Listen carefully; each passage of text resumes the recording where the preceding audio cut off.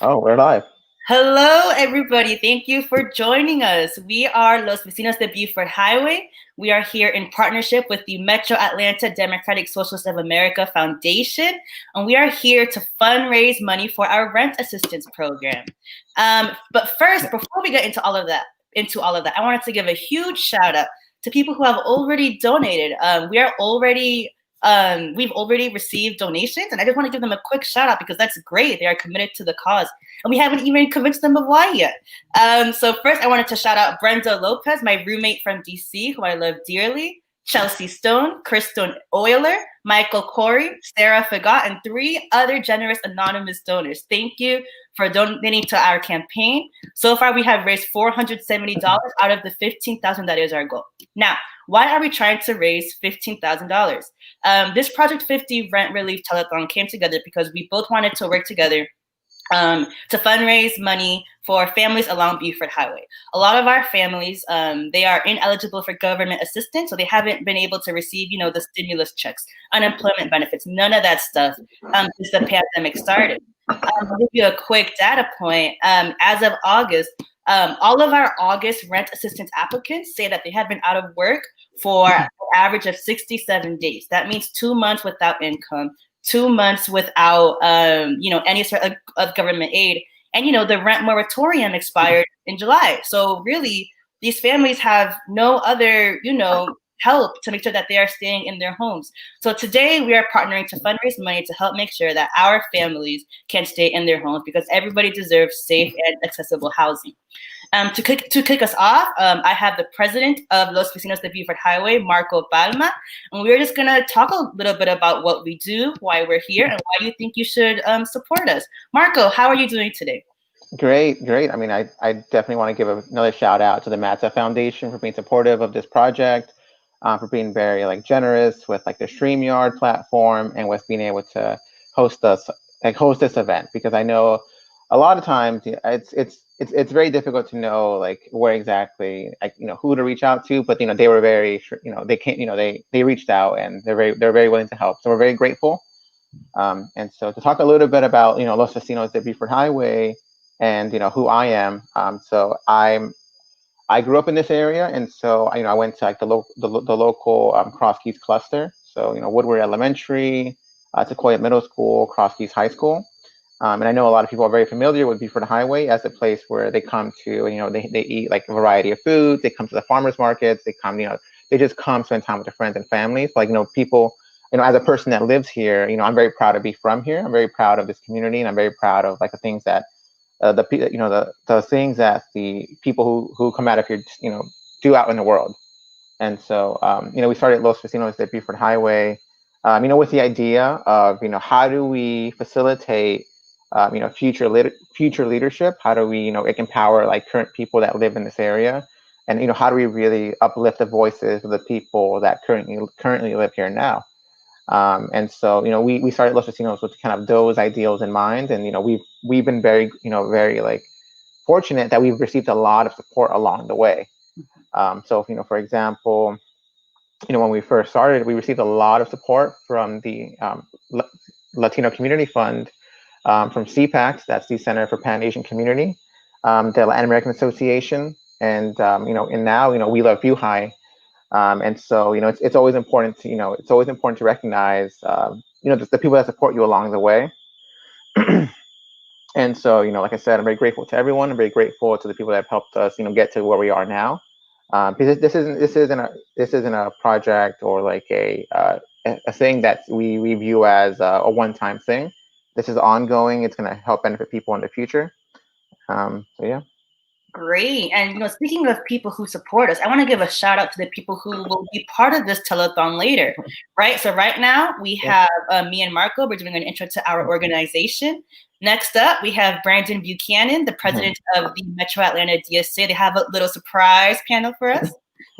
After that, we're going to have Jonathan Peraza give a kind of like a lesson, kind of like a workshop on why Latinx studies in the South is so important. That'll be at 4 p.m.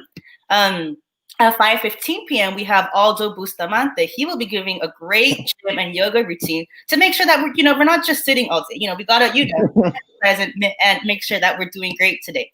After that, we're gonna have a comedy-filled sauce summit. What is that? You'll just have to find out. At 6, from 6 to 6:30, we're gonna have a surprise for you. So you want to make sure that you are logged in at 6 because we'll have a special surprise and offer that you guys will not want to miss. After that, we'll have Aztec. What's his name? Sorry. Aztec Speech. Yes, Aztec Speech. He will be premiering his music video, and Marco will be doing a Q&A with him about why he created the music that he does and why it's important. Next, we're gonna have an amazing woman and housing panel. So we're gonna have a whole bunch of community candidates from across the country. We have people from New York, we have people from Washington, we have people from Texas who are joining us to talk about what the housing crisis looks like for women. That's going to be our day. We'll have some surprises here. We'll have some surprises there. But, before we kick off this conversation with me and Marco, I wanted to make sure that you guys knew what you guys were in for. So to kick off this panel, Marco, I just wanted to ask you, how and why did Vecinos BH start? What community need, were you guys trying to fill? Okay, so originally we saw a lot of a disconnect between community members and their apartment managers, or even the city officials who are meant to keep upkeep on the apartment complexes in the area.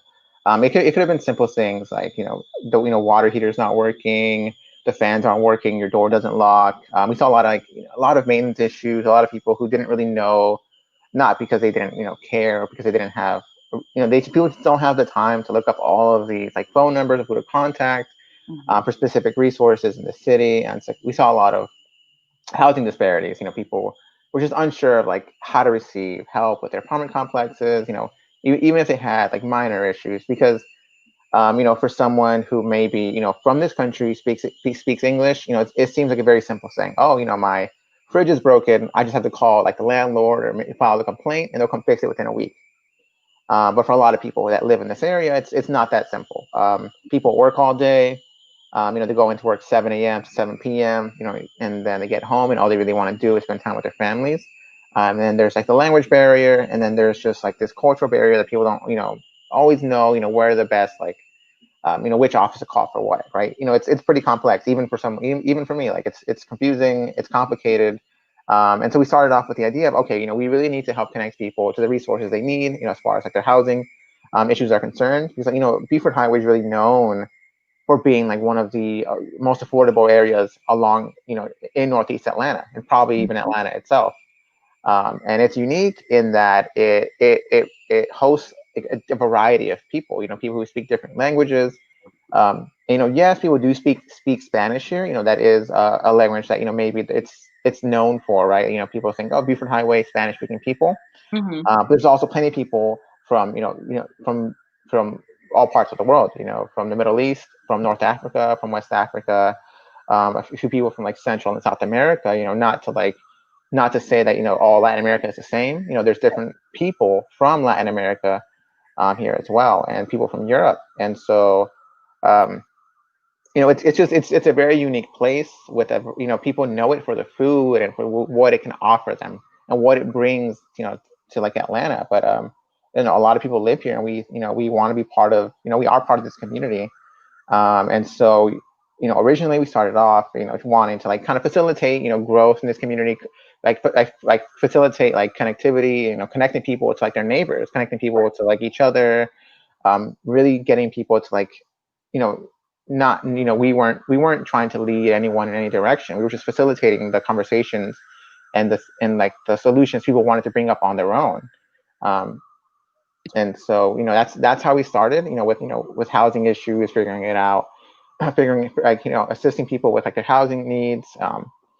But as we developed, we saw other needs that people wanted to do. We wanted to do outreach programs, voter registration, census outreach, connecting to local city officials, and helping people connect to even very practical things who's the code enforcement person here in Brookhaven. Who do I contact in the police department if I have a question?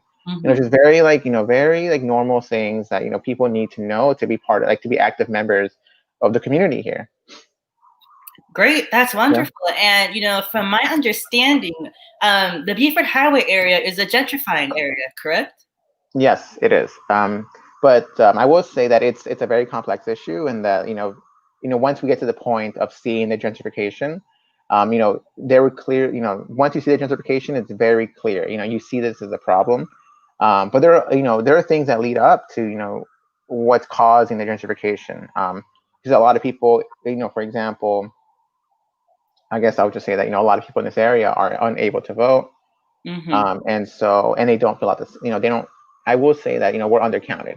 Yeah. And so it's very difficult to be seen and be noticed, and like have your opinions heard when in all technicality, like it's very difficult for you to like participate civically, right, in that process. And so yes, it is a gentrifying area, and it worries me. I guess personally, on a personal level, it's just like the fact that a lot of people that live in this area are people who build these apartment complexes and build the businesses here. And so, it's like, we are the ones literally building the buildings in this area, but then when they're built, we can't afford to live there. And so, it's very difficult to watch, especially when, I like, it's just, it's very difficult to watch because a lot of people that live here, they just want to live very normal lives, and it's just then we have this this encroaching problem of gentrification that's extremely complex, extremely difficult to combat. Yeah. And it's just it is quickly gentrifying. But a lot of people here are strong, they're resilient. So yeah. Yeah, and you bring up a good point. 'Cause, so my parents are from the Dominican Republic. Your parents are from Mexico. Yeah. We think of immigrant families like ours who come to this country. They're not used to having a government that like, oh, you need to go to this building to do that. People are very used to being like self-reliant, like in el campo, like you just fix it yourself. So the need that you guys are feeling, it's something that just our community just aren't used to. We're not used to having to call the city office to get this fixed. We don't know that we have rights, that if we're renting this building, they actually, needed to make sure that they're keeping up with the, building codes and all of that. So I think it's great what you guys are doing. You guys are filling in that gap, right? Which is all great to hear. And now you haven't even touched on COVID. We haven't even touched it. You guys have already done all of this great work before, making sure that the community is meeting people where they are. And can you explain a little? Actually, this might be long. Explain to us what was Vecinos's pivot when the COVID pandemic started. Well, yes, COVID changed a lot of things for us.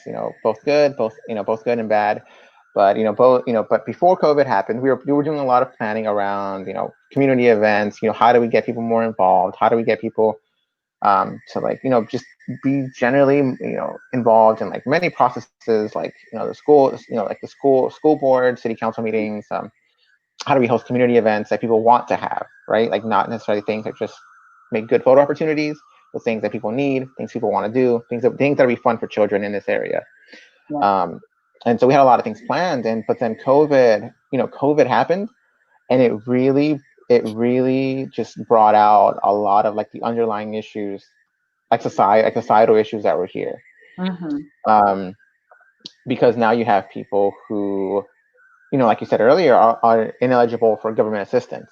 And so now that that's just people are out of work, people are not knowing exactly when they will go back to work, or even if they are working, their hours are reduced so much that it's just difficult to keep up with like the bills. And so we shifted to doing rent assistance. We shifted to provide to like facilitating food distributions. We shifted to connecting people to resources like how to apply for SNAP, who to reach out to if you need to healthcare services, both like physical and like mental health care services. And so we saw a lot of people. We shifted completely to like responding to the immediate needs people had in in their daily lives. And it's I guess, for us, it was something that was very like, we had to respond immediately, because because we just thought, these are the people that we know. Yeah. These aren't just numbers on on a spreadsheet. These are people that I will see at Kroger. Like, these are people I'll see like in my neighborhood. When I walk down the street, or when I go to Dresden Park here, that's the local park that all of us go to. Like, the people that are going through these issues are people that I know. And so, we shifted completely. And COVID really just brought out like a lot of the problems that were already existing here. And it made a lot of the disparities very like just very clear in our minds. Like, hey, these are issues that are happening here. And now we just, it's very difficult to combat a problem while also having to respond to like immediate needs. Yeah, and can you go over like what are some of those problems and disparities that COVID just made apparent for y'all? So a lot of people are unable to like receive like the stimulus package, for one. A lot of the families don't have, I feel confident. I can feel confident saying that many families don't have internet service. And they, even if they do have internet service, some people don't have laptops to give their children to, do virtual learning. And that's one of those things where it makes like the issue just much more complicated, because now we have people who need to send their kids to school, because other like what's the that needs like just like the education disparities are just so high that every time, like all the time spent away from the classroom, it's just much more, it has a much larger negative impact on our community. Yeah. Yeah, and like so I've been working with y'all since April, and just some of the things that I've seen is everyone's freaking out. How can I pay my rent? I don't have like, and especially towards the beginning. One thing too that I realized too, a lot of people who were DMing us through Facebook for rent assistance, they were sending us voice notes, because a lot of people just can't read. Yes, they can. Yeah. So us as a community partner, we have to think about how are we advertising? How are we reaching these people who, they might know how to send a message because of, the buttons, but, they can't read for whatever reason. So and that's part of what makes Vecinos great. It's like, you guys are very embedded in the community. People know who you guys are, like Marco, Asili, like everyone knows y'all, right? So because y'all already have those established relationships, you guys are just able to pivot quickly, like, okay, here's when the next food distribution will be. Thanks to, Latino Community Fund, Meals on Wheels, Common Market Southeast, the local Atlanta Office of Immigrant Affairs, all of those groups, they came to us because they knew we know where the people are. We had connected with the people. So working with orgs who are already embedded and understand the people, it just makes it a lot easier to do work. And I think I will use this opportunity again to really encourage you guys, if you guys can donate to our rent assistance program. Go to bit.ly /Vecinos, capital V, project, capital P and 50, and you guys will go to our Network for Good page. Again, that is bit.ly /Vecinos Project 50, V and P capitalized. And I'll just shout out another graphic for us. The average rent for people who have applied to our rent assistance is $1,400. So, and not only that, but the average salary for those who have applied to our rent assistance is between $15,000 and $20,000 a year. So it's not like these people just had money in the bank. They don't have bank accounts. A lot of people don't have bank accounts. A lot of people were living paycheck to paycheck. So when this hit, it hit like immediately, because, oh crap, I can't afford rent this month. So again, we really, really encourage you guys to donate to our rent assistance program. The link to donate is at the bottom of the screen down there. And let's go on with the interview. Marco, and we kind of touched on this earlier. What is one thing that is often misunderstood about the Buford Highway community? Well, I'd say one thing out of the many is that there's this misconception that people here maybe need to be more educated in like the things they can do to improve their lives. I think a lot of people here have a lot of understanding of how the world works. They have a lot of education in the fact that like they've had years of life experience that I don't have. And it's just a lot of people here like know, they understand the world and they know how things work. They know best what they need. They know best they need. And I think a lot of times there's this misconception that, oh, if only they had enough of this, if only people here had known better, if only, they knew this or they knew that, or if they had like the proper resources and the proper guidance. There's like, no, like people here know what they need. And it's like, we're here to facilitate like the things that they want to do. Mm-hmm. And so I think that's one of the misconceptions. Um, and I think another thing is like there's a cultural identity here, Yeah. because I will point out that it's Buford Highway stretches over, just the beginning section, like the beginning section of Limburg. Mm-hmm. So it's Limburg, Brookhaven, Chambly, Dorville, and a portion of Norcross. So it really cuts across 3-4 cities, and it's interesting because there is a Buford Highway culture here.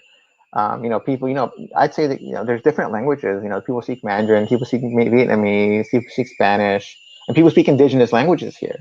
Yeah. And so, there is a culture here of people that, people know, if they want to come to a familiar place where they can taste foods that are from like their homelands, from their home, and, spend time with people that like look and think like them, they come here. It's very, it's a very safe space for them, I'd say. It's a very safe space for all of us. And so, whenever we talk about Buford Highway, it's very difficult to sometimes speak about because it's 3 or 4 different municipalities. It's the Cab County, and then there's like, it kind of crosses over into Gwinnett County. Yeah. And so there's just this, that's just, I think I wouldn't call that a misconception, but I think it'd be good for people to think about that, that, it's not separate areas with different people. It's like one community. Yeah. And speaking of our community, let me just shoot out, some more demographic info about those who apply to our rent assistance program. The average household size is 5. Yeah. So that means, this person who was applying to rent assistance, they are responsible for 5 people.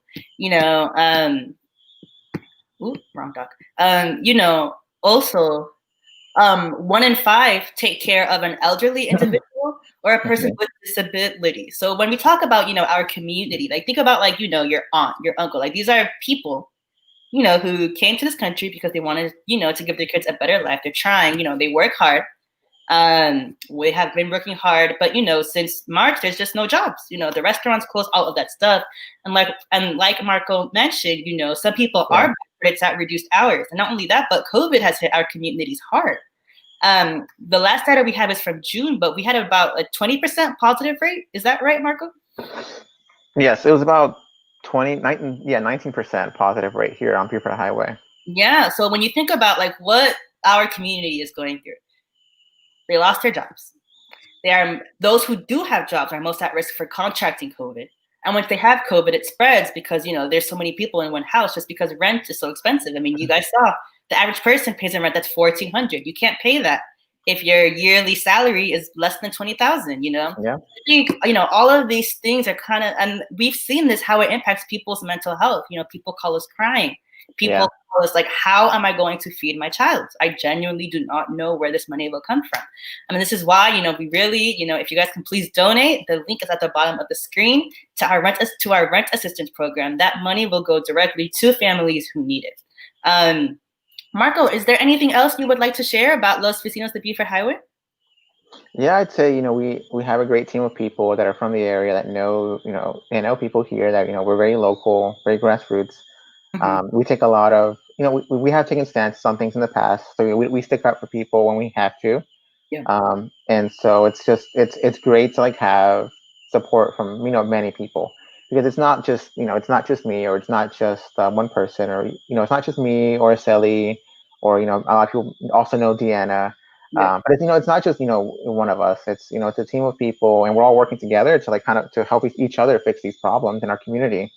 And I'd say a lot of people here are very resilient. All of the, we've talked a lot about, how COVID is affecting us, and how in general, we face societal problems, it's more frequently than a lot of people, than other people. And it's, there are a lot of, difficulties that we face, but I think people here are also very resilient. People here are very, proud of where they come from. And I'd say that people have been, adapting. People have been innovative in finding ways of how to like, adapting to the market. Okay, maybe they're maybe their restaurant closed, but maybe they have a skill that they can make money from. If someone can make masks, they make masks. Yeah. People are very, like I said, they're very resilient. They're very resourceful. Um, and it's great for it's very inspiring for me to see local community people just kind of taking up roles of leadership during these very difficult times. Because I mean, we're all everyone here, me included, we're all going through these difficulties of this pandemic and these like issues, right? But we all stick together and we're all working together on solving these problems, and so that's something that's it's been very inspirational. So Yeah. And lastly, can you actually go over what the structure is, right? So I know Aseli, we have thrown her name out here and there, yeah. but what team does she lead? What do her captains do? Let's talk Okay. about that. So Aseli is wonderful. Amazing. She's very like, I don't know. She calls her. So we have apartment captains at at most of the apartments here. So whenever we have like a food drive or a school supplies distribution, or whenever we just want to have a community event, just in general, she connects with them, and then they kind of help facilitate, like where to go, what time. People facilitate on their own, like what it is they want to do and when. It isn't like I'm telling them or Sally's telling them what to do. It's like people, they know what they want to do. We just help facilitate. We bring the resources to the table, and they know what to do with them. Mm-hmm. And so it's great. And she calls her apartment captains, I think, Cadetes? cadetes, yes. Yes, they take Yeah. very, very seriously what they do. Yeah, and for the most part, I stay out of their way. It's like they really do a good job of like bossing me around. And that speaks to the grassroots volunteerism that is just so strong within the Buford Highway. Mm-hmm. We have a whole bunch of most of them are moms. They're kind of your mom, aunts who live in the apartment complex, and they help lead that complex. And how will they get their food? So it's people. It's very normal everyday people. It's not your DC people. It's not your wild organizers. These are everyday people who are just working together to make sure that their community has the resources that they need, whether it be delivering food, letting people know when the next food drive is, right? So we have a whole bunch of WhatsApp groups for each apartment complex so that people know how to get, important updates and all of that stuff. And that's why I think Vecinos is just so great, because, it really is led by the people. And like, no one really asked you guys to do this. You guys were given some grant, like, okay, go do this. Like, no, you guys rose out of a need that your community very much needed to have filled. And for that, I am so proud. Yeah. And yeah, you're right. Like a lot of the volunteers, people that kind of really get involved and plan the events are mothers. And it's like, they're just very. The doña. Yes. Yeah. So it's great. That's great. Well, thank you so much, Marco. Again, I cannot highlight this enough. Please, if you are able to donate to our rent assistance program, please do. Again, the link is at the bottom of our screen, and the goal is to provide at least 50 families rent assistance. Yeah. Next up, we will have a panel discussion, stories of housing inequality, brought to you by DSA's very own Brandon Buchanan. Hey, Brandon. What's up? Listen, I knew as soon as we put this together that I wanted to get some of the coolest people that I knew. I wanted to bring them together to all talk about their own personal housing situations. Mm-hmm. I couldn't find all the cool people that I knew, but I was able to find one. Kennedy, where you go, where I go, you seem to follow. This is very much like what we do. Batman and Superman. When something's going down in Batman's world, Superman stays on and vice versa. I don't know who's who, but I'm always glad to have you. When something's going down and it's for the people, you always seem to take time to show up, and it's something I really appreciate. You're too kind. You're too kind. I'm just really glad to be a part of it. Rent relief is something that I think is really important. I was definitely really excited to help out with this. And just, I mean, this is a big deal. Like, people are facing evictions in numbers that we've never seen before in this country. And a lot of people on the street that aren't being personally affected by this are still kind of walking around like, oh, how bad can it really be? And it's like, folks, it's bad. We got to take this seriously. So really just, like I said, glad to be a part of this, because I think this is like as critical as it gets right now, basically. Absolutely. Putting this together was like not a nightmare because we were working with some very cool people, but just very ambitious. And we were talking to people, and everybody we talked to literally had their own things that they were going through and their own connections to their own community. So like the stories that y'all are going to be hearing from Atlanta, we know people across the country are going to connect to because it's a story that's happening like everywhere in the country. But it's not just like that these stories are happening everywhere. It's that people are rising up everywhere. And Marco, I wasn't sure if Marco was going to be like, are you calling on me? You got a little extra for me? But no, this is happening like everywhere across the country. I know that you are someone that's both had housing difficulties and has worked on alternative housing. I think just for the edification of our brave audience, both of them are relevant. So while we wait for maybe another panelist, Alyssa Vieira is also in transit as we speak. Lao Tong is also in transit. So we'll see what happens. Can you talk about your own history with housing insecurity? And I'll also share mine. Sure. I mean, first of all, I just want to say that I think that when people think about housing insecurity, people like tend to think of like people sleeping on the streets, right?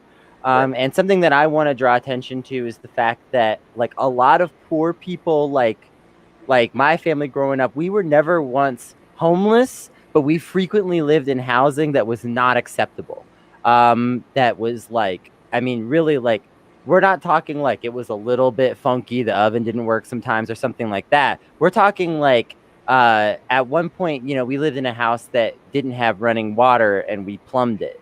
Because this was like the first house that my parents actually like bought, you know? And so it was like just a complete like basically a derelict, you know? And so we literally had to plumb it just to live there. And like I lived without running water in the house for months, like close to a year actually, before we had like proper running water through the house. And like people don't think about that stuff. Like they don't think of that as like something that happens in America. Like they don't think of like I think a lot of people just kind of assume that like, oh, if you live in America, like, you know, there might be some roughness. You might have cockroaches in the cabinet, but you have an oven, you have a fridge, you have water. I've lived without all of those things at points because, again, we've lived in really, really rough housing situations while my parents tried to, like, find permanent housing for us. And, like, you know, they were determined to buy something so that we didn't rent forever, which was very wise on their part in some ways. But it also meant that, like I said, that first house that we lived in that they bought was a complete derelict that we fixed up because that's like the only option we had as poor people. And like I've been in that situation a few times in my life because also as an adult fixing up the first farm that I lived on, I had to do the same thing. I had to live in a derelict fucking building, and it was basically my only real option to pursue anything that I wanted to personally pursue at the time, which was to like do this organic farming stuff, which worked out great for me, by the way, both on like a personal level and like I was able to make money off of it. And I was making a lot more money than a lot of my friends who were just working dead end jobs. That's for sure. So I was able to like do it from that place of personal fulfillment, but also I really kind of didn't have a lot of other options in terms of places to go. Realistically, like I had to just live in a derelict building. And so like, when people talk about housing insecurity, I just want to say to wrap this up, like y'all got to realize how many people are living in derelict housing. And when we talk about rent relief, this becomes really critical because here's the thing. When your landlord doesn't know if they're getting money out of you, they stop fixing anything. Nothing is a priority. And a lot of people right now, they are struggling with this. Even people that live in quote unquote good housing are struggling with this, with, you know, their landlords messing with them on maintenance and things like that. So like this is a really critical issue because a lot of people, like I say, it's not just about having no housing, it's about having inadequate housing, which is a big deal. Lau, we hear you. And yeah, you sound great actually great for the moment. Lau, I know that you have been doing a lot of activism around housing specifically, like this summer with the coronavirus. Right. And you're the co-chair at DSA Ventura also. Former. Oh, when is your term in? It's already passed. When did it? I know. When did it roll over? Let's see. I think like a month ago. Yeah. Listen. So from one former chair to a soon-to-be former chair, my term is ending at the end of September. So okay. while we have that role in terms of like helping the direction of the chapter, we do a lot of mutual aid and community organizing. So can you talk a little bit about just what you've been doing on a personal level and how important helping neighbors is? Yeah, I mean, I will say, like, you know, especially in my area of like Ventura County, which is where, you know, I primarily did like DSA stuff. Like, most of the people that we helped were farm working families, and these are the people that are, you know, working from like 6 a.m. in the morning up until like 4 or 5 in the afternoon, you know, picking like crops and produce and the stuff to put in supermarkets all across, not just the United States, but worldwide, right? And, you know, it's really important to understand like how much of a constraint rent is, right? Not to mention that people are, most of these field working families are food insecure, but they're rent insecure too. So we've, as the DSA chapter, we've helped and collaborated with a couple of field working organizations, some food sharing organizations to try and help these field worker families to just float and survive, because, you know, we live in a really unprecedented time, and that requires a kind of attention and unprecedented kind of help to at least get people afloat, right? So I've been pretty proud of, you know, the work that our chapter has done with regards to like helping out families. Yeah, I've also got plenty of my own stories. Housing Justice League here in Atlanta has been really working on eviction defense and making sure that tenants who are, you know, in these apartments, they know their rights and they have that ability to like defend themselves. And we've been very fortunate to have moratoriums for most of the summer, so that people are still like hanging on, but like it's not rent relief, you know. In a lot of cases, these eviction hearings roll as soon as the legal protection goes away. So it's really important that you know, we can talk as much as we want, but it's good to have the actual cash. And I know that because I have been in situations where it doesn't take a lot, and it's not like you need your entire rent paid, because maybe you're doing an odd job here or there and you're getting by. But literally like $100 or $200. If you live in Atlanta, you know this. If you live practically anywhere in America, you know a couple $100 makes a huge difference in your ability to, can I hold off this bill for one more month until something else that I'm doing starts up again? That's just the facts of life. Right. So every little bit helps. And sometimes we're so caught up in our work and just trying to survive that the people that need the community support the most don't have time to like do a podcast and develop parasociality or go on Twitter and start a GoFundMe and do a fundraiser, because like you get up at 6 and you're at your job at 8 and you come home and you don't have like, you've got 2 kids and you've also got to pay for childcare. Like the expenses are just so high that and generally when we need that help, we get it from people who aren't rich people, like aren't like people who have $1 million and threw some out of the back of their pockets, but are people who are in a similar situation to you and just happen to have $20 this week, right? I've been there, done that, and I know that if you're listening to this, you probably have been too. And sometimes it feels like we're passing the same $50 bill back and forth between each other. Right. And that's just kind of like how it goes sometimes. So we're kind of hoping that people who are watching this can find that $20, $30, $40 to pass around. And I'm so happy for the people who have already seen this and decided to go in and help out. Alan Duda, we're gonna have Alan come by like later tonight for the Sauce Summit. But Alan, without being asked, chipped in $25. Every little bit counts. Caitlin Barnes also showed up. Brenda Lopez, Chelsea Stone, and some of these are people that I know. Some of them are people who I'm meeting for the first time. But every That's little great. bit and every little bit is just super rad. Chelsea Stone coming in with the big $50. Love to see it. Amazing. Yeah, it's super. Kennedy. The goal is to help a lot of families today, but really, like, it only takes everybody just pitching in a little bit to make that difference, And so far, Yeah. we have raised $670 towards our goal. And it's a big, ambitious goal. We were going to have a smaller amount.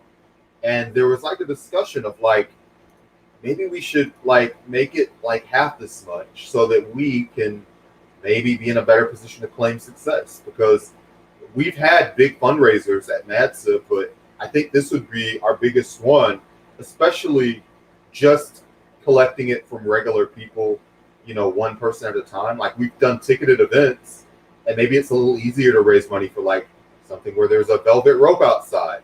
But I think that as we talked, we thought like it would be a lot better if instead of putting a velvet rope outside, we did something that was accessible to everybody and that was for everybody, and that everybody could take a small role in, and that we'd be so much prouder of that kind of thing. You know what I mean? Yeah, and by setting the goal big, it's one of those things where like there isn't really an amount of money that people can give to a cause like this that's too much. Right. So like we're just making that clear that like, look, if y'all give us $100,000, we can save a lot of people and it's not too much, or whatever. So like that's the point of setting the goal big, is that it's just to say like, look, this is a huge issue. This is not like something where like we just need to raise $5,000 and call it a day. If we can raise a lot more than that, let's do it. So thank you everybody who's donated so far. This is, again, just a really important issue. Absolutely. Yeah, thanks everyone. Lau, what's on your mind?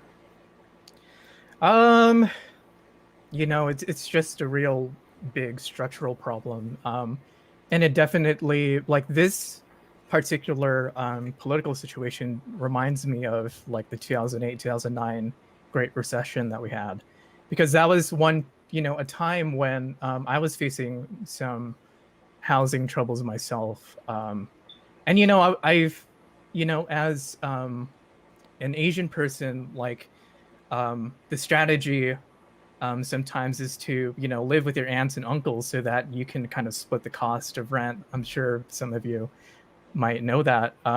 Totally. And it's really effective. But 2008, 2009 was a really rough moment in my immediate family's life, because my mom lost her job, and it was just a struggle. And the real sad part about it was she didn't want me or my sister to worry about stuff, so she never ever tried to indicate that we were in a really bad situation, right? And I didn't, that was hidden from me until like senior year of high school. It was still really hard, like a couple of years afterwards, after the crash. But I got a scholarship, and it was like $1,000. And then my mom was like, "Hey, can we use this for rent?" And I'm like, "Oh shit, we're actually we're actually doing real bad. I I wanted to put a grill on the spot, and she was like, "Absolutely not." But I had a question that was going to be really interesting. I do know the answer to this one. This is multiple complexes in the area, and Brill, shake your head no if I'm wrong. But yes, it's for multiple complexes in the area. Tess. And hey, wait, the reason why she came on was not to come and be put on the spot by me, although I love doing that. She just wanted to announce that our number has gone up, and that this a few minutes ago, that was $670 that we're all super proud of. And literally, like, Brandon just took that screenshot a few minutes ago. That's obsolete. We're now in a new situation.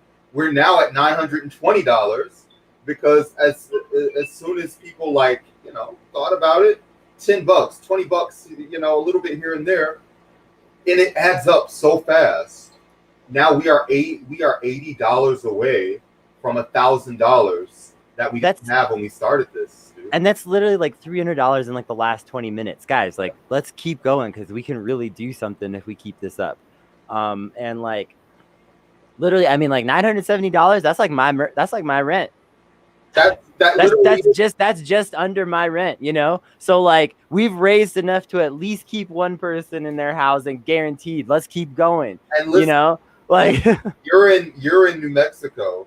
We're in Atlanta. Like, rent is depending on how you're cohabitating, you can get even a little more out of that. And it's funny that Lau mentioned this, like family housing. And I was in a situation where I was like, with my relatives, and my grandmother and my mom and an aunt were all in the same spot, and that was like just growing up, and it really puts you in close contact with your family. It also puts you in close contact with your neighbors because they need things and you need things too.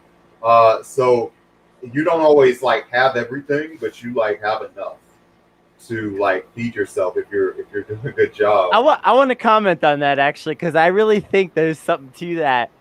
In part because I think for a lot of poor folks, if you live in group housing, you just don't want to be in your house all the time the same way that people who are fucking rich and have like a nice house do. That's like so true. Yeah. It's, That's so like so true. So like you just end up meeting your neighbors more because you're like, man, when I go in there, there's dishes, there's there's someone in the bathroom. I gotta do hobbies for chores and stuff.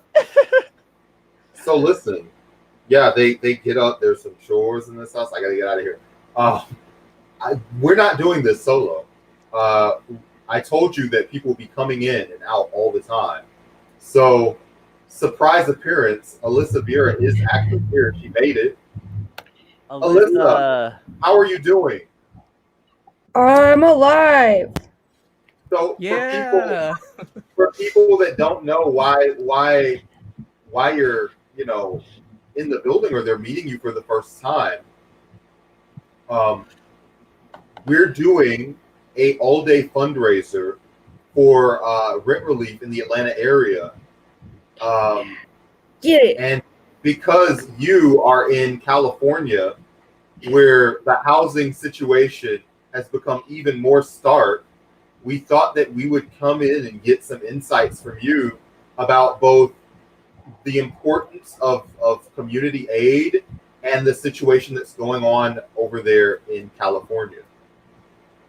Are you guys a little disappointed I don't have a bunch of books to hold up instead of talking? Yes, you're outside. I'm just very bewildered because I'm definitely. I don't know what this is. This doesn't feel like a lore and logistics I'm where's upset. The blackboard? Yeah, where's the blackboard? Where's the posters? All of that side of the building. My patio view. Yo, beautiful parking lot. It is nice. It's amazing. So I am at a hotel motel, not the Holiday Inn. This is like the fourth hotel we've had to relocate to with my cat. So yeah, it's not your typical lore and logistics, but here's the funny part is this is all related to what you guys are talking about, which is that I live under the largest landlord in the state of California, the University of California. And they have handled this with such absolute disdain and so little care for any of the people dealing with this disaster that they're literally like, it's just things like reopening parts of the campus so that like staff and admin are allowed to go back makes it really hard for me to fundraise because people really think that I'm allowed to go back, but they're not opening like our part of the campus. And so what's happened is they've told us very, very little information, A, but B, that because of where family student housing is located on one aspect of the power grid, that unfortunately it's the one without power. So that's another fun thing I'm looking forward to going home to is I had gotten some produce delivered to my house with a box bigger than me.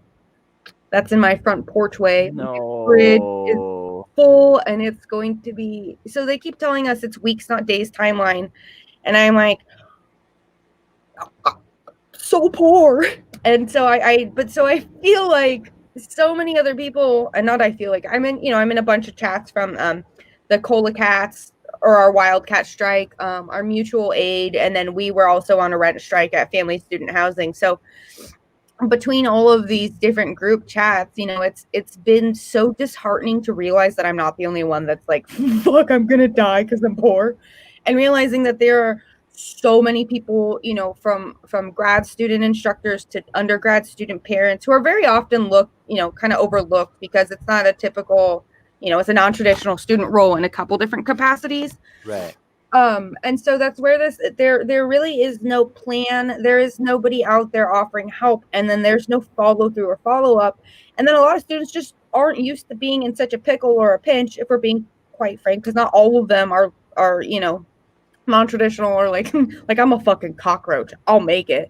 Not all of them are. And so it's disheartening and saddening to see quite how many people are getting we have 77,000 people displaced, so this isn't just about the university. This is so many people. And then we've got tourists in Santa Cruz and Monterey and Carmel. People are coming here to visit because COVID and low prices. And it's so that, I got kicked out of a hotel room I booked early because they had people who were willing to pay the weekend rate instead of this thing. And then my final bitchy piece on this is that a lot of these companies, hotels and such are using this opportunity to advertise themselves as helping people who are, essentially evacuees or displaced. And then they're like, we'll give you a 10% discount and it'll be in the form of a fucking coupon back to our property sometime. And so there's, I've had a lot of people just coming at me like, oh, have you tried this? Have you tried that?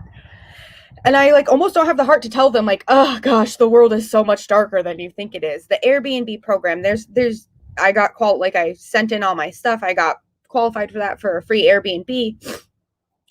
Most of them I can't have kids at, so that's fun. Or I can't have my pet, or that's not even getting into the fact that there aren't any available until the end of September. And I'm hoping that I'll be home by then.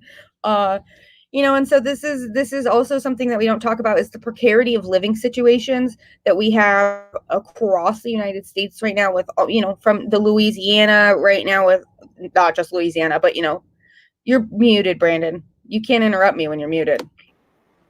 I hate when that happens. I love it.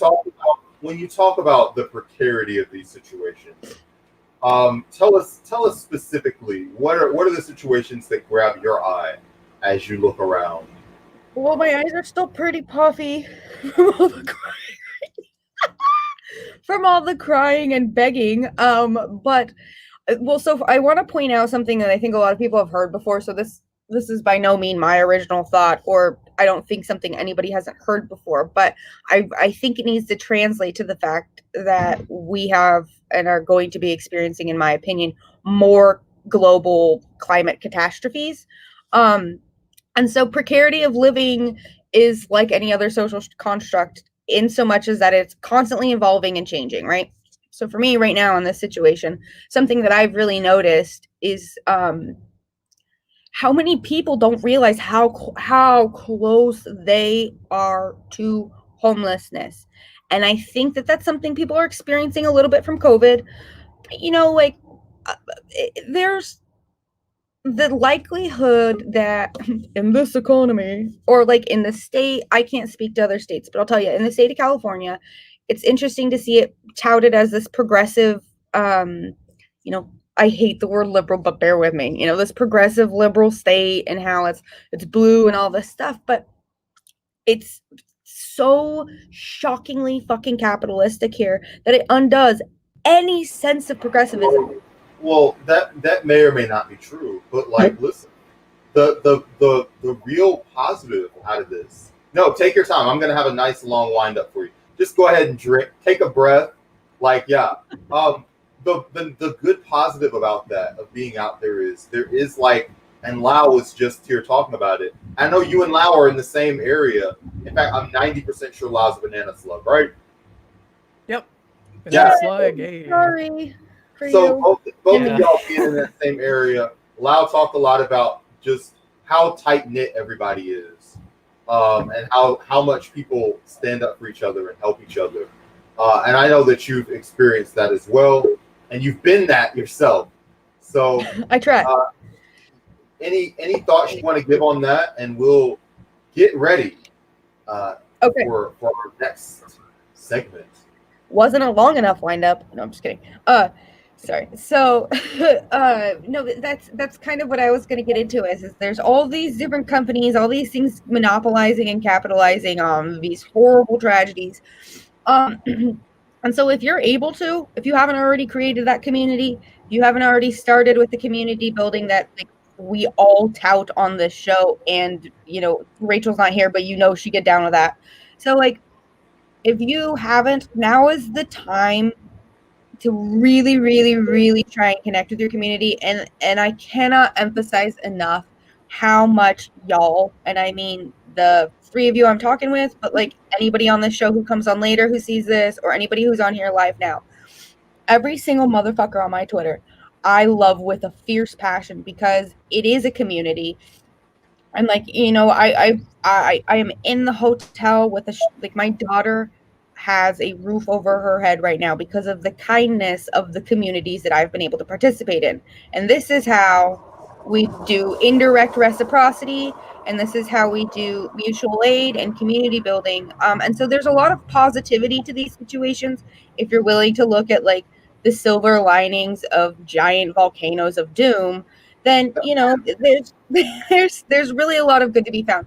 And you know, I also want to emphasize too, like I don't want to throw a pity party for myself. As far as I can tell, my home is safe, and but I want to be abundantly clear. The reason that is because the university has very strong vested interests in protecting itself.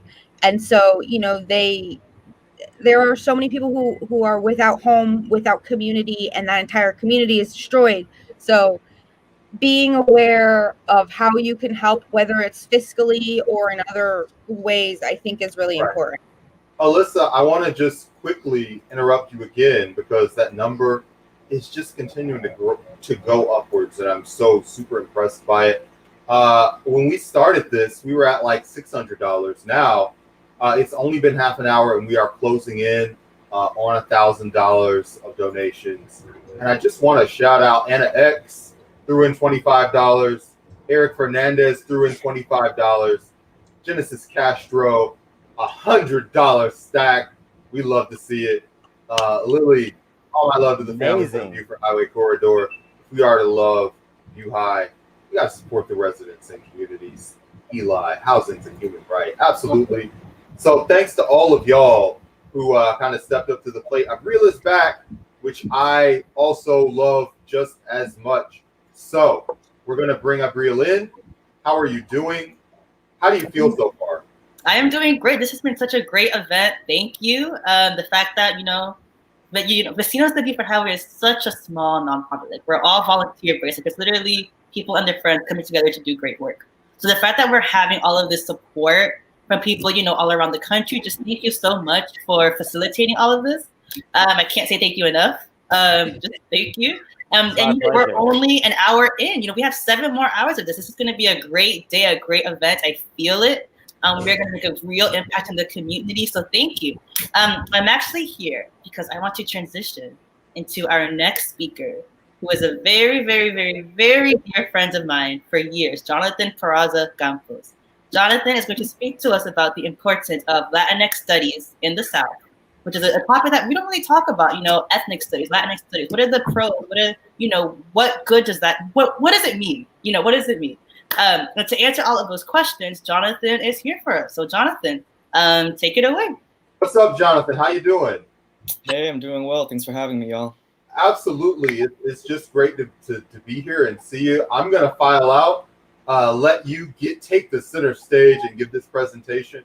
And we'll be back later on with all kinds of other cool stuff. So thanks a lot. And Jonathan, floor's all yours, bro. Thanks, y'all. All right. Thanks for having me, Abril.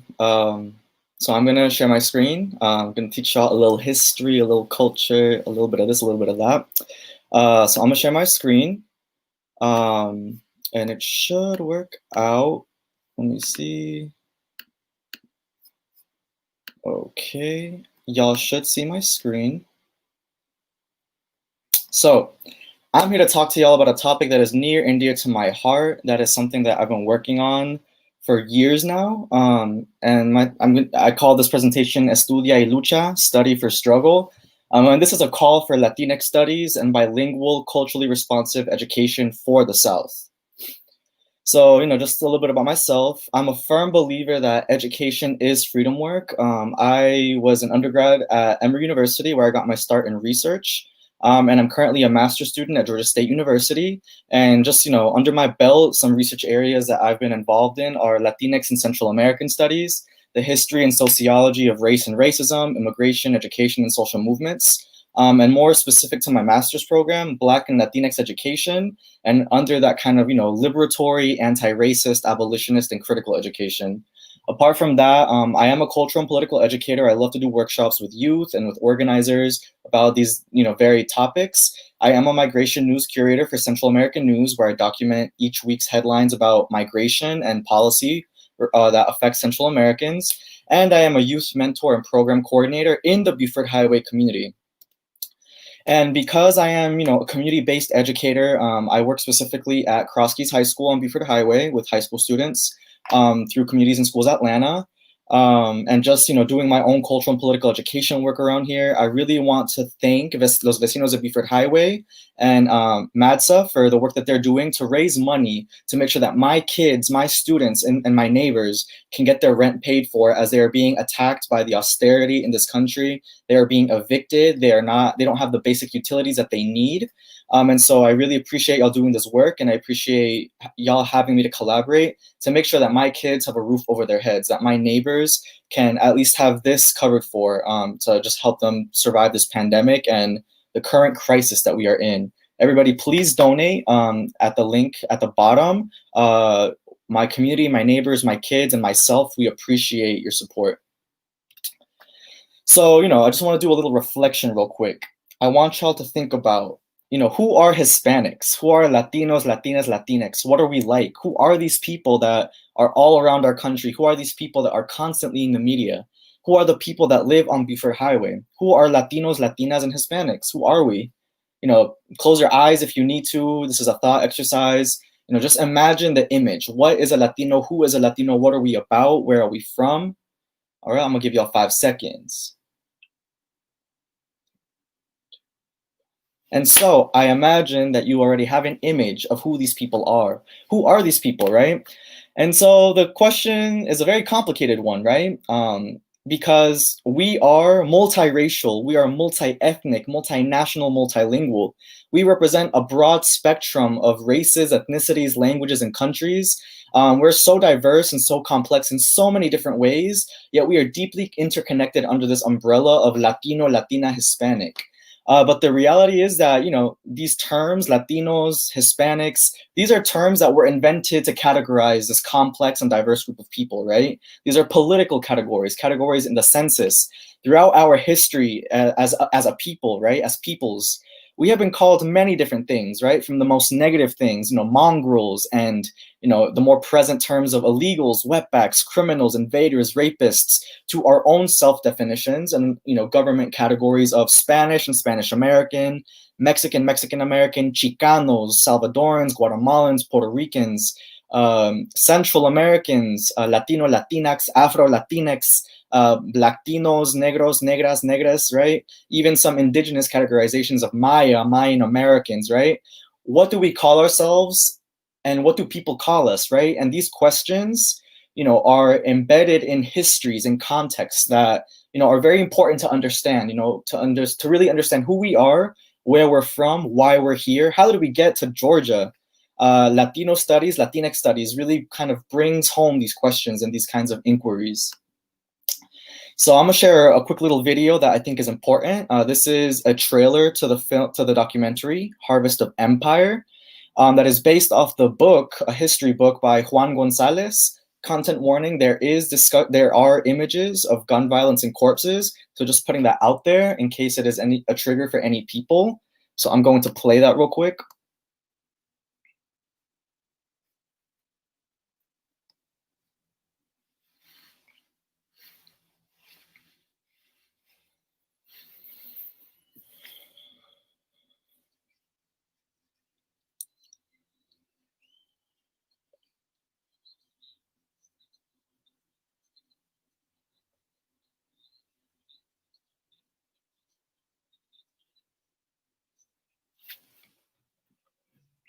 Hey, Jonathan, do you have a copy of this on YouTube?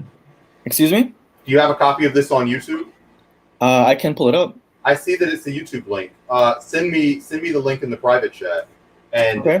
Because it doesn't play with audio unless you specify. Got you. All right. So just give me the YouTube link. I'll put it in here. I'll play it. Then I will throw it right back to you. There you go. All right, hang on. Sorry about that, y'all. This is part of the business. Don't you worry about it. Virtual learning. And here we go.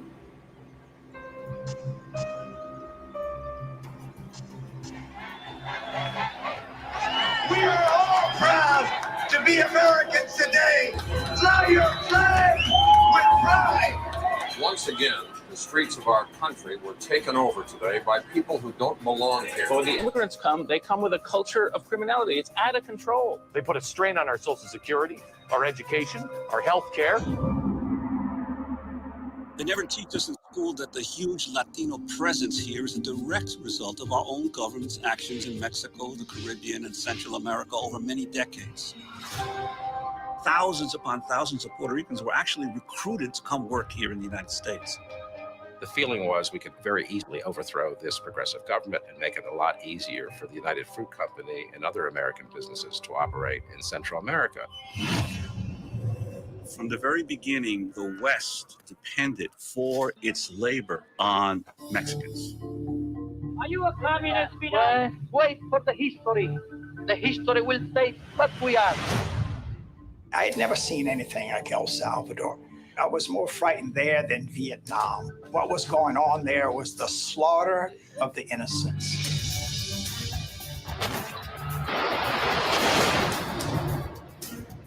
When you finance and train a gang of uniformed butchers and they begin wholesale killing, the people don't emigrate.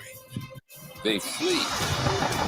The instability that we have contributed to creates the kind of chaos and disarray that leads to more immigration. I believe in the idea of amnesty for those who have put down roots, even though they may have entered illegally. The reality is that America is changing. By the end of this century, a majority of the people will trace their origins not to Europe, but to Latin America. We're all humans. We all have the same abilities. We all have the same potential.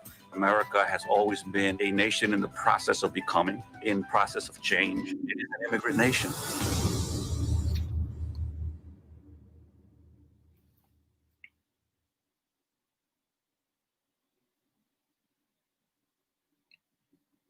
All right, back to me. Yeah, that was pretty good. That's pretty intense. There we go. I think that's going to be super. Is that already fully released? This is a classic documentary in Latinx history. You can purchase it on YouTube, purchase your own copy to watch it, but it is based off the book by Juan Gonzalez, Harvest of Empire. I don't know if you can see my camera. I'll zoom you up, and people should also know Juan from Democracy Now! As well. Right. It's just been a journalist for a very long time. Very important text in Latinx history, and it very much, it lays out the history of, why do Latinos exist in the country to begin with? Where are we from? Why are we here?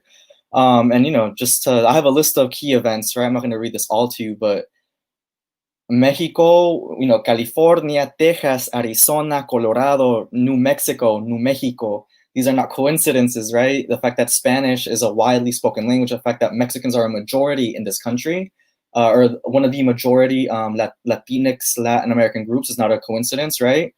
There's this notion of we didn't cross the border crossed us, referring to the ways that Mexican land that, is now the West Coast or Southwest used to be Mexico, and forced Mexicans to become Mexican Americans. My family are refugees from El Salvador, from when we were experiencing, U.S. intervention and dictatorship from our own government, and we were fighting a civil war against fascism at the time. So, there are key events in history, U.S. relations with Latin America and with Latinx and Latin American peoples that, it gives us context for why we exist in this country. So this is a very important film to really understand that story. But, I really want to talk a lot more about education and the role that education plays in telling our histories and giving us a sense of identities. A sense of our identities. So, I'm going to go really briefly over just thinking about, the education system and the experience of Black, Indigenous, Native American, and Mexican American, Latinx populations. Because the U.S. education system historically has been, and in its present form, continues to be a segregated system. And it is a segregated system in which under-resourced communities of color are obstructed from, their optimal learning opportunities, from social mobility, especially if they are working class, especially if they are immigrants, right? To just, add weight to, the weight of being a Black person, a Latinx person, a Indigenous person in this country. Just thinking back into the history of Black education, right? Black communities were always very motivated to learn and teach themselves when their enslavers prohibited their education, prohibited them learning how to read, because they knew that once the people that they enslaved, right, knew how to read, they would be empowered, right? They could understand the world in a much more critical way, and which isn't to say that they did not, but the fact that they couldn't read text, the signs and just things around them, not having access to an education that allowed them to just have more say in their experience and to just be able to navigate the world that, the English language dominated. They were prohibited, they were punished, fingertips cut off for trying to read, tongues cut out for trying to read, very traumatic, violent ways to torture enslaved Black people for trying to read, including children. Mexican American and Indigenous children, in the case of Indigenous children, they were kidnapped and assimilated, forcibly assimilated, anglicized, forgetting their native names and languages, and Mexican American children in the Southwest very similarly. And so there's just this history of education being used as a weapon of social mobility to kill our identity, to kill our cultures, right? A form of cultural genocide. And that is, white supremacy and colonialism live in the education system and have transformed throughout time. But these are some of the early roots of education for us. But, we, people of color, we are not victims. We have always resisted, always struggled against the conditions imposed on us. And one model that I think is really important in terms of Mexican American history is the escuelitas of the Southwest. Mexican Americans in the Southwest, after the US colonized their lands and forced them to become Mexican Americans, they were in segregated schooling. They were suffering from lynchings that white settlers had brought over from the Jim Crow South. there was a lot of violence, anti-Mexican discrimination, right, that permeated the lives of these children and these Mexican communities and other Latin American people that, you know, lived in these in this region, the Southwest. And this was before, you know, Mendez versus Westminster, which was a desegregation case in California, before they integrated schools. There was a need to create the institutions by the community for the community. So Mexican women, right? Mexican women leaders and educators really did that work of taking their children's education into their own hands. So they started what was called the escuelitas. They were in a teacher's living room if they didn't have the space, or they were funded and built by people in the community. There was nobody overseeing it, no government, no bureaucracy overseeing it. But what was so important about this institution of the escuelitas in the Southwest was that they really focused on developing a positive Mexican-American identity in the face of denigrating anti-Mexican racism from US white settlers in the region. And so this looked like, you know, reading assignments from Spanish language newspapers, really focusing on Spanish language and literacy development, studying Mexican poetry, and using Spanish as the main language of instruction.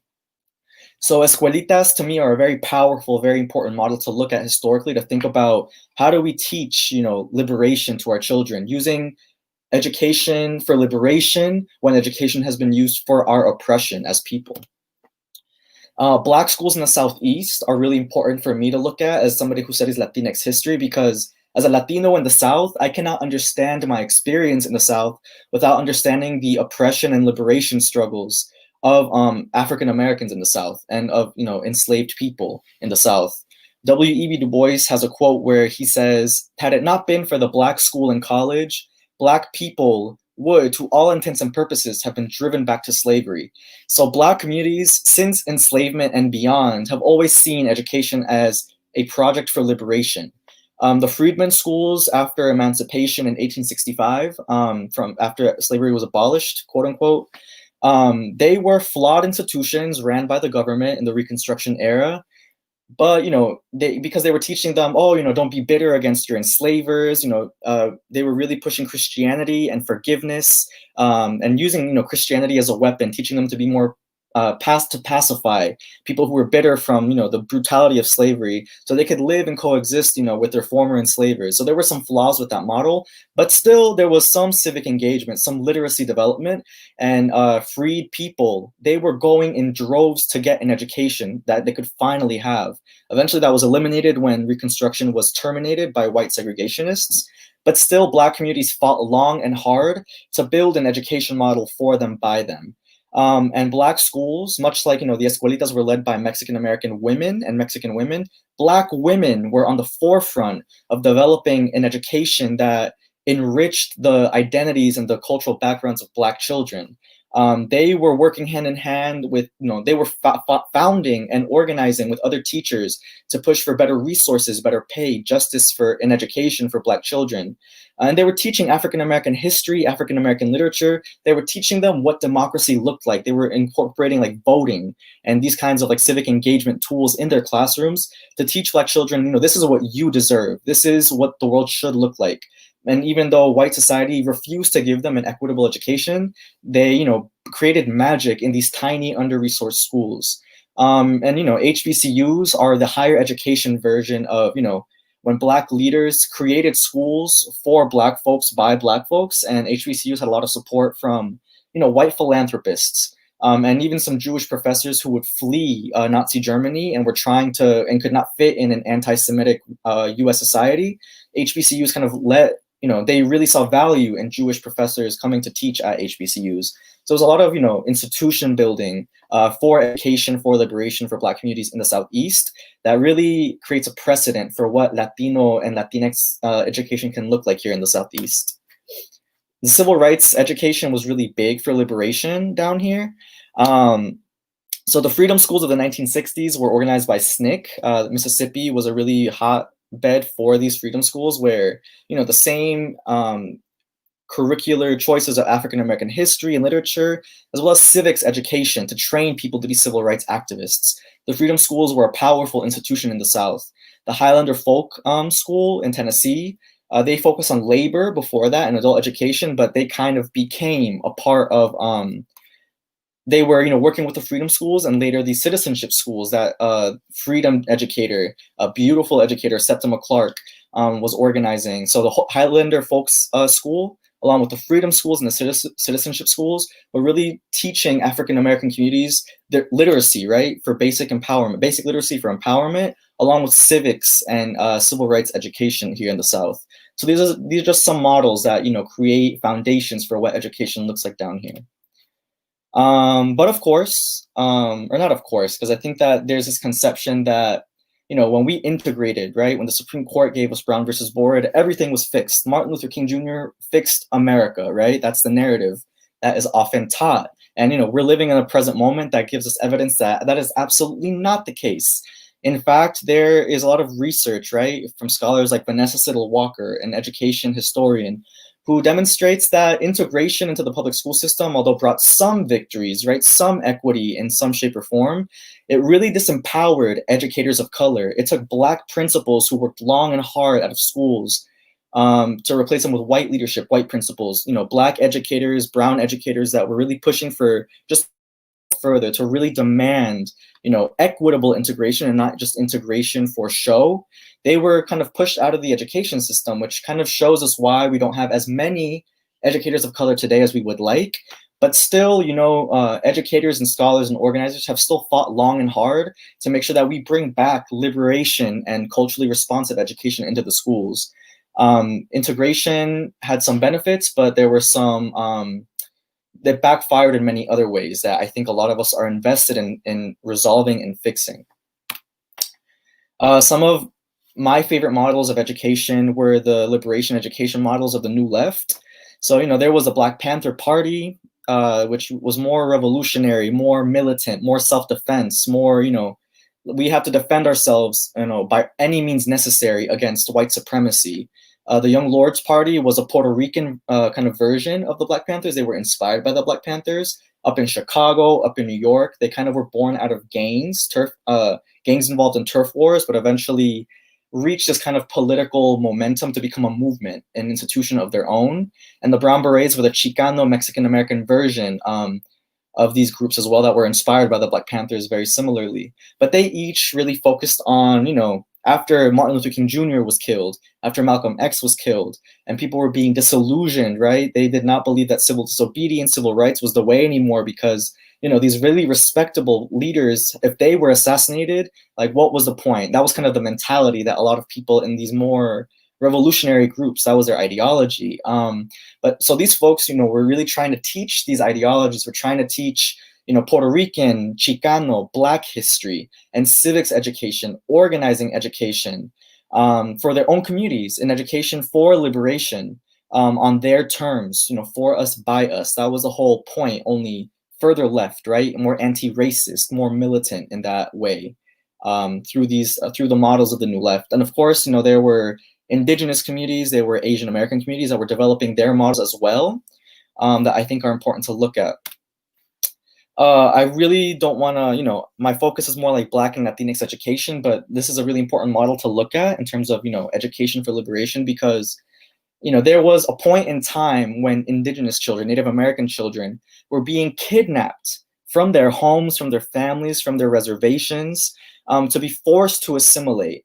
Many children were sent to these boarding schools that were run by the government. You can see, these different dots throughout the country where many of these boarding schools were. One of the most brutal being the Carlisle Industrial School in Pennsylvania. This is an image of children at these schools who were forced to come there, who would not be able to see their families except, for weeks, months at a time, if at all. They were forced to take English names, forced to learn their language, violently punished, sexually punished, if they did not assimilate into white society in the way that the American government wanted them to. They were operating under this ideology of when you kill the Indian, you save the man. And this led to a lot of trauma for a lot of these children who grew up into adults. And trauma looks like the alcoholism rates, the suicide rates that we see on many Native American reservations today. That has become a crisis.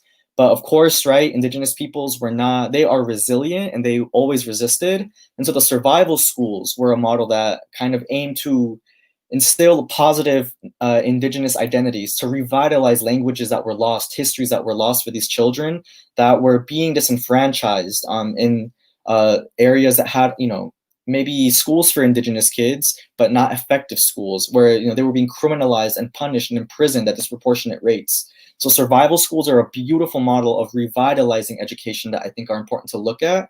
And I think that this is important given that, indigenous peoples here in Georgia in the South were forcibly removed by the Trail of Tears. That is our indigenous history down here. That, we have to think about what education looks like to repair these traumas and historical oppressions.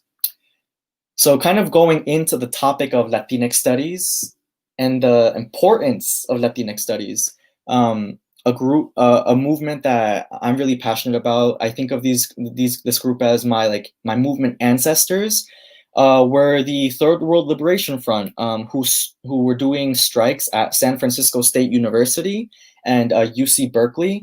They were groups of Chicano, Mexican American, African American, Filipino American, Chinese American groups, activists on college campuses, college students who were living in the era of the Vietnam War, who were experiencing police brutality and police murder in their communities, who were still severely impoverished and segregated and unequal in a post-civil rights society. This was in the late 60s into the 70s.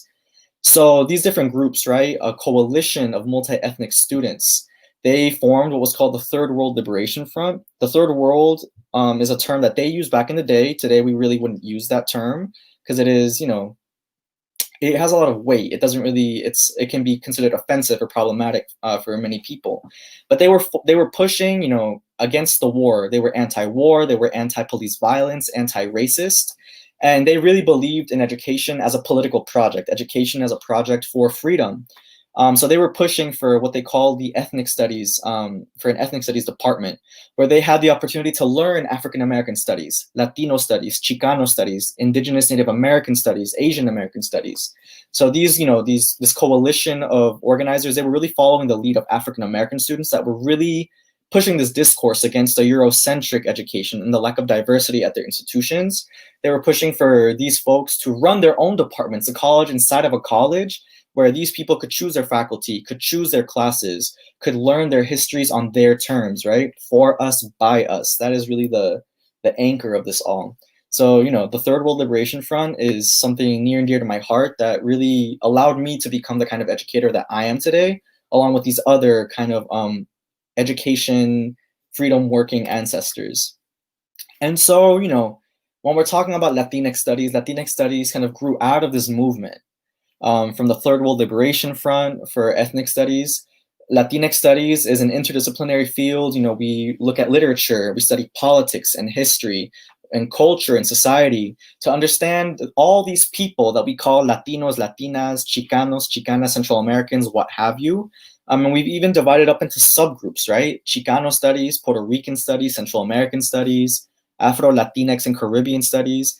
The goal is to study our condition. Who are we? What is our history? What are our victories? What have we experienced? And who are our writers and our artists, right? These questions. And it is very important because it really relies on two kind of methods of education that I think are really important for liberation, for anti-racism. And it is a culturally responsive teaching model that really emphasizes, when you are aware of who is in your classroom, their cultural backgrounds, their languages, when you are aware of it and you take that into account and you really emphasize that, you bring so much knowledge, you bring so much talent from the fact that you are who you are, that this is your culture, this is your language. Let's use your culture and let's respond to your culture. Let's bring it into the classroom to make things relevant to your background, to your experience. So it really kind of sees the learner as an educator in their own right. It views our cultures and languages as sources of knowledge, not just, I'm the teacher, I'm the authority, what I say goes. It is, we all have something to learn from each other. Your culture, your language is something that is worth exploring and studying.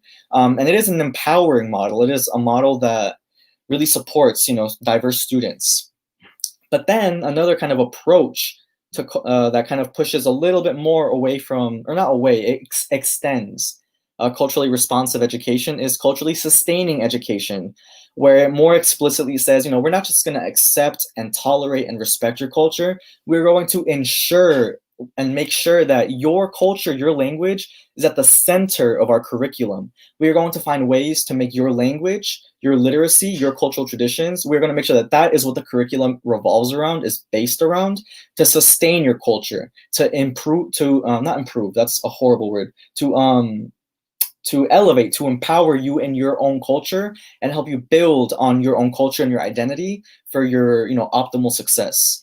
And so, these are kind of, Latinx studies really allows us to study ourselves. Culturally responsive teaching is a method where we respond to who is in the classroom and address that. And culturally sustaining education really ensures that we keep you, your culture, your identity at the center of everything that we do in the educational space.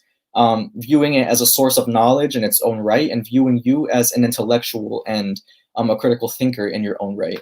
So, these are the kinds of models of education that I'm a practitioner of, that in my program development have been very successful. And I know this because I collect data. I'm an action researcher, and I make sure that I take surveys and I do interviews to make sure that, did we hit our objectives? And, the data around from the research that already exists shows us that these models work. These models work because they increase academic performance for students across subjects. They increase self-esteem and critical thinking capacities. They make youth more involved in their communities, in their neighborhoods, in civic engagement for social change. So, ethnic studies and these culturally responsive and sustaining education models, the data backs them up. They work, and we are behind in that we have not fought to develop these in our education systems. And then with bilingual education, there's a lot of research that shows that people who are bilingual have just very strong cognitive abilities and development. If we're going to talk about the market and capitalism, and I guess we can talk about employability and the higher professional and cultural competencies that being bilingual gives people who are bilingual. Bilingual education is really useful for kids who just come to this country and are learning English. A bilingual education really facilitates their English language learning while still honoring and affirming, their home culture and language. So, the data backs us up. The research speaks for itself. And, if education systems are avoiding this, it is for very sinister reasons. And I want to show you another, I guess we're going to have to do the same thing where I share the link with you, Brandon. Yeah, let's do it like that. Okay. So let me play this and get you the link.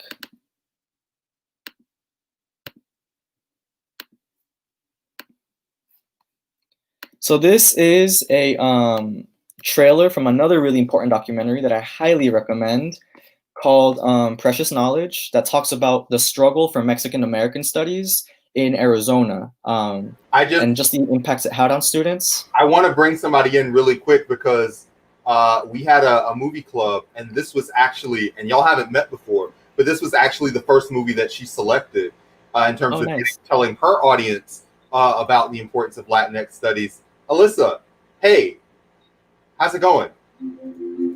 Hey, Alyssa. You're muted. You're on. Yeah, you're muted. That's good because I sounded like an idiot and was just fangirling over how amazing this presentation is. But I just almost, I love it. I'm so glad you're showing this. And yeah, this film changed the entire trajectory of my education and why I decided to go into critical race and ethnic studies on my campus. Through an amazing instructor who was from Arizona. And so, anyways, I don't know why I'm on the full screen. You should be talking about it. I just wanted you to give a nice introduction, and you did. So, thank you. Yeah, Jonathan, if you, I'll tag you and some stuff, and I followed you. But if I can ever amplify anything for you, just make sure to tag me. Oh, I'm so excited. and now, Precious Knowledge. You don't really see any other cultures in their book. I cannot hear it, Brandon. I don't know if that's the same problem for everybody.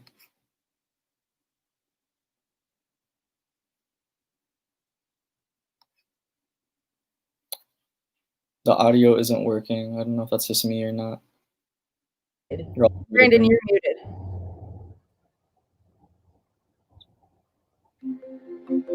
There we go. You pick up a history book and you don't really see any other cultures in there but Caucasian, white people. We were like the Mexicans sitting in the back, just sitting there because we had to be there. I had a teacher that was like, "Oh, you're not gonna go to college." The way things were going, I probably just would have just left school. I'm not gonna lie, I hated education. Everybody knew that the school system was discriminatory. There was an urgency for us to make a statement. We're going to push the envelope a little further. Good morning, you looking for M215? Yes, sir. That's my class. I'm Mr. Acosta. What's your name? It was really about how can we turn this around? How do we fix societal problems in our school? This class is based on critical thinking, and in that does come empowerment. I actually know my history now. I started getting A's and B's. Our students are graduating at a much higher rate. Our kids are going to college at a much higher rate. State School Superintendent Tom Horn wants to end ethnic studies programs. I'm calling on Tucson Unified School District to shut down the ethnic studies program. They won't use my tax dollars to promote teaching of hate speech, sedition. The program is administered by vehemently anti-American zealots. No matter how far this bill goes, we're here together in the lucha.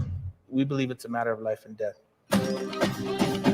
When they try to take these classes away, it's something impossible. The idea that race is no longer an issue, what we're saying is BS. You want different culture, go back to that culture. But this is America. You get away from my border! It's about the freedom to ask the questions that are the most pertinent in the way they view the world. When you have students demonstrating wearing brown shirts, bandanas, this is serious.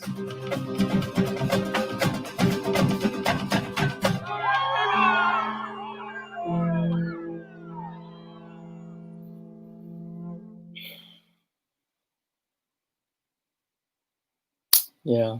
And I always get emotional, like when I see like that trailer or the movie, right?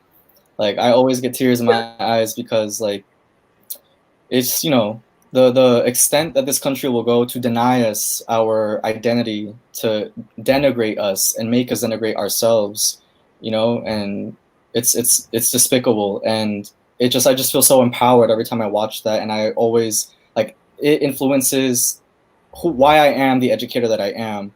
I wanted to grow up to become the educator that I never had. And that is, you know, this documentary very much like shows what that looks like in action. So, yeah, thank you for showing that. We're going to get out the way, let you continue. But yeah, that was very important to it. That movie is very important to a lot of people. So, yeah. So thank you for talking with me about that.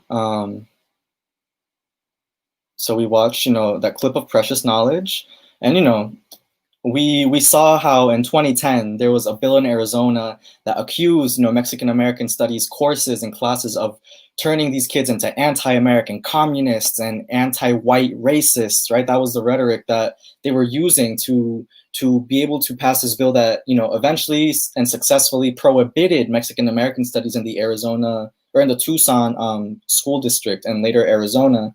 But later, you know, 7 years later, and before I get to this, like, you know, ¿por qué hicieron eso? Why did they do that? Because if anything, they pissed a lot of people off. These people were like, no, you will not take away this education model that works. You will not deny us our history and our education. And so this, you know, this ban in 2010 really awakened a movement nationally in Arizona, but nationally, to fight for, you know, our kids' rights to learn about themselves in a positive and empowering way, right? And in 2017, a federal judge eventually deemed this unconstitutional after this movement of 7 years, saying that, you know, the rhetoric that the politicians themselves are using are very much, you know, racist in themselves. And so, you know, this really paved the way for more lucha, for more struggle against culturally relevant education bans for, you know, an education for empowerment. And, you know, this is very recent, something I'm, you know, happy but skeptical about. In California, they just passed one of the first state laws, I believe, that requires K through 12 students to take an ethnic studies course, an African American studies, a Chicano studies, or another ethnic studies course in order to graduate. This is a graduation requirement. And so, you know, I think that this is good, but it leaves me with some reservations, because when, the state, when the government is able to take over, and bureaucratize this kind of empowerment education, what does it look like then? What is left out? What is included? What is misrepresented? When we allow a government that has historically and presently continues to subjugate us through the curriculum, through racist policing in schools and teaching, what will it look like then? But, I'm hopeful that, our folks will keep fighting for the ethnic studies programs that we deserve. And, across the country, there are demands for culturally relevant, culturally responsive, and anti-racist education that has been awakened by the Black Lives Matter and immigrant justice moment that we are currently in.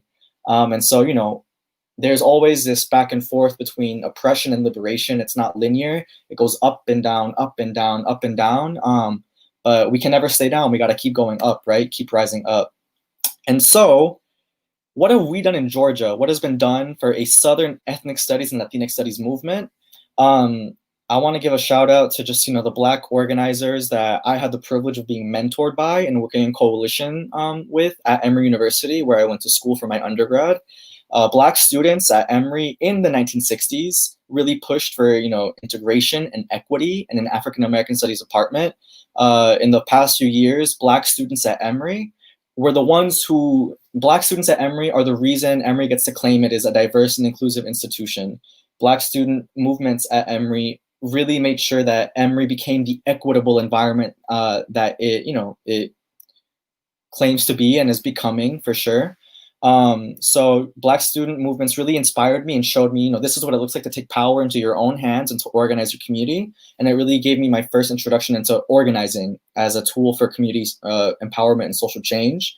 So, later on, working in coalition with Black student organizers, Asian student organizers, Latinx student organizers at Emory against racism at Emory, and against, the inequity at Emory. We formed eventually the Consciousness is Power movement at Emory. It was undergraduate students, graduate students, staff, and faculty. We came together, inspired by, being together in a Latino social movements course taught by Felipe Hinojosa, who was visiting at the time from Texas A&M. We wrote a letter as a class. We organized, a history of racism at Emory exhibit that required a lot of research. And we put on a teach-in, and we eventually demanded a meeting with the provost explaining why Latinx studies matters. And we were demanding a department of Latinx studies. We were demanding, a mass hire of Latinx professors of Latinx studies. And, we did not get our department. They gave us, breadcrumbs, but, they're tasty anyway. We got 3 professors, a philosopher, a political scientist, and a literature professor who have been involved in the study of Latinx peoples and cultures and histories. So it's a start, but, Emory University, you haven't gotten rid of us yet. We're still fighting for our department because, put your money where your mouth is. And so, I think that, I'm currently a master's student at Georgia State University. And so we, currently there are talks of having a Latinx Studies working group at Georgia State. And I'm in that committee where we are trying to create, the first actual department or at least well-funded program of Latinx Studies at Georgia State. But we cannot, it would be remiss of me to, ignore the fact that, like I said, African-American liberation struggles really gave us a lot of frameworks for how to approach justice and equity, right? Throughout the country, including here in the South, especially here in the South. So the development of African-American studies in the 90s and the student activism that brought it forward in the 90s really paved the way for, ethnic studies at Georgia State, for Latinx studies at Georgia State by having an African-American studies department. And that is kind of the legacy that we're working with as Latinx studies practitioners and students and professors. But I really, want to emphasize that Latinx studies in the South needs to look different, will look different because of our context. And so there's this quote by the, sociologist and scholar W.E.B. Du Bois. This is the second quote I've used so far because he's really important to understanding just, race and racism in this country, along with other brilliant scholars like Ida B. Wells and so forth. But there's this term, as goes the South, so goes the nation.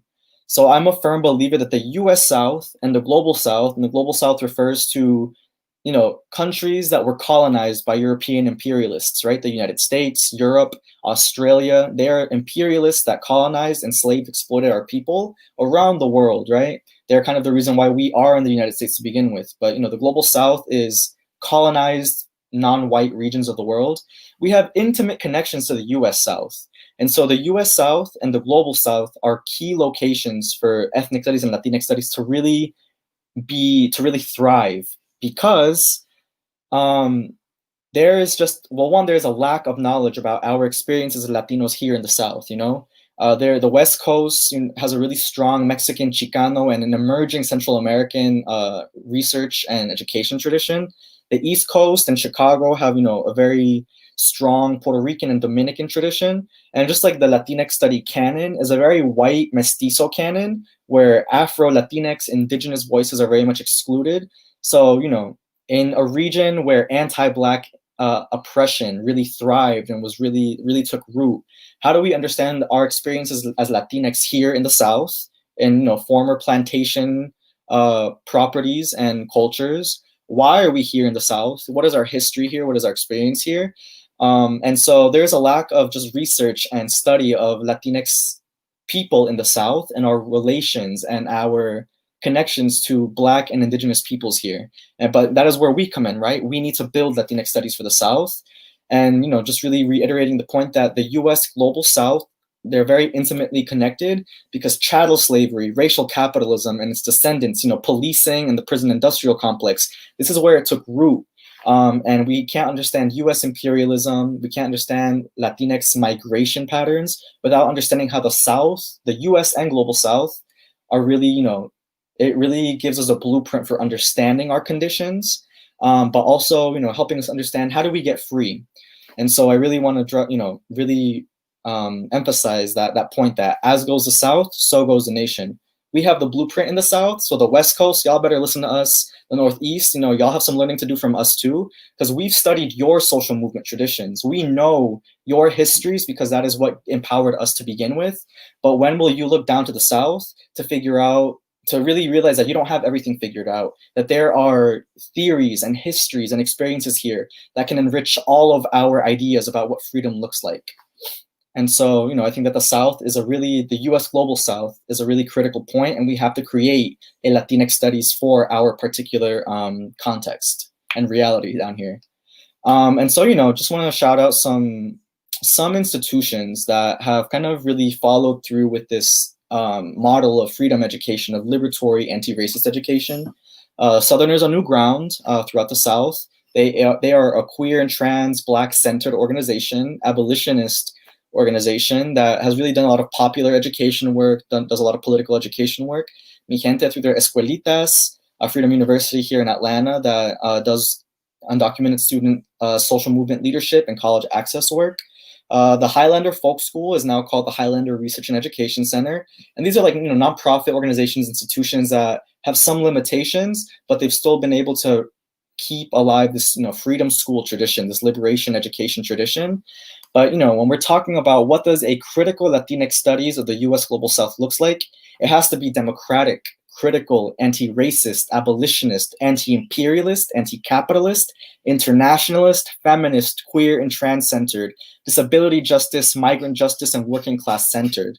We have to incorporate these lenses and these fields of these perspectives and theories and histories to have an actual democratic and liberatory Latinx studies tradition in the South, because we cannot understand our conditions if we don't take these things into consideration, and we cannot reproduce the wheel of the same white and light-skinned Latinos telling the same story of only it being Mexican and Puerto Rican centered, only it being white and mestizo, only being male and heterosexual, right? We have to be critical, we have to be democratic in how we do Latinx studies down here if we really want to reach liberation. So I'm gonna finish off with these 3 questions, right, that I really want us to think about as we think about Latinx studies in the South and culturally responsive and sustaining education in the South. Are we willing to fight for Latinx studies and liberation education in the US Southeast? And that means creating grassroots models, right, for us, by us, without the limitations of, nonprofit status, without the limitations of bureaucracy. Like, what can we create in our own ways? But also, not to say that nonprofit and bureaucratic structures can't do good work, because they do often. But how do we create a more institutionalized version of an education for us by us? But how do we do it at the grassroots level too, that is free of restrictions? Are we willing to create those models? And are we as Latinx and people of color of the US Global South willing to become the educators, historians, writers, organizers, and scholars that our communities need? So, these are some just questions for us to, bite on and think about. And so that is really it. That's all I have. Estudia y lucha, study for struggle. Education is a political project. Education is freedom work. And it is something that is going to be my life's work. But we need everybody we can get, working in education, for liberation, right? So that is my piece. And now I can open it up for questions. Jonathan, I just wanted to get here with you. And listen, we're live. So by all means, anybody who wants to leave something, you leave a comment, we read it, we post it here. People talk about it. Alyssa, you're also here. Did you have any questions? What excited you the most? Because I know you're a passionate advocate for education reform. You're muted. I love that you hit me with that a few minutes ago. God damn, it's the fucking karma. Pardon my French. Hope there's not little ears here. Oh, there are. Kennedy's here. Kennedy. Just kidding. No, that was honestly the most. Go ahead, Alyssa. That was just one of the most goddamn amazing presentations I've seen, and the whole time I was just like, yes, I would have brought that up. Oh shit, I didn't know about this. So I want you to know that they love it. And when I saw Precious Knowledge, I just about died. That's one of my very favorite films, and one of my favorite aspects of that film is how well they show just how extreme these narratives are and how much propaganda there is, like not going into the classroom and get layered, or not even recognizing that students who identify as white or Caucasian are also students benefiting from these classes. So, like, fundamentally speaking, no matter how you spin this, critical race and ethnic studies, or however they're labeled, are so important to like just the very fabric, I think, of the societies that like we want to see built. And so but I would have never been able to present it even a third of the way as like articulately and beautifully as you did. So I just wanted to say that's so awesome. Yeah, I just still like reeling. That was exciting. I don't get to see that very much. And then my other thing I wanted to point out is UCSC, where I go to school, as everybody else here knows, had a really long fight for a critical race and ethnic studies department. I want to say in the 60s. It wasn't granted until 2010. And then now they still don't actually have funding, and they are the only department on our campus that isn't allowed to, oh my gosh, I'm blanking on the word, but isn't allowed to structure and create their own things as per the department head. It still needs to be okayed by someone else. And so it's really it infantilizes this movement, and then it also, it takes away power. And so when you're talking about how you're not really sure how easy it is to trust these people, and once it's become absorbed into the bureaucracy of it, it's really something that I'm like firsthand I've seen, because working with the department head on my campus, that was one of the first things she ever talked about, was how despite all this fighting and struggling, even in 2010 when it was granted, now in 2020, another decade later, she still doesn't have the creative freedom or abilities to do that. Sorry, my family just popped in, so I'm going to pop off real quick. But again, just phenomenal. So excited. Well, yeah. All right. Thank you, Appreciate it, Alyssa. Sorry, I cut you off like 4 seconds early. She's wigging out. Kennedy, let's talk a little bit about the importance of education, because like it's a building block for your ability to plug into the traditional economy. Totally, yeah. For a lot of people. Jonathan, I just want to say thank you so much for that presentation. It was truly incredible. I live in New Mexico, and I just want to say that from the outside, I think that this state is often regarded as like a sort of paradise of Latino culture. And in a way, that is true in terms of like there are some things that are allowed very openly here that would be like treated differently and not in a good way in other places, right? And in some places treated with like extreme violence and prejudice. So that is true to an extent. But when I think about it, I went to school here, and like here it is. Here's this place where Latino culture is everywhere. It's all around. You know, you walk around town, you see signs with Spanish on them, with no English on them. It's not uncommon here in Albuquerque. And yet in the school system, we had none of what you were describing still. And like, it's just mind boggling really to like be just thinking about my own education and hearing your presentation and just thinking about the fact that like here I am, and I live in this place where you know, white people are in the minority, and yet like what's taught in school, white people stuff. And you know, of course, like there's a place for some of that, but it can't be the only thing that gets taught, and that's what's predominantly happening in the schools even here. So it's just very frustrating and upsetting, and honestly, like I was very emotionally moved several times while you were speaking, and I really appreciate that, just everything that you had to say. I appreciate that. And I mean, yeah, I mean, like I said, right, like education is a site of power. Schools are sites of power. What gets taught to you, how it gets taught, there is always an agenda. There is no such thing as objectivity or neutrality in a society that is as biased, as racialized, as unequal as it is. Education has been used historically to oppress us and is still used to oppress us in many ways. And, you know, because of social movements, and, you know, progressives that enter bureaucracy and, you know, get to push some reforms through bureaucracy, things have improved here and there, right? But the fact that we are taught, you know, just white history, we're, you know, why are Latino and Black kids, you know, in majority Black and Latino schools still reading Shakespeare in the same way that they were reading Shakespeare like a decade ago? Like, why are we still doing that? Why are we, you know, why are there not enough Black, Asian American, Indigenous, Latino authors in literature classes? You know, why are we just learning the same histories, right? I remember when I was in high school, like, and you know, and I think this is really important to like say, like, I am a self-made Latinx and Central American Studies scholar. I've only taken 2 courses in my entire educational career that focused on Latinos.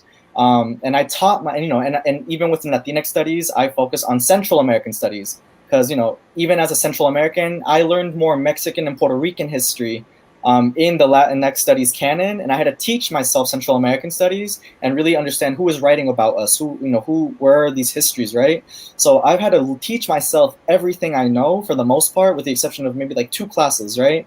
And it's sad that I had to do that, but because, you know, I had to struggle to teach myself all that I know, I'm more intent on democratizing, you know, taking the tools that I got out of the ivory tower and democratizing it, letting other kids who need this kind of education learn it too, because it shouldn't just be kept, you know, in the ivory tower. It shouldn't just be kept in higher education. It shouldn't just be trapped in my head. It's for that is a point of democracy. That is a point of liberation. It is, you know, for everybody to benefit from, including white folks, you know, like white children, like benefit so much from ethnic studies in that they, you know, become more empathetic and critical of the society that they live in and their positionality in society. And they are more willing to live in, you know, in integrated settings. They are more willing to push for equity, right, and policies that support equity. And I think that Generation Z's, you know, white children, like they are really on that way for the most part. So I'm kind of excited about like what this Black Lives Matter immigrant justice movement or moment is doing for white folks and white communities, just as it is for all of us who have been screaming from the bottom, like, you know, like, stop killing us, you know, stop murdering us, stop caging us. Well, go ahead. Go ahead. Oh.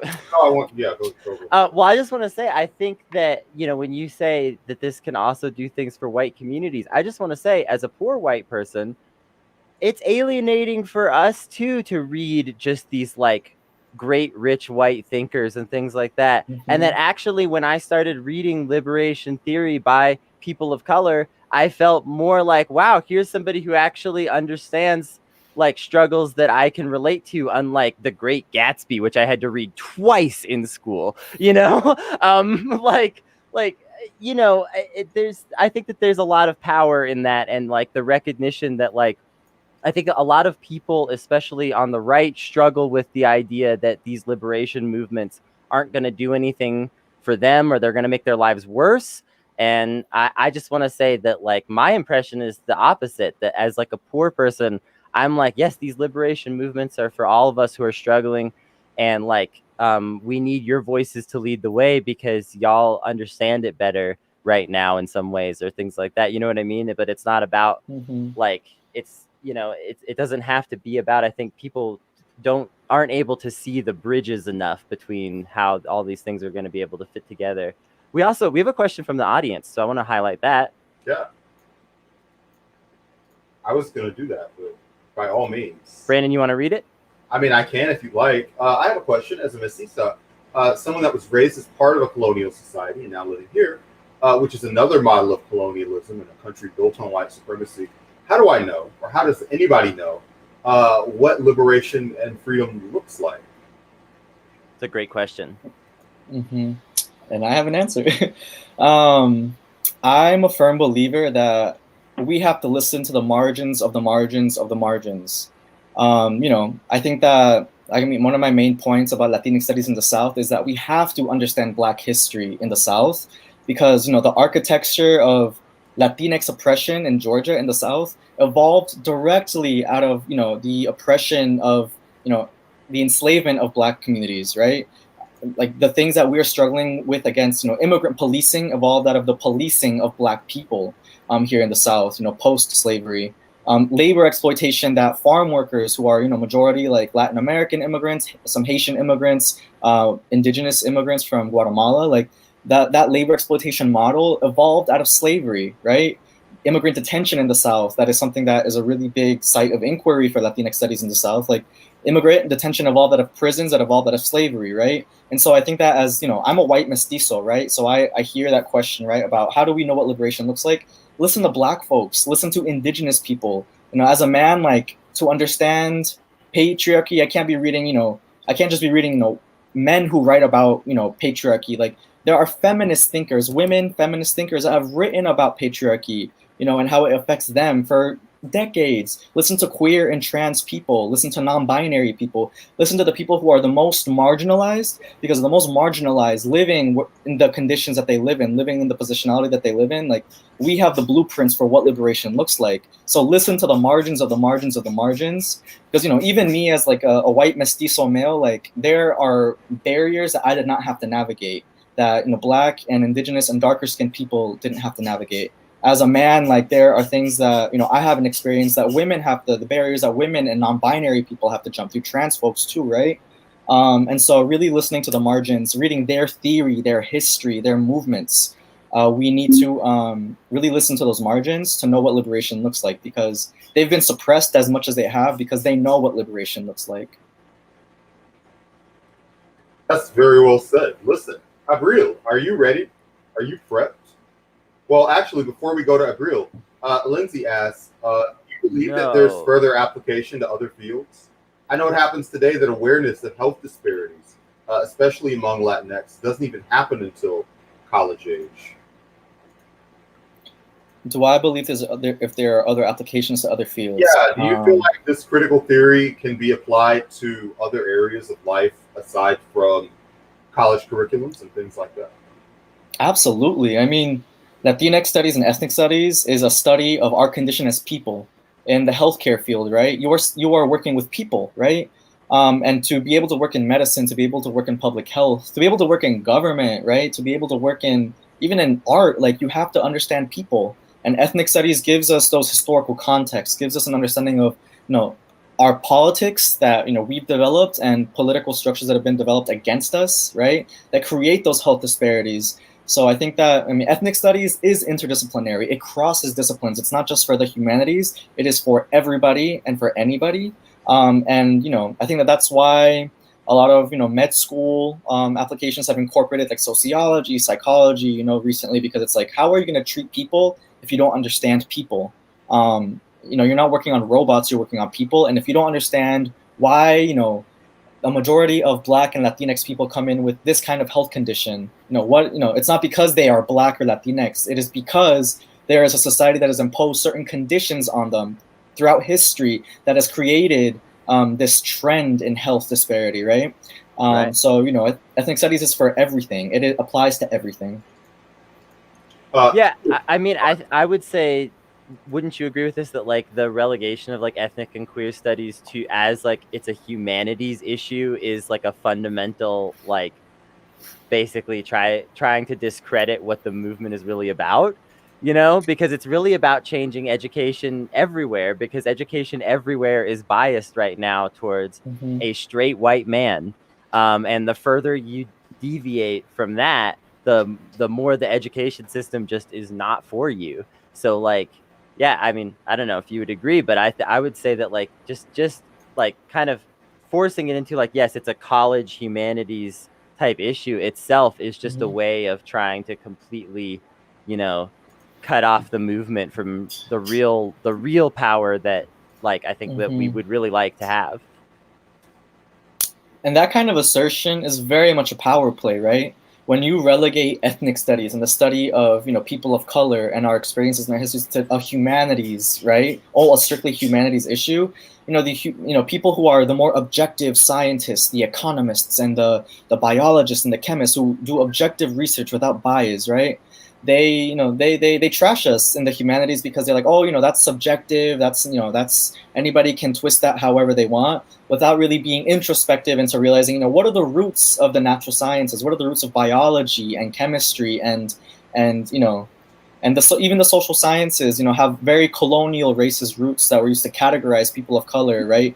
Determine, Totally. This scientific research based off the size of your skull, the shape of your skull, in the sciences, right? The objective sciences, it means that you are less intelligent than Europeans, right? Science is a biased field, and if it is not introspective, it will always perpetuate violence in different ways. And these objective scientists and these objective fields, right? They get to trash the humanities because they say that we're the biased and subjective ones, when we are very rigorous and empirical in our own methods. And it just gives more weight to white supremacy and capitalism to deny that we have any truth. And it pretty much calls people of color liars and women liars, because we're speaking on our own experience from our subjectivity, from our positionality. And because we're subjective, our experiences don't hold weight. They are not knowledge, they are not facts. In the same way that biologists and chemists and economists are factual and objective, when they are the architects of our oppression that we are studying in the humanities. Yeah. So listen, Kennedy, I want to just kind of point to our fundraiser, because like we've been sitting here with Jonathan, who's been sitting here taking us through the history, taking us through the background.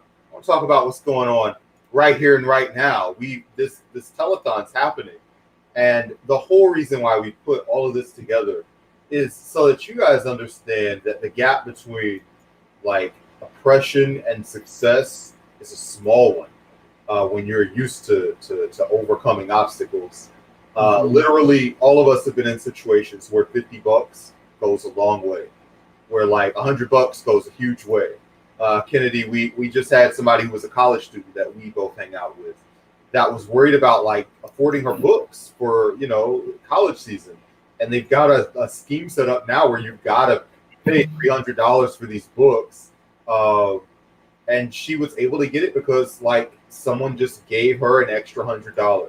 And suddenly this thing that was going to be a big burden on her ability to get an education, like that gap was closed. And people are stepping into that gap today with this telethon. When we started, we were at like $500 or $600. And now, are y'all ready? We are over the $2,000. Wow. When we That's started putting amazing. this together, we were like, I don't know, maybe 5,000, and maybe this will be like a tough row, but we could pull it out. We are only a couple hours in to a telethon that's going to last all night, and we are well past meeting our initial goal. We might reach that stretch goal. Like suddenly $15,000 doesn't seem like something that's impossible, and it's not because like one person just chipped in $1,000. It's because Someone throws in like $50 here, $20 here, $10 there, and people have just been doing that all day. And a lot of you guys have chosen to be anonymous. You still see it. Diana just coming in with 50. Tom just coming in with 50. Just Luke, we love you, Luke. Luke Rogers chipping Incredible. in with a big $100. Lori also stepping in. 30 minutes ago. This is during the presentation. $100, and suddenly, like, we're getting there. Like, suddenly, we're totally getting there. And we will definitely be sending you guys those thank you cards after the presentation is like come to an end, and we're all super tired after doing this for like 10 hours. But as long as people see the message and can act on it, I consider that just like a huge, massive success. And it's going to go a long way with, helping my students, who are on Buford Highway, the families that I work with. It's going to go a long way. So this is beautiful, and I really appreciate everybody donating and y'all for collaborating to, make sure that my neighbors and my community members get what they need. We've all got to play a certain role. I mean, like Kennedy, you're not even in Atlanta, and you're actually doing a huge amount for the Atlanta community. You might not know it, but this is like really big in town, and I'm just shocked by not just the support from like the Atlanta area, but people who are just from outside the state and know like, yeah, we've got a similar situation. When we talk about like housing insecurity, it's not something that we have to spend a lot of time translating. It's not like a foreign situation to any of us, and we all literally have been there or know somebody that's going through this, and we know that especially like you might get established and get that job, and you're doing a little better, but you still remember that like 4 years ago that $100 meant a lot, and for some of y'all it wasn't 4 years ago, it was like 3 or 4 months ago. It was a lot shorter of a time. So it's big, it's great, and my jaw is just completely dropped. Over $2,000. Incredible, yeah. And people. With the plan that Los Vecinos has, this is going to like go a long way. So that $2,000 that's already like a dozen families that are going to get help this month, and are like probably going to keep a roof on their head as opposed to not, because of this help. So this is incredible, folks. Let's keep it going. We got so much stuff going on today. It's going to be great. If y'all have any more questions for Jonathan, get them in quick. Otherwise, Jonathan's going to be getting out of here in a second. And we're going to be moving on to the next thing. Yeah, speak, Jonathan. You've been so great. People need to speak now or hold their peace. We would love to literally just, if you want to hang out here all day, and Jonathan, do it. Jonathan, do you have any closing thoughts you want to give, or anything you want to plug, or anything like that before you get out of here? Let's build a critical Latinx studies for the U.S. and Global South. Abolish police, abolish prisons. What else? Let's make sure that we fight for our neighbors. Let's make sure we get to know our neighbors. Let's practice the world that we want to live in. Yeah, that's it. We love it. Jonathan Peraza Campos. I really do mean it. Whenever you feel like coming back on anytime tonight, just come in and wave your head, and we'll be like, yeah. But you're super busy, so we appreciate it either way. Thank you so much for your time. Mm-hmm. Oh, yeah. Right. Okay. Bye, y'all. Bye-bye. So, Abril, where are you? What's happening? I am here. What do you need? I'm here What's with up? a different shirt. How's it been going? That looks just totally beautiful. Yes, it's a stand with Black women, because we should all stand with Black women here. when we say in the banner, tax deductible, give your tax deductible donation. Let's just remind people about the 501 status. Yeah, so we are a 501c3 nonprofit. That means we do not take any, political positions. We are here to serve a social need, a social good. And, specifically today, what we're trying to do is fundraise money for rent assistance for families along Buford Highway who really don't have any other options for assistance. A lot of other nonprofits have run out of money because, everybody needs help paying rent, right? This isn't a pandemic, COVID isn't something that it's not just impacting undocumented families. Like, it is impacting everybody. We have all been impacted by it, whether we know it or not. But we're really focusing on the families along Buford Highway today because that is our community. That's the community that we serve. That's the community that we want to help. So again, if you are able to, please donate to the link at the bottom of the screen. Well, it's not there now, but it'll show up. And then you will be able to receive a tax deduction for your donation. So at the end of the year, we'll email all of y'all in the email that you guys provided with basically like a tax receipt for you to be able to use on your taxes. And that is why we are a 501c3. We're feeling a good, all of that good stuff. But yeah, and I'm also here to introduce our next people, Aldo Bustamante and his friend, who I will let him introduce. They are here to pump us up, get our blood flowing, and doing some yoga and fitness. So take it away, Aldo. Okay, what's up, guys? How's it going? I'm Aldo. I'm a personal trainer here, and this is... I'm Ariana. I'm a personal trainer, yoga instructor, nutrition coach. Yeah, so yeah, a lot of things. So yeah, we're here to take you guys through a workout. I'm glad you guys are here. This is for a good cause. If you guys could, you got the link down below that you can donate at. And then yeah, for the workout in the beginning, we're gonna go through a little stretch, like a 5-minute stretch or so. And then we'll take you through a workout. And then at the end, if we have some time, we can either take you through a little cool down or have some questions if you guys have any questions. Yeah, anything else you want to add? That's it? All right, cool. All right, well, let's get started with the workout. So we're going to take you through a quick little 5-minute stretch, and then we'll get into the workout. All right, let's get started with some arm circles. Let's do forward arm circles. All right, ready? Reverse 10. Start the timer. Reverse circles right here. Next up, we're going to go down into a squat position. Go ahead and place your elbows into your knees. And push. You can actually push side to side just to kind of open up the head flexors here. Feel the hips opening up. Yeah. All right, let's come up. Hands come down onto the toes. And relax your head. Try to see if you can grab onto your ankles or maybe the shins or knees, wherever you can get. Just give yourself a nice little stretch in the hamstring area. And come up, straight back. See if you can place your right hand behind into a runner's lunge. Although can demonstrate the side angle right here so you can see what it looks like on the side. What you're going to do is you're going to place your right hand next to your left foot. And left hand comes up. So you can twist in this position. Hold here for a moment. And come back down to your hand. Let your left foot meet your right foot in the back. Plank position. And place your right foot next to your hand in the front. Your left hand's going to come on the floor. Right hand comes up. Twist to right. And hold in this position.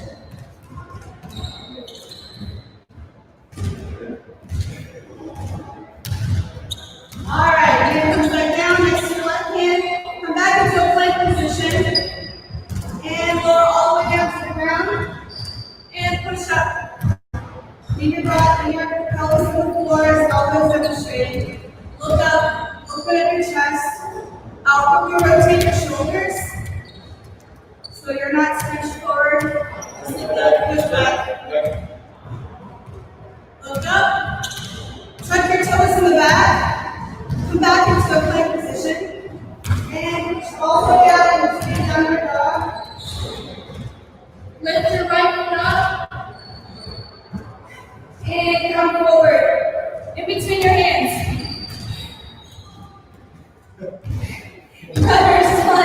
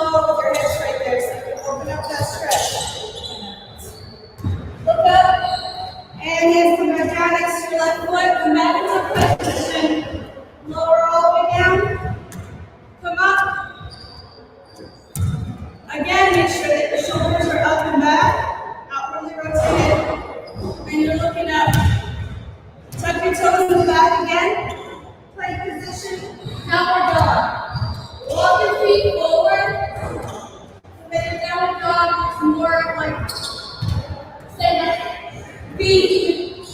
And walk all the way back with your hands towards your feet. And slowly, one vertebra at a time, just let yourself roll up.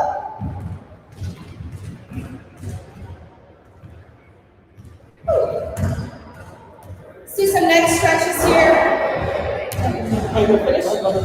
Alright. What we're going to do is we're going to hold your right hand next to over your head. Hold on to your left side of your neck. See if you can pull into your right. And hold. Inhale. Exhale, release your head. We're going to do the same thing with the left hand. And stretch to your left. Try not to pull too hard. You don't hurt yourself here. Just do a nice little neck stretch. Inhale and exhale down. All right. Hope everybody's warmed up. Ready? Yeah. All right, Aldo's gonna read the workout for you guys. All right, guys, that was a nice little stretch that we got. Now we're gonna go ahead and do the workout. For the workout, it's gonna be a circuit of 3 different workouts. We're gonna do 3 different variations. First one, we're gonna do a regular squat.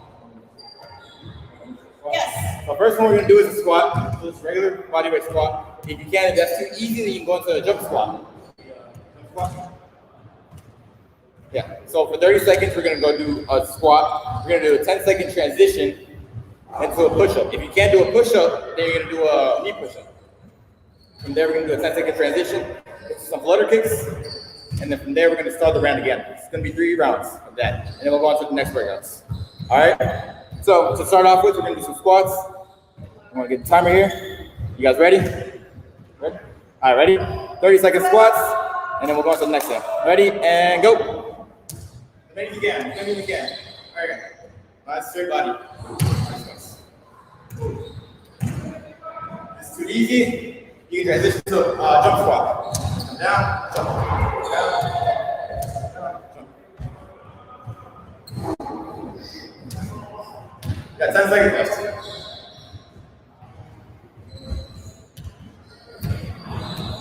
Make sure to breathe. All right, next thing. 10-second transition. Next thing we're going to go into is a push-up. You can't do a regular bodyweight push-up. You can do this. Go into the knee. Right. Okay. Ready? 30 seconds and go.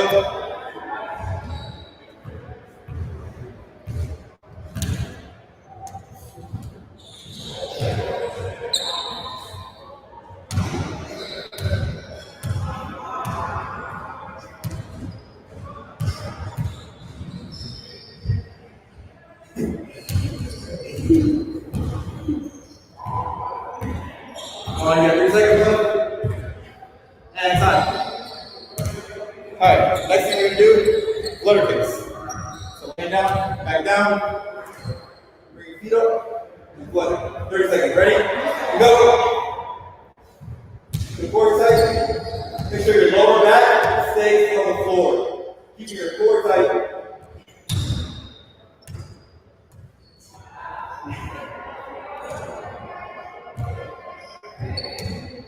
So breathe.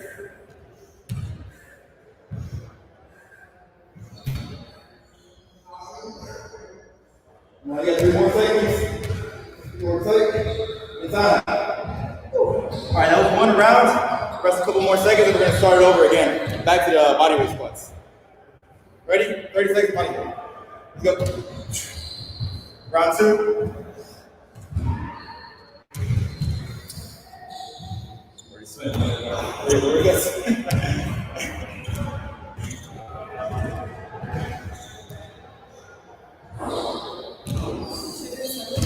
Yeah.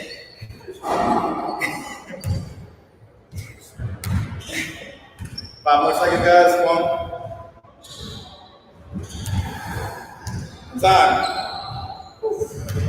Back to the push-ups. Do as many as you can, guys. If you guys need a break, go ahead and take it and get back into it. 10 seconds. Let's go. 30 seconds.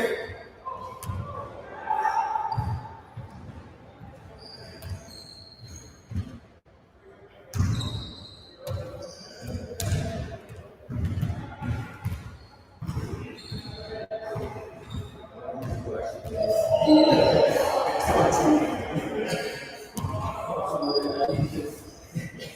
on, guys, got it.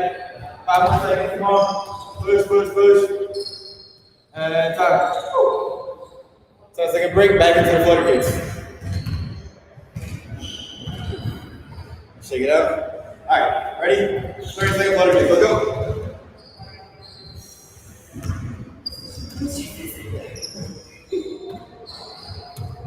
Turn your back, flat on the ground. Yep. Keep that lower back always in contact with the ground.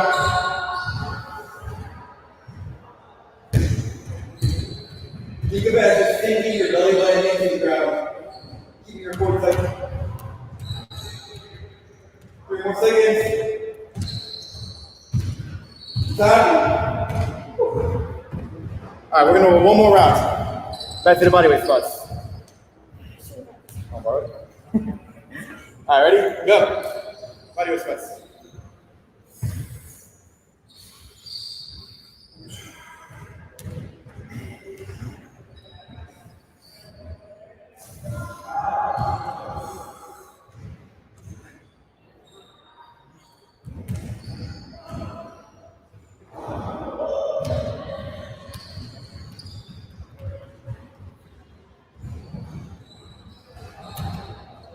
And time. Last round, back to the push-ups, and then we got flutter kicks again.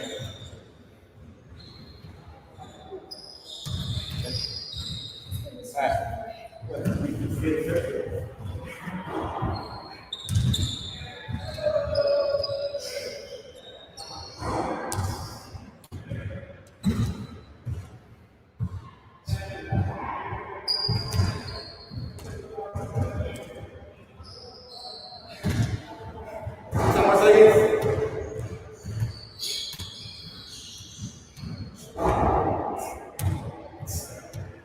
And time. All right, guys. Flutter kicks for the last 30 seconds.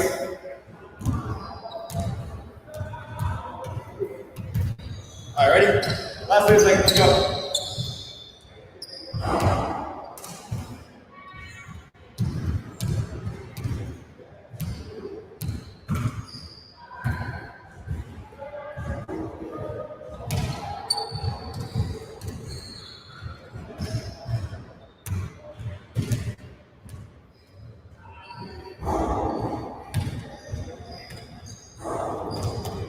Core tight, let's go, come on.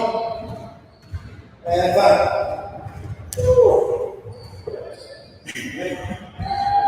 All right, that's one circuit complete.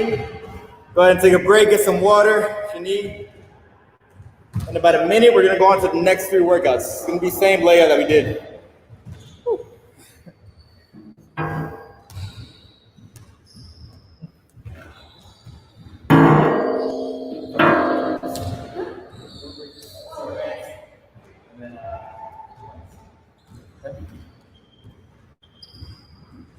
All right, guys, I'm gonna go ahead and start explaining the next 3.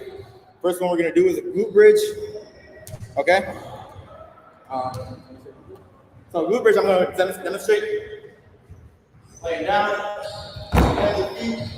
Bring your hips up, not your stomach, with your hips. Squeeze into the back. Okay. 30 seconds of that. 10-second transition. Next thing we're gonna watch Supermans. Laying down. Over here. Up. Hold for 2 seconds at the top. 30 seconds of that. And then from there, third one's gonna be a plank. Down here. Hold tight. 30 second hold. Hold as long as you can. Alright, it's gonna be the next 3 workouts. Go ahead and start in a minute.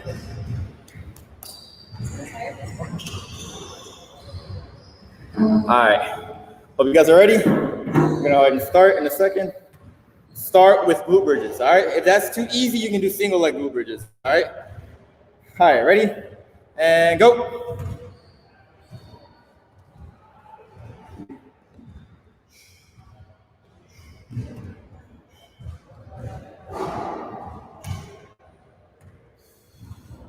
So squeeze the glutes out, keep the core tight.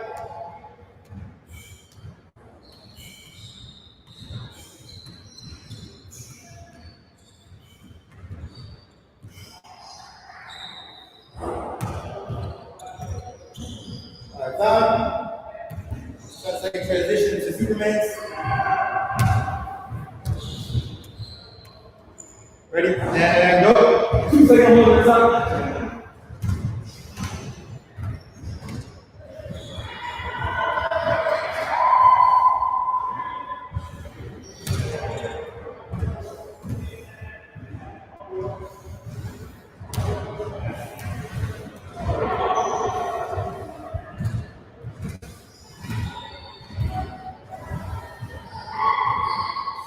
Two more seconds.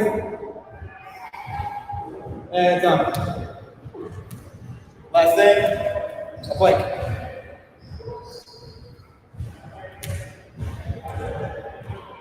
And go, 30 seconds, come on. As long as you can. Keep core tight, glutes tight, quads tight, everything's tight, come on.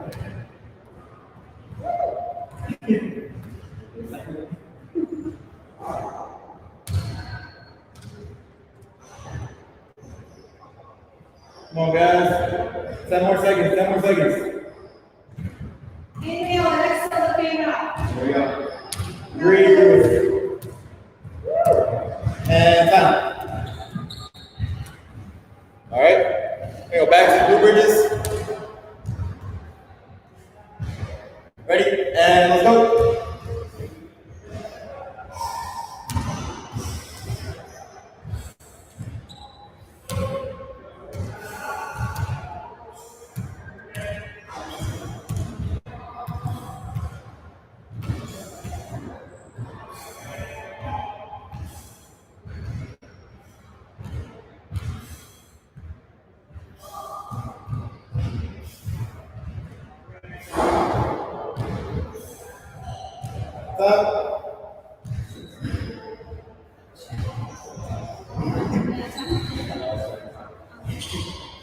All right, Superman, 30 seconds. Ready, and go.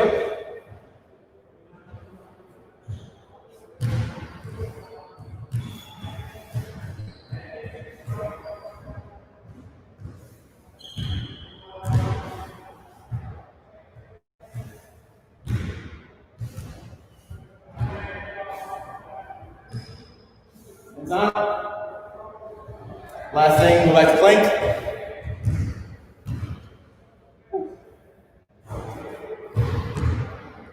Ready? And go.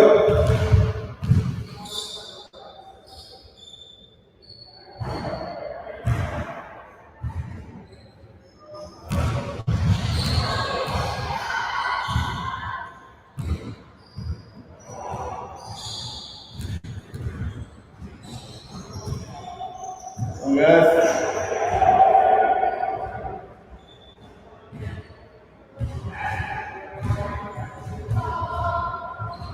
And time.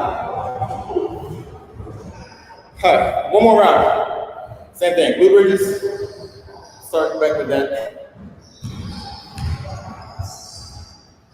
All right, ready? And go.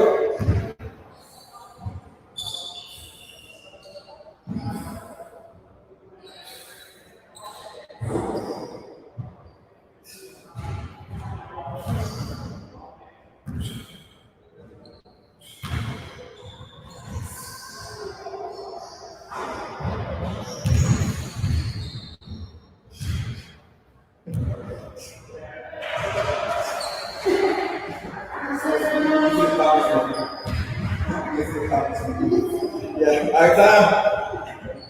Time to transition to Superman. Ready? And go.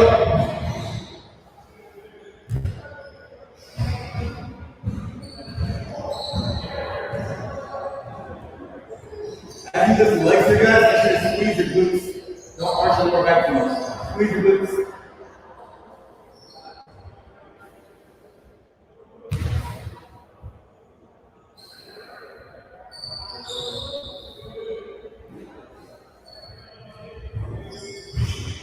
And time. All right, last thing. Back to a plank. Ready, and go.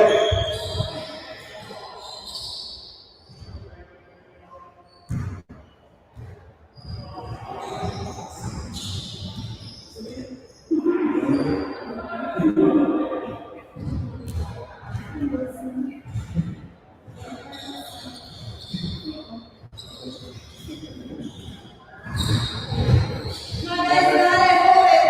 seconds, come on. And time. Good stuff. All right. That was the second one. Hopefully you guys are ready for one more, because we got one more coming. All right.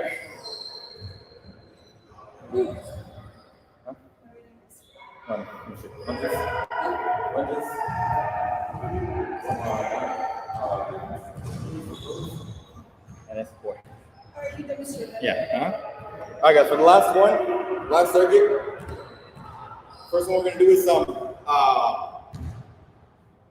7 back lunges. So we're gonna stand here, step back, down, like alternating legs. We're gonna go 30 seconds. All right. So your body stays nice and straight. Coming down. Here. Yeah, just up. All right. 30 seconds of that. Next one, we're going to push up through your shoulders. So, right here. Come down. Make sure your fingers are facing each other. Right here. Muscle in the air. Come down. There we go. Come down. There we go. All right. For the last one, some obliques. Laying down. Crunch up a little bit. Reach for your toes. Twist it. Reaching for your toes. All right.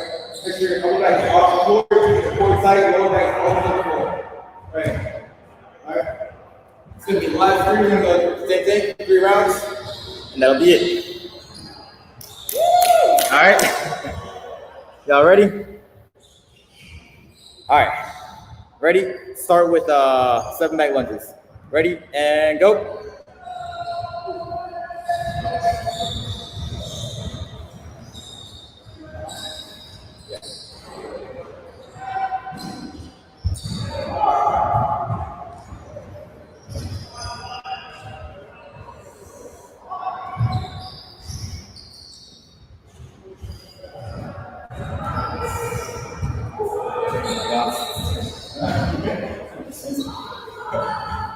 Let's go. All right, time. 10-second break. All right, push-ups. Push shoulders. Keep the butt in the air. All right. Bring your feet closer. And turn the shoulders.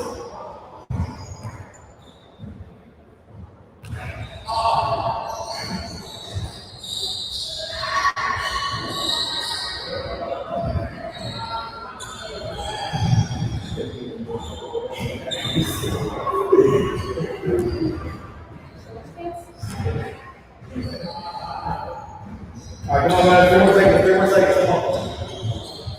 And time. All right. Last one. And back here. Bend those knees. Not too much, also not too far. Between and reach to the heels. Let's go. 30 seconds. Keep that upper back off the floor. Keep the core tight.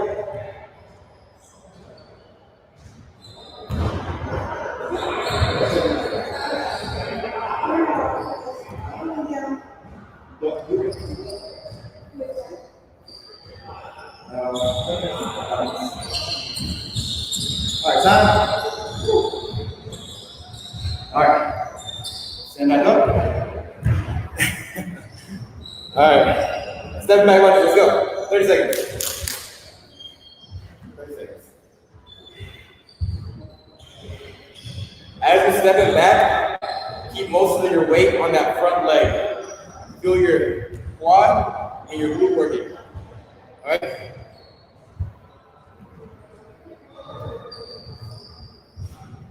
So you bring your hips back as you come back. Chest up, yes. And time. 10-second break.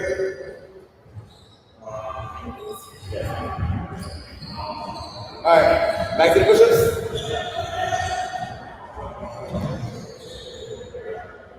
We're gonna go slowly, guys. Keep those hips up high.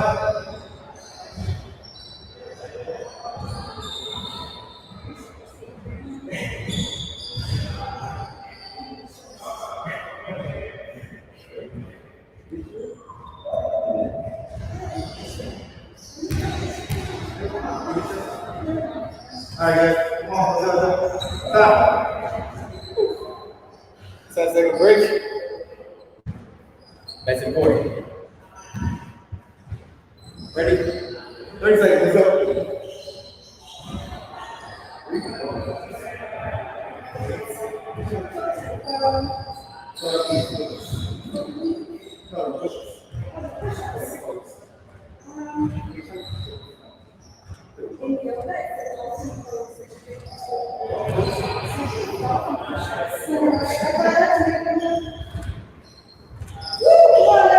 The core side, in the core, in the abs. Done. All right, last round. Nice and lunges. Last round. Ready? 3, 2, 1, let's go.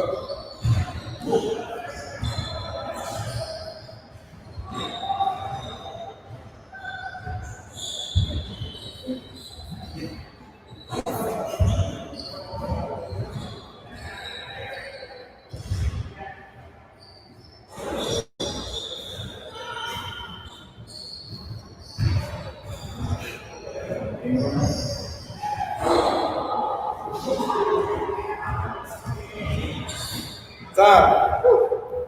10-second break. Got 2 more left. 2 more left. Come on, guys. 3, 2, 1, go.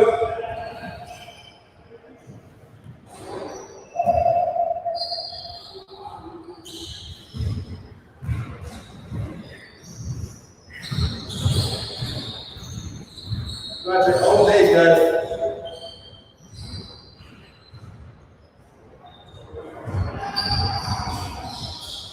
Five more seconds. And time. Last one. Finish strong, guys. Come on. 3, 2, 1, and go. Finish strong, come on.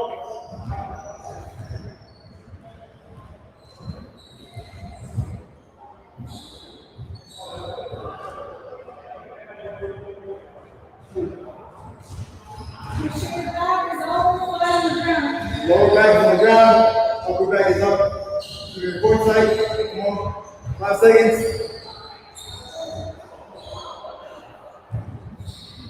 And time. That's it. Wasn't the roof? Yeah. That was absolutely. I did some walking. I was, but I do know that I'm 100% sure there were people moving their butt around. Donate link in the chat. Thank you, Twitch experts. Listen, if you're on Twitch, don't worry about looking at the chat. Worry about the link here at the bottom, and it's a bit.ly. And if you're watching this on Los Vecinos de Buford Highway's website, they will link you right to the Network for Good page, because we've got, like new numbers, the numbers have gone up. And what we've got so far is $2,110. It's really like, it's mind-blowing and it's great. I'm just like completely blown away. Aldo, how are you holding up? And do you do this on a regular basis as part of your personal training? Is this like first day stuff? Or is this a more advanced course? What's up? Well, it depends. I mean, like, obviously the movements, it's just, that's why I was telling everyone to go out there on tempo, do as many as they can. It was timed. But yeah, it's just a great workout for everyone to just get moving, something to kind of like introduce people to just moving around. I mean, that's the main goal for everyone. Just get up, be a little more active throughout the day. And that's what leads to a healthier lifestyle. They've had me like manning the post all day, and when you're sitting down for more than a couple hours, I don't know about you, but like my legs get itchy. Like I'm like I gotta leave or I gotta do something, and everybody's been locked in, locked in with the virus. Everybody's trying to stay inside. And one of the things that I thought was really cool is that you don't have to go anywhere. Like a squat only needs like this much space, right? A burpee. Yeah, there you go. So you might have neighbors that go, "Oh, you're jumping too much," but that's his own problem. Everybody, this is something that everybody can find room to improve in. Yeah, for sure. We just used a little bit of space right here, and we were able to get a pretty good full body workout. So you really don't need too much space to do too much. If anything as far as like a little walk, that's starting somewhere already, and then just find some space wherever you have some free space, and then you can have a whole workout like this. Can you reintroduce your partner, because you've had your name at the bottom of this thing for the entire time? Yeah, this is Ariana. Hi, Ariana. One in or two in? What was that? Just one in. This is how it should have been the entire time. Complete disparity. We gotta fix that. Where do you guys, if somebody wants to stay in y'all's universe and continue to work with you, what do they need to do? Where do they need to go? Whether it's Twitter or online or Instagram or phone or what are y'all promoting? Well, honestly, we don't really do too many online type stuff. This is pretty much our first type of online type workout. Ariana, she's done a couple of things in the past because she's a yoga instructor. So she's directed some Zoom calls, like Zoom meeting like this, video chats, where she's done some yoga in the past. Right? Yeah, I mean, you can create a group where there's a whole bunch of people that come together, either privately or as a group doing yoga sessions on Zoom as well. So that's also a possibility. Yeah. Abriel, would you like to come in and talk, hang out with us for a second? Sure. Yeah. Thank you guys so much for this. This was very, very helpful. I know so many people feel better now after they did it because working out, you feel great, right? Yeah. Now, as a parent, do you guys ever get tired of working out? Like, is that a thing? No, honestly, just gotta make it a habit. It just kind of starts becoming part of your daily routine, and then just like anything, you do it more often, you just it just becomes a habit, and you just keep doing it more and more. So I mean, you gotta start somewhere, yeah, for sure. And then I noticed you guys stretch at the beginning. Now, my friends, they joke with me because I always make sure we stretch before anything. We're going on a walk stretch. Because I just heard that if you don't stretch before you work out, that could cause arthritis, right? Yeah, you want to make sure you're using your proper muscles, and you have to warm up your muscles, right? Yeah. If you just do a workout, your muscles aren't stretched already, then you can easily get injured. And that's the most important part about stretching beforehand and actually afterwards as well. Just to make sure that you're nicely warmed up and your muscles are ready to do work. Okay. And then I was about to ask something, but it literally just slipped my mind. What made you guys get into personal training, yoga, and fitness? Like, what attracted you guys to this field? So for me, it was just I always had a tough time choosing what I wanted to do, but I just started thinking, it's what do I like doing in my free time? And then for that, it was just learning about the human body, how everything moves, and everything. So that's why in college I decided to get my degree in exercise science and just kind of pursue this career, just learning about the body. And because you always have your body, you're always gonna have it with you, so that's the most important thing that you want to look after, right? So yeah, that's kind of what made me want to get into it and just keep learning about that. Okay. Then, I just always have believed that your body is your temple and you have to take care of it first. I practiced yoga for 15 years and I became certified about 2 years ago just because I was passionate about it. And of course, nutrition and personal training kind of came hand in hand. And I just, the passion about helping people get active and just seeing the transformation is what made me love to do what I do. Yeah, for sure. Because if you feel a lot better, you do a lot better. So it's all, just helping people get to their best kind of version of themselves, So yeah, that's what it's all about, just helping people. That's the good. Okay. Do you have any questions, Brandon, for them? No, I'm preparing for our summit at 6. I'm literally here on the phone with Lauren Ashcraft. I'm also on the phone with Leslie Martin, aka Leslie Moliere Badichon.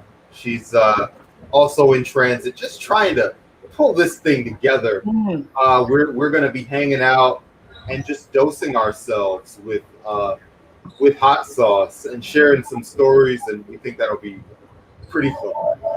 Great. Well, I want to take this time to again remind people, donate. We are more than halfway through this, right? We started at 3.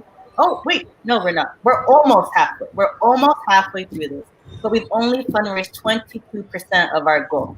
And our goal is to fundraise $15,000 because with that money, we could help 50 families avoid eviction, avoid getting their lights cut out, all of that stuff. So if you can, please donate at the link at the bottom of the screen.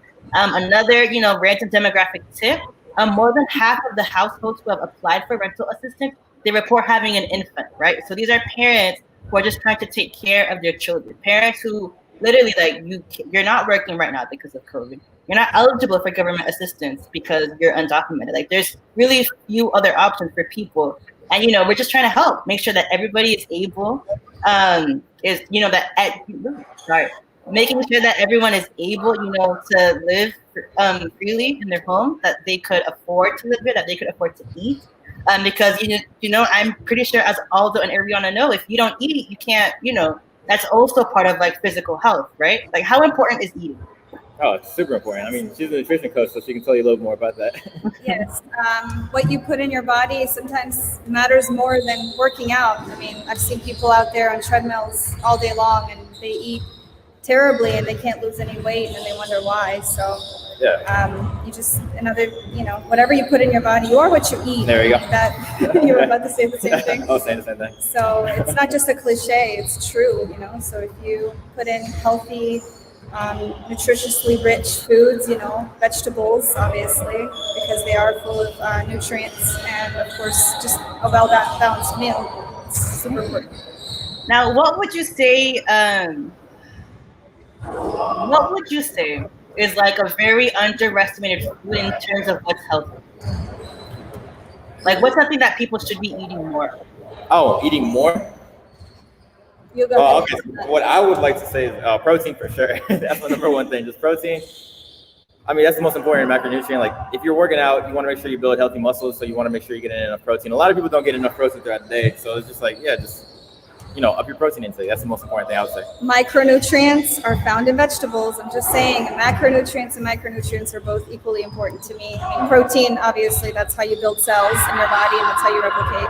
But also, you want to, do it efficiently, and to do it efficiently, you need the micronutrients for it. So, dark leafy greens, like kale. Kale, spinach, broccoli. And another one we could probably both agree on is water, for sure. Because a lot of people don't drink enough water. Drinking a lot of water. The rule of thumb is half your body weight in ounces, at least, of water per day. Half your body weight. An ounce of water. Interesting. Yeah, yes. At least a day. Per gallon. Yeah, but that'd be good. You can. Obviously, if you're more active, you want to drink a little more water so you can replenish your fluids. But yeah, at least half of your body weight in ounces of water. That's a good rule of thumb. Okay. Cool. Well, do you guys have any last-minute fitness tips for people, nutrition, anything else you guys want to tell our audience here? Just the same thing that we talked with Brandon about. It's just like try to just get out there, be a little bit more active. You don't really need a whole bunch of space to work out. Just a small little space, and you can get a good workout in. And if you can't, just as little as going outside and walking every day, that's already going to be doing enough. And just building those healthy habits so you can have a good healthy lifestyle. I was going to say start small and then work your way up. Don't, say I'm going to work out every day for an hour. Say I'm going to work out for 5 minutes today. Tomorrow I'm going to do 10 minutes. The next day I'm going to do 15 minutes. And just start small and build Baby up. steps. And then it gets addicting. It actually does. I mean, I feel like I'm not me if I don't work out. Yeah, you feel weird if you just don't work out. Yeah, like you're missing part of your day. So just kind of make it part of your routine. Just little steps, baby steps. Okay, so like y'all just did last question. Y'all just did an entire routine. If someone is trying to start small, what parts of the routine should they be doing? Daily, weekly, 3 days a week? Like, what do y'all recommend? So fundamentals. Fundamentals. I mean, like just make sure you try to hit every body part. Yeah, every body part in every muscle group in your body. So lower body, you can do squats, lunges, upper body push-ups. Core, you can as simple as just holding a plank. Yeah. So here's another thing. Like a lot of people think that they have to get super fancy with their workouts. Like it's not. Stick with the basics. Stick with the basics, and then see how you feel. If your body is responsible to it, keep doing it. You don't have to get super fancy with everything. If you don't want to go outside for a walk, or if you don't have a treadmill, or don't want to go to the gym, just walk in place, jump in place. There you go, jump in jacks, bodyweight squats. Yeah, just stick with the basics and just keep doing it. Be consistent with it, and then you'll start seeing progress. For sure. Okay, cool. Well, thank you guys so much for joining us today. This was a very, what's the word? important discussion because like we learned how to work out, we learned how to stay fit, and that's a very important thing, especially now with COVID happening. We have to take care of our bodies.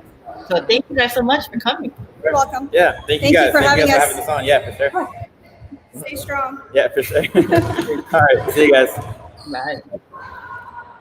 Okay. While Brandon figures how to remove you guys, I wanted to again just remind you guys, please, please, please donate to our rent assistance project. We are fundraising for families along the Buford Highway corridor.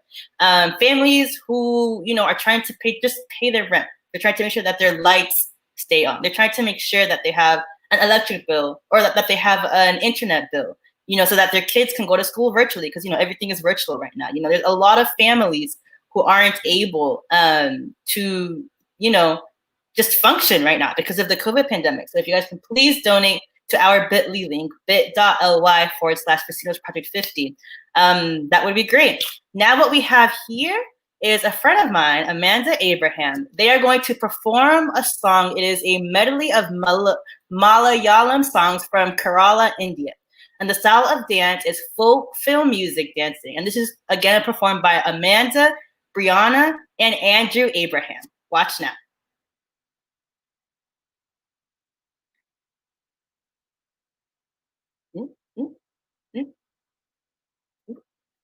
Give us 1 second, y'all.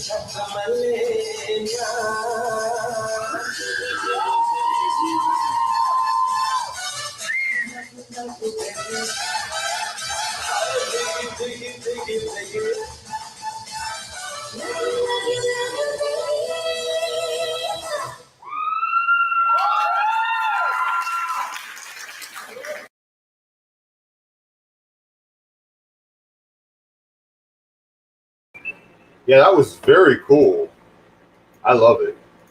Abril, how are you? Are you still here? I'm good. Yeah, thanks. And Amanda, she was the one dressed in the green and yellow. She's a great friend from college. She told me that her family has been she's been in those dance classes since she was a kid, like 10 plus years. And all of those classes culminate in like a very important dance ceremony when she's like 18 that like they invite the entire church, family. They live in Baltimore, all of that stuff. So I'm very happy that she was able to lend us that video clip of her dancing because it is very entertaining. I loved it. I enjoyed it. I was even dancing in my seat. I don't know if you noticed that, Brandon. But yeah. But now it is 6 o'clock. It is 6 o'clock. We've got half an hour. We've got half an hour until our next class. What I want to do, I want to talk a little bit about a special offer that we can promote because we've been sitting here. I've been thinking to myself, what can we do to add a little spice, a little fire to what we're doing right now? We're watching these numbers steadily grow up. What can we do to get them a little bit higher? And what can we do? What can we give people to really thank them and give our appreciation for what we've got going on? One of the things that I thought would be a really good idea would be to give people like some memorabilia, some merchandise, a way for them to remember what we're doing. And they can tell their friends for a long time to come that they were part of what we're doing here. Yeah. Can you? And so as we talked, one of the things that we came up with was doing a t-shirt, was selling the shirts that we usually wear. Usually I am in a Metro Atlanta DSA shirt. I wear that all the time. But it's laundry day. Listen, I don't have my drip on me, but I know you and Marco did. Yeah. So from 6 to 6:30 p.m., this half hour, if you donate at least $50, we will give you a Vecinos BH t-shirt. I don't know if you guys can see it here. It says Los Vecinos de Buford Highway, but I don't have the actual color. The actual shirt that we're giving is gray. So it's a gray version of this shirt. If you donate between the hours of 6 and 6:30, only this time, you will get this shirt mailed to you in the mail. Isn't that a great deal? And I am happy to add to that for no additional cost, DSA will also send you a shirt to the same address. So you will be getting not one shirt, but two shirts. And when you think about it, I mean, our shirts are very nice shirts. So it's practically like we're paying you. I mean, it's the quality is so great that it's practically like we're paying you, and it's tax deductible. What do you have to lose at this stage of the game? You are really a winner if you come through. Yeah, we lied. In the next half hour. Kennedy versus Kennedy. Yeah. Sorry about that. No, you're good. You're good. I'm digging through our artisanal footage because I also had a thought that we should show some clips from our earlier fundraiser. And if you remember, we did a fundraiser just talking about the undocumented and making sure that we kind of had an equitable relief system during this time, and I really thought it would be cool to show a couple of clips from that in order to kind of keep the discussion kind of rocking and rolling. Yeah, no, we made some great points. Some great points were made during that panel discussion. So what's this first clip that people are about to see? I have no idea. I'm still pulling your email up. But I want to share the t-shirt. You talk about that shirt for, I don't know, a good 45 seconds. By the time that we're done, I will be ready. To show off what I've got. Yeah, so this is like a gray-blue version of our traditional Vecino shirt. We actually changed our logo not too long ago, so we don't have that many shirts that have this logo. And this is a new logo to represent, Los Vecinos de Buford Highway. And if you donate $50 between the hours of 6 and 6:30 p.m., you will get this shirt, the great Los Casinos de Buford Highway shirt, and a Metro Atlanta DSA t-shirt as well. And you'll be helping a whole bunch of families along Buford Highway with rent assistance. So, I mean, to me, it's a win-win.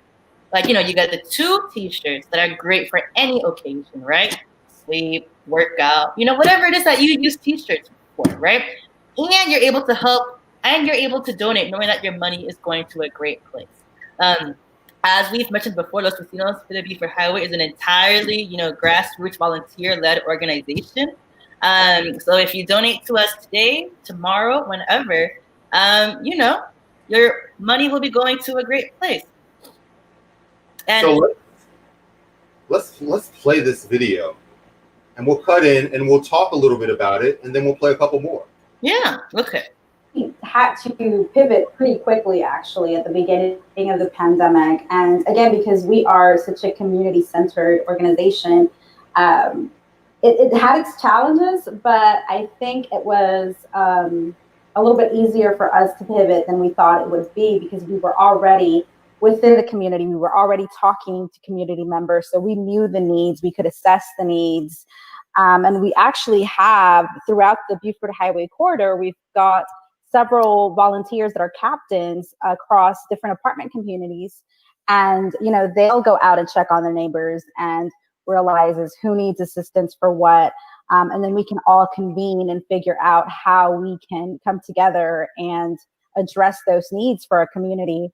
What we've done so far, we've secured various partnerships with other nonprofit organizations, with faith organizations, with local municipalities, and we've able to put together food assistance programs, rent assistance programs to ensure that our families have what they need during this time, because as you were mentioning, they've all been out of work, and so you know, the bills are still piling up, food still needs to be on the table, and that's what we're here for, to help our community, to empower our community. So it was, you know, we hit the ground running, we mobilized very quickly. We're a group completely made up of volunteers, and I think that also has a lot to do with it, because it is a very grassroots effort, and we're also interconnected, and just ready to communicate with each other and just mobilize. We were able to do that, and you know, we've been very happy to be able to help the families that we've been helping these last few months. It's been one of those things where it's kind of bittersweet, because it's really a tough time, but then you also see the resilience in our community, and then you also see how we all come together, because we truly are helping one another out. This is a collective effort. This is no one person, and our volunteers are amazing. We put in a lot of effort to do what we do, and we're very happy that organizations and others are able to come in and connect with us and also help in our efforts. So that's a little bit of how it's been since the pandemic started.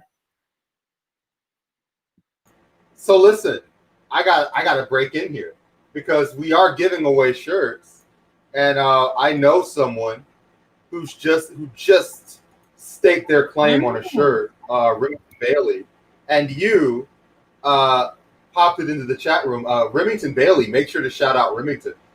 Remington's literally my cousin. So I have no idea, Rem, if this is your Twitch account, in which case I'll plug you. I don't know what's going on. But either way, yeah, getting a shirt, and you know, I can swing over and get the shirt if need be.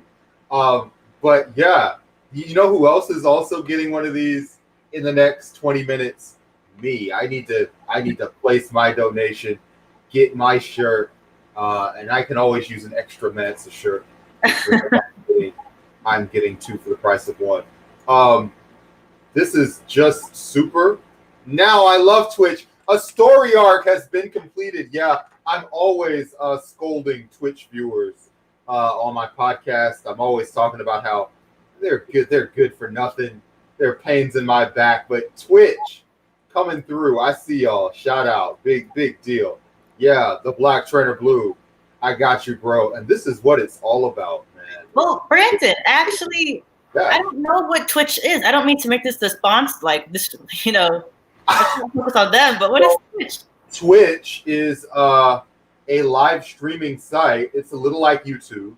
Okay. Where it's grassroots and people just show what they're doing. And on Twitch, usually it's playing a video game.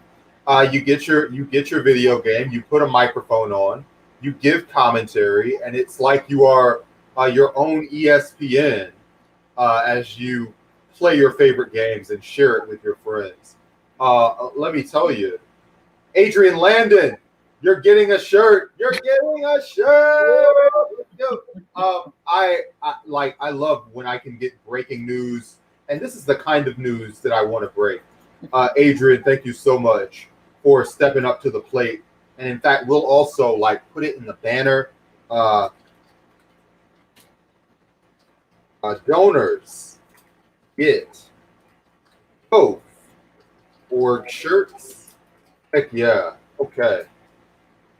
And what's the number? What do you have? What's the minimum number to get the T-shirt? Yeah, $50 for 2 T-shirts and rental assistance for a family who needs it. That's a pretty good deal. I think so. That's super incredible. So, hearing all of that good work that's going on, we also want to talk about the stakes. I want to share and maybe talk a little bit about why immigrant communities were hit especially hard during COVID. Catherine, here in the building, in the place to be, we're just going to replay her thoughts on it, and we'll all nod. This is the great thing about knowledge. It lasts forever. Mm-hmm. And in a small way, your donations will last forever too. Catherine, you're here now, virtually. Take it away. I hope that this learning experience gives you a little snippet of exactly what happens within our communities, because when I step out of my community into other communities, a lot of people don't really understand what is happening or the extent of the problem because they probably never experienced it, right? They probably have salary jobs, they have healthcare, they have access to resources, and they understand the language, so they're able to read information and keep up with the news that are coming up. And a lot of the things that you probably never experienced, it's exactly what's happening here. Our community is plagued, even before the pandemic, we were plagued by gentrification efforts that were trying to remove our communities and uproot us from the community and neighborhoods that we have created. We were fighting for just even the fact that ICE comes into our communities and scares our families and consistently increases or exacerbates the mental health crisis that exists in our communities.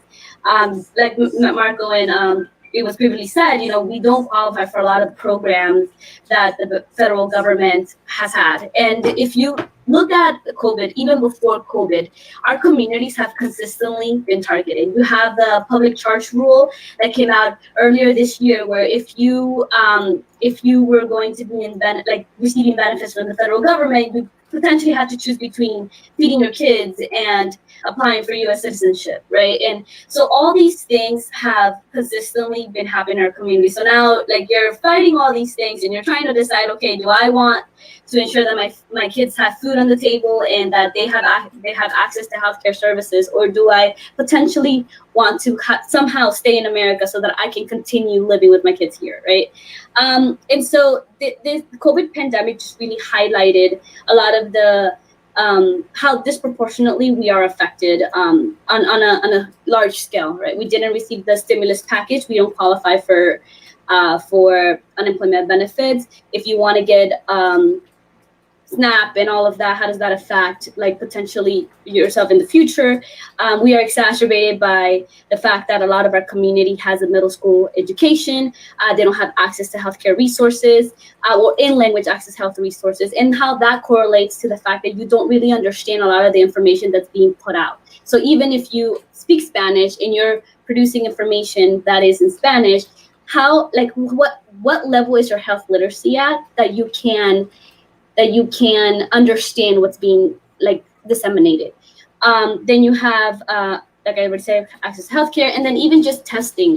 You know, there was a lot of barriers within our community when we were trying to test people, because maybe a lot of people don't have access to computers or access to the internet that they can go in and sign up, or like is the form in Spanish? Are they able to sign up for it? So even after the pandemic started, we've consistently had to experience these barriers that exist. And so when we talk about the social determinants of health and how that correlates to healthcare outcomes or health outcomes, we're seeing just how institutionalized and what we call institutionalized oppression, for something as simple as like having the testing sites that is not in a time that our community is able to attend. So if you have testing sites that are from 10 to 1, when some of our community members are probably like working or having to work because people's livelihood depends on being able to pay their bills, how is that being equitable? And actually having the conversation of equity versus equality. Where equality is everybody has the same access to resources. Everybody has access to healthcare. Everybody gets the stimulus package.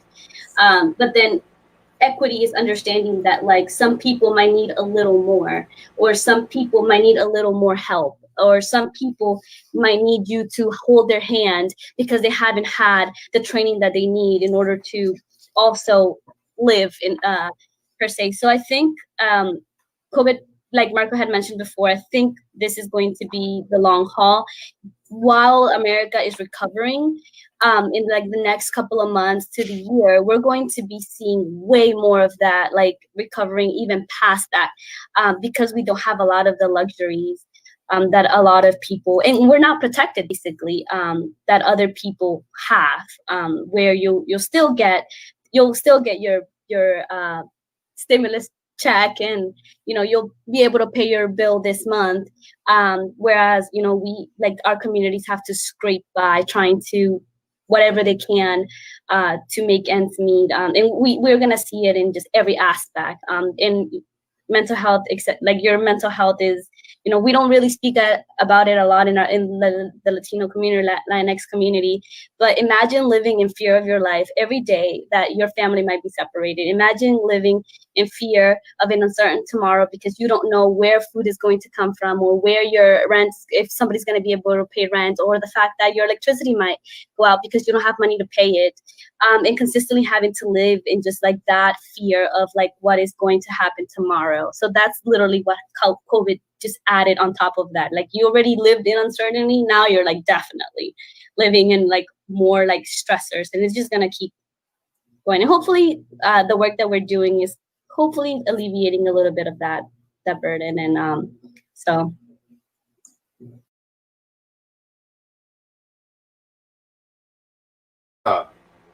it was just really great to replay that, go back into the time machine a little bit. Yeah, really? And those takes are the same now. I mean, yeah, I mean, Catherine made all of the points. Like, we're reminded of why we are doing the work that we do. There's a lot of people throughout the country who don't know where their next check is coming from. They don't know how they're going to feed their children. A lot of people have already been evicted, unfortunately, because we're just trying to fundraise more money to help people put on a down payment. Because some apartment complexes are sensitive to the fact that the COVID pandemic is happening. Like, this isn't like that people just don't want to pay their rent. Like, we are all victims of the system, unfortunately. Right. And I feel like Catherine just said it beautifully. That a lot of undocumented immigrants and families are already stressed pre-COVID because you're working. Your job is not guaranteed because you don't have that many employment protections. You're always scared that ICE is going to come. And then come COVID, which has really impacted our communities here. I mean, we mentioned it earlier, but in June, about 20% of the positives, or around 20% of the tests around the Buford Highway area were positive, which at that time was a lot higher than the, general Georgia region. And, we're seeing it too in Gainesville, Georgia. Gainesville, where all of the poultry workers are, right? Another large undocumented population. People need help. So again, if you can donate to us in the next 20 minutes, like it says on the screen, If you donate $50 or more, you get the benefit of not only donating to help people afford their rent, but you also get a Vecinos, the Buford Highway T-shirt, and a Metro Atlanta Democratic Socialist T-shirt as well. Yeah, so we've got another really good video, and this is Stephanie again, just talking about moratoriums, because obviously, like, a lot of people have been kind of holding out, and unfortunately, it's been like almost on a month-to-month basis. It's been very anxiety-inducing because everybody doesn't know what their legal future is even going to be as they're worrying about their employment status. So it was really good to have her here to kind of break that down for us, and I just want to let her. Y'all have heard from her already tonight, so you know she's very good at it. Let her take it away from here. Well, one of the biggest things, especially with Los Vecinos right now in our response to the pandemic, has been our rent assistance program. So I say that one of the things that local governments or federal governments could do is uphold eviction moratoriums. Ours expired the 15th of July, and it is a very real fear that a lot of our families will be displaced soon because, again, they have not been working for 4 months and they've been relying on organizations such as ours for some sort of financial assistance towards their rent. Another thing has been the fact that I think in the beginning, we had an agreement with, major utility companies that if people were not able to pay, mayors and different representatives from the state had asked for no one to get shut off, not have their water cut off, not have their electricity cut off. But that's another protection that has now expired. And a bulk of our calls this week have been just that. Our power is shut off. Can you guys please help us? And I cannot imagine that, you're already going through all this anxiety. You're stressing so much about everything else. You have your kids at home and you don't know what to do. And on top of that, your lights get cut off. So I definitely think that getting an extension for our eviction moratorium and upholding those protections so that people don't have their basic utilities shut off is a big step in the right direction to helping our community. And I definitely see it as something that our local government, our federal government could step in and do right now.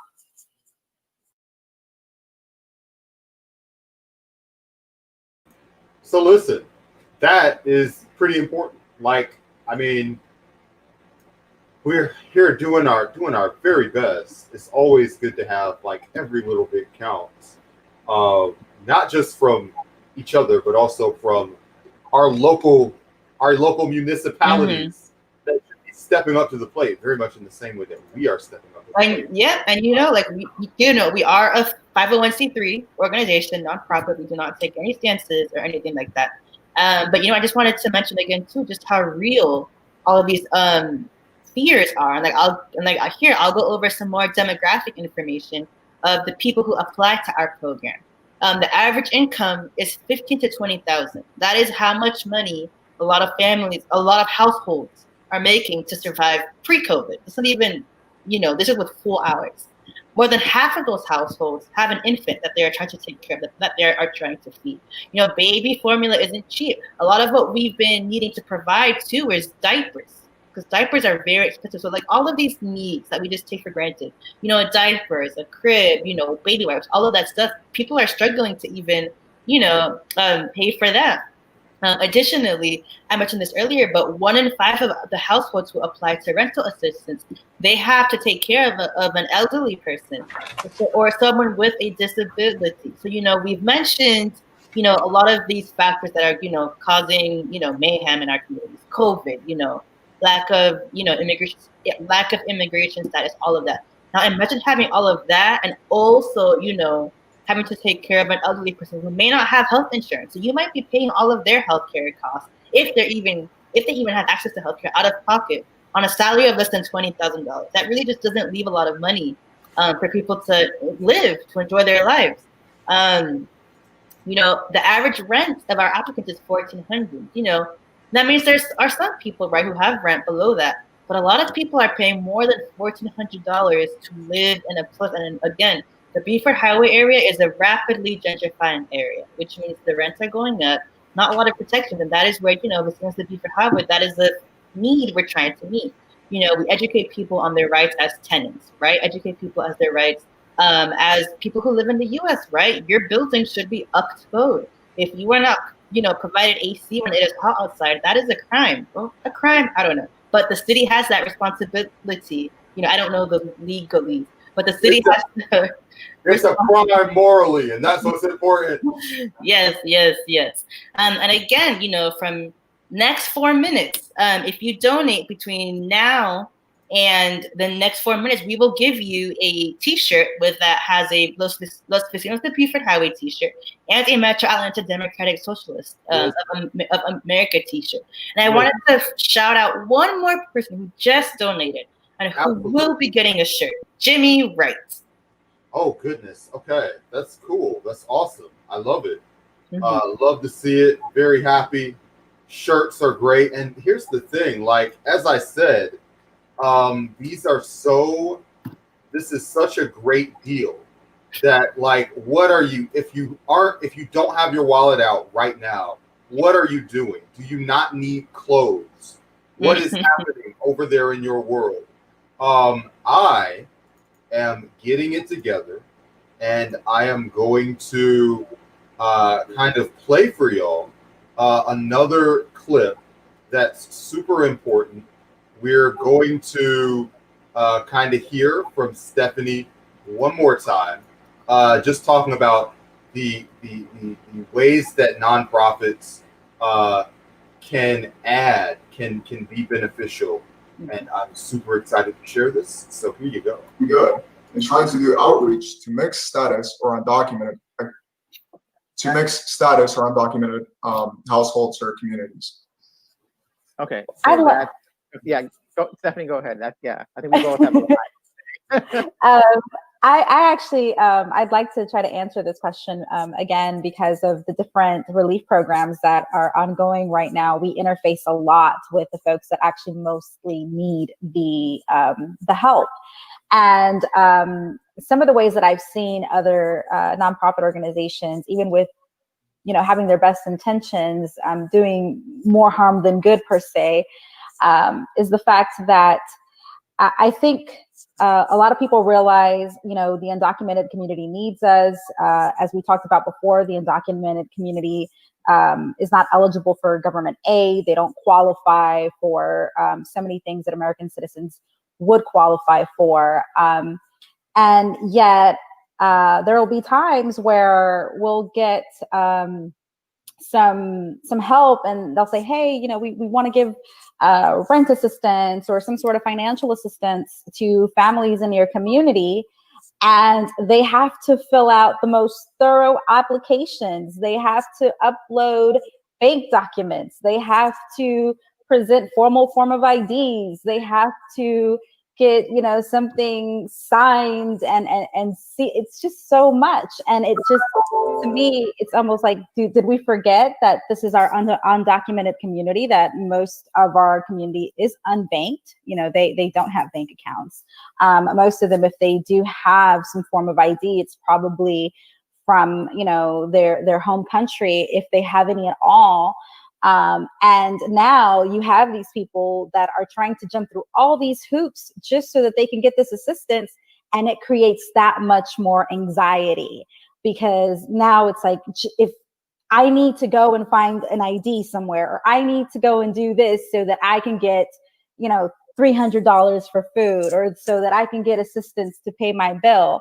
And, it's a lot. It causes so much stress. And it actually, for me, in my perception, it does do a little bit more harm than good. I mean, the intention behind it, I see it as a good intention. They're trying to help people. But this goes back to educating yourself, right? To understanding our community, to understanding their needs, to understanding where they come from and the real issues of their lives. And if you can't understand that, then it's very hard to offer solutions to our problems you know, when you're trying to do it as if you're helping a US citizen. It's not the same.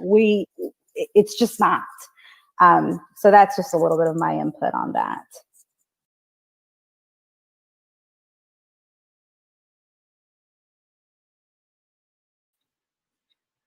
Ooh, you're muted, Brandon. Hey, look, we're here, and I think we can probably give people. Let's be super. Let's go all the way. Let's give a final 5 minutes. If you haven't done this and you've been sitting here watching, you've been vibing for the last little while, and this is like great content to just kind of be on the background for the rest of your day. And we've got such a the fun is about to really kick into high gear. We're gonna get sloshed up, and we're gonna share stories, and we're also gonna be talking about these issues of housing with our curated team of political heavy hitters, which is great. But this is your opportunity now to make your mark and to say thank you for everything that everybody has worked so hard to do today, and to let them know that this is really connecting, and it's the kind of stuff that you want to see and want to see more of. Obviously, every little bit helps. Every little bit is a success. But for the next 5 minutes, make that choice, make that decision. So much of what we watch asks us to be passive viewers and people that are just along for the ride. And we're used to watching and experiencing life like that. But my hope is that people will take a quick break from viewing things passively and really jump in and take this opportunity to make a difference for yourself. And when you're doing it with so many other people, it makes it easier. So many of the times that people first, get into community building is through neighborhood events and neighborhood associations. And this kind of is that. And I just love being a part of it. I love hanging out with y'all. I love hearing the insights. It's great. So listen, get in there. You've only got 3 more minutes. Hit that button, bit.ly. You got to capitalize a little bit. Vecinos Project 50. If you typed it in and it was the wrong link, maybe I didn't use the caps right. Yes. So get in there. Make sure you use those caps. Don't give up. And send that $50, at least 50. If you want to do more, that's cool too. Yes. We'll send you. Go ahead. We actually have someone who did give more. I just want to give a huge shout out to Taylor Mills, who just donated $100 a couple of minutes ago. Let's absolutely go. This is just so incredible. Taylor, thank you for stepping up to the plate on this. And it's going to go a long way. Taylor, this is, I don't know all of your details, but I do know that it's incredibly magnanimous. It's something Mr. Rogers would be proud of. It's something that Mr. Rogers would want to emulate. What an inspiration. So, Abril, what is up? What's happening for the next 30 minutes? Yeah, so Marco Palma, the amazing president of Los Vecinos de Buford Highway, interviewed an artist known as Aztec Speech. And, Aztec Speech, we're going to be seeing their music video. And we're also going to hear a conversation between Marco Palma and Aztec Speech about why Aztec Speech does the music that they do. So, yeah, that's what we're about to hear from 6:30 to 7. And, yeah. Again, not forget to donate. We're banging on the door right now of that 6:30. Do we have Marco's video or? Yeah. Okay. So are you in charge of that? Oh no! Here, I will send you the link right now. Okay. And is this the music video or is this the interview? This has both the music video and the interview. This is the kind of stuff that we're talking about. Mm-hmm. Listen, if you've got maybe 10 more seconds, hit that button. Send that. We're very merciful over here. If you're hitting the button now, if you're not hitting the button now, you might be too late. But listen, Aztec Speech gonna be in the building virtually. We're gonna get hyped, and we're also gonna share this interview.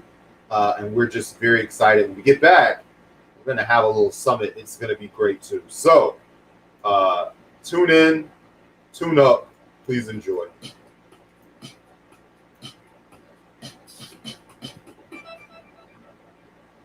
Hey everybody, my name is Marco. I'm with Los Vecinos de Buford Highway. And today we're doing a fundraiser encouraging everyone to donate to our page so we can help out 50 families along Buford Highway. If you feel like you can contribute, you can go to Vecinos BH.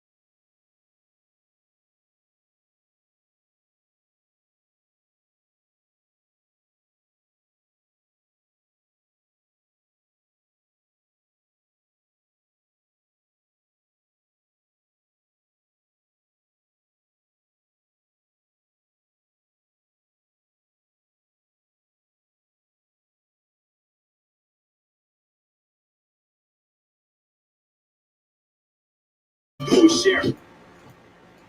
1 second, just in case I want to double check and make double sure that we're running and that we're running well. So let me pull this up again, and we are going to kind of pop in like this.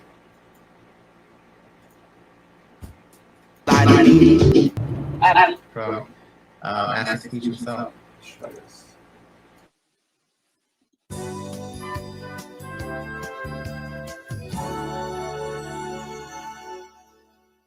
My age, at least for 100 years, and then you wonder why we trip and have so many tattoo tears. Hello? Hey. Hey, what's going on? So, yes, everything was canceled, the things I knew about today, but there is HBCU protests happening at 3 and at 4. Like, basically, it starts at 3 to make signs at Morehouse and Spelman, and then marching on the Capitol later. Okay. In the meantime, I'm like at Weston Station. Are you still in the city, or are you headed home? I mean, we're still recording right now. Got you. Cool. Yeah. Whenever you're done, if it's like before 3, we could like hang out or meet up, or like, I don't know. Okay. Talk.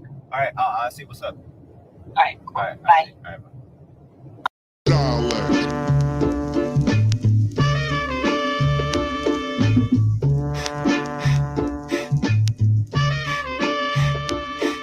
I'm waiting for the day I don't have to mention depression in my raps, and if I lack, then what's the point of even flexing? See, how do you think I feel, kid, looking just like me behind the cage, and all I can do is share a Facebook page? This rage is past my age, at least for 100 years, and then you wonder why we trip and have so many tattooed tears. Colombian exchange with a commodity, and now you wanna say you're on our side? Don't fucking lie to me.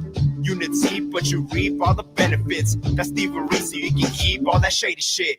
I'm hanging with my Browns in my corner. We'll pick your signs, sit for lies, ready to rise, so we're down for orders. Got you shaking in your suits, you're in cahoots with the clan, so we're en route to steal your loot. What's the plan? Come around the back, catch you while you lacking. Secretary's faxing, so we run up in your shack in.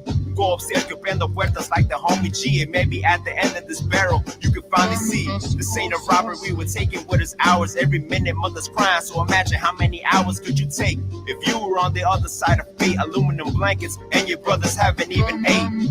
But you're here stuffing up your face, when my people's in the border still taking on the chase. It's my history you're trying to erase, so as for you, but you would do, cause it's too late. The Klan strength lies in secrecy. So we didn't want people to know who our members were. And that's one of the main reasons why they wear the hood, because you have members who are cops, you have members who are sheriffs, you have doctors, lawyers. Everybody was in the Klan. Proven fact is 1 out of 3 Americans was in the Klan. We've had presidents that was in the KKK, like Harry Truman, Warren G. Harding. We've had several presidents that was in the KKK. Yeah. It's an American tradition.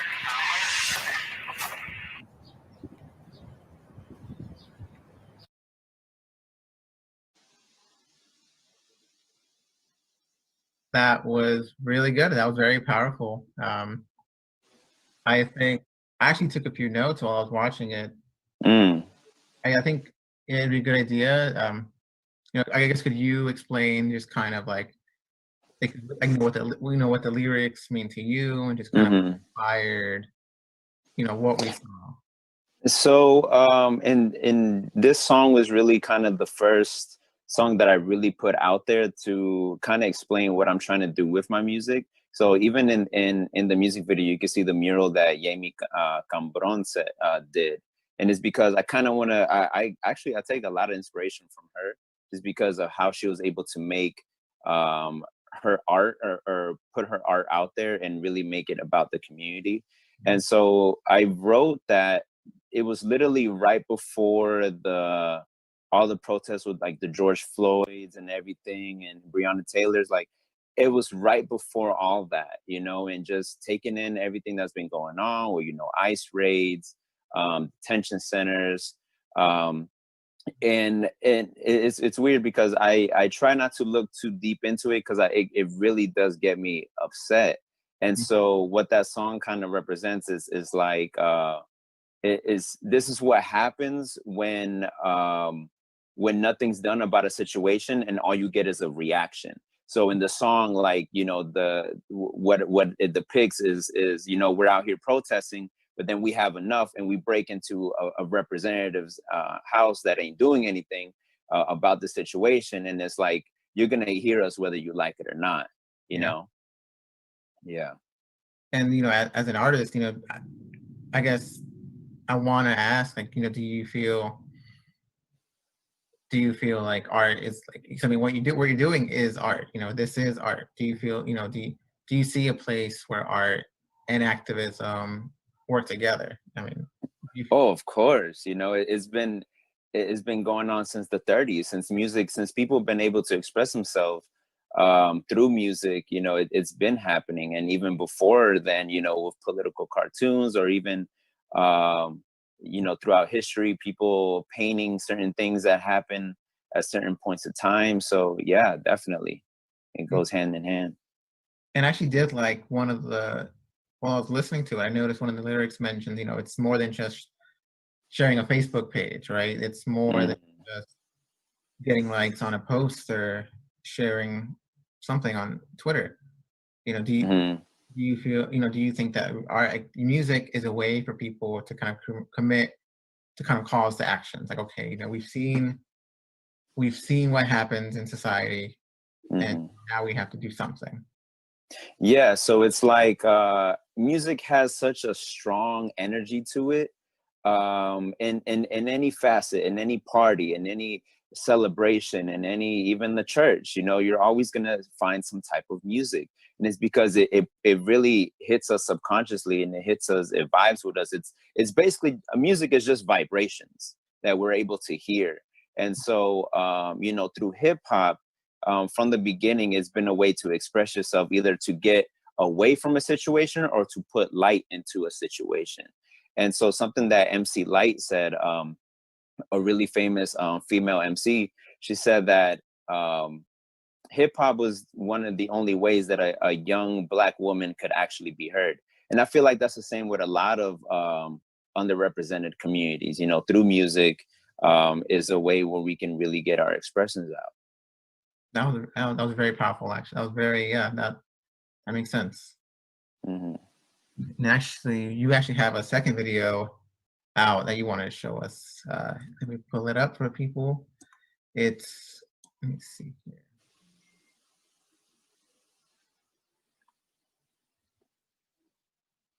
And this one is titled "Ride With Us," and you actually featured Sheba Saturn. Sheba Saturn? Yeah, Sheba Saturn, yeah. So I'll go more into who she is and everything after the video. Okay.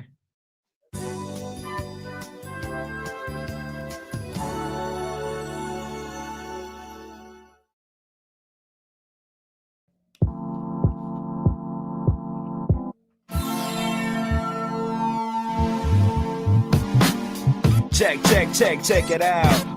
Check it out. Yo, we had to do something different this time around.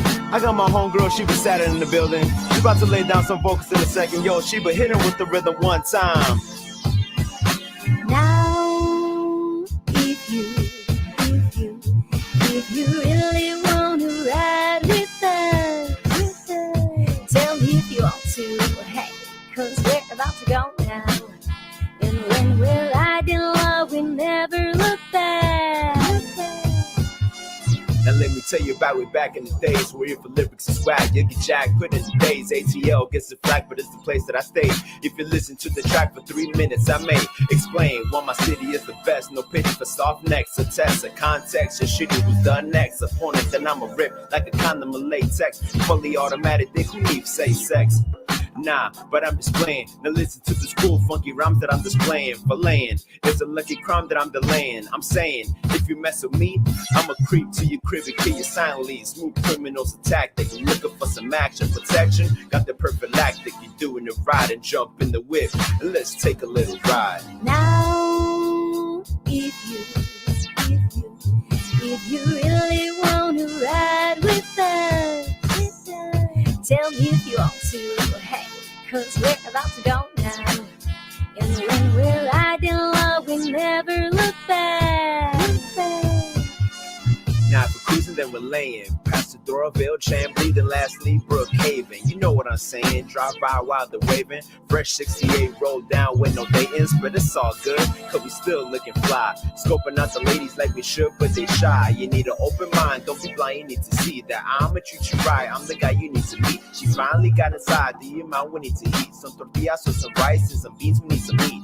Now the tummy stuff looking nice and sleek. Fresh from the fade to the sway, fitted on my feet.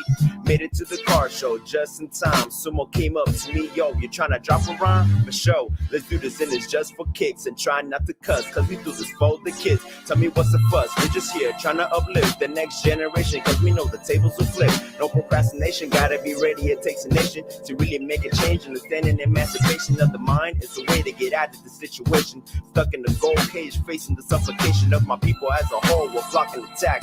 One day we'll take control and never be looking back. Now,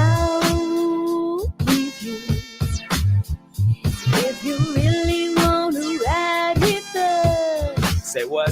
Tell me if you want to, hey, cause we're about to go now. And when we're riding low, we never look back.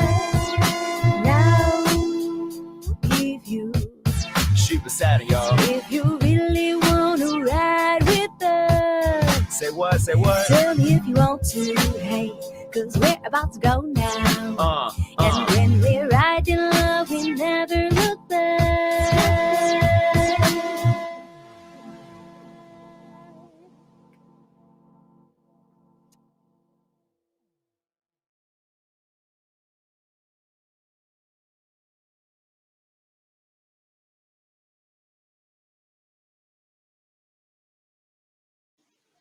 Yeah, that was pretty. That was very good. That was that was good. That was A1.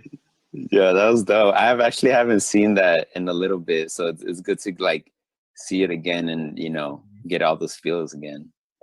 Yeah, I feel like now that people have kind of seen your music and you've introduced yourself, they know who you are. Like now, we can really, now we feel like we know you, right? Now we can really ask more detailed questions, like who you are.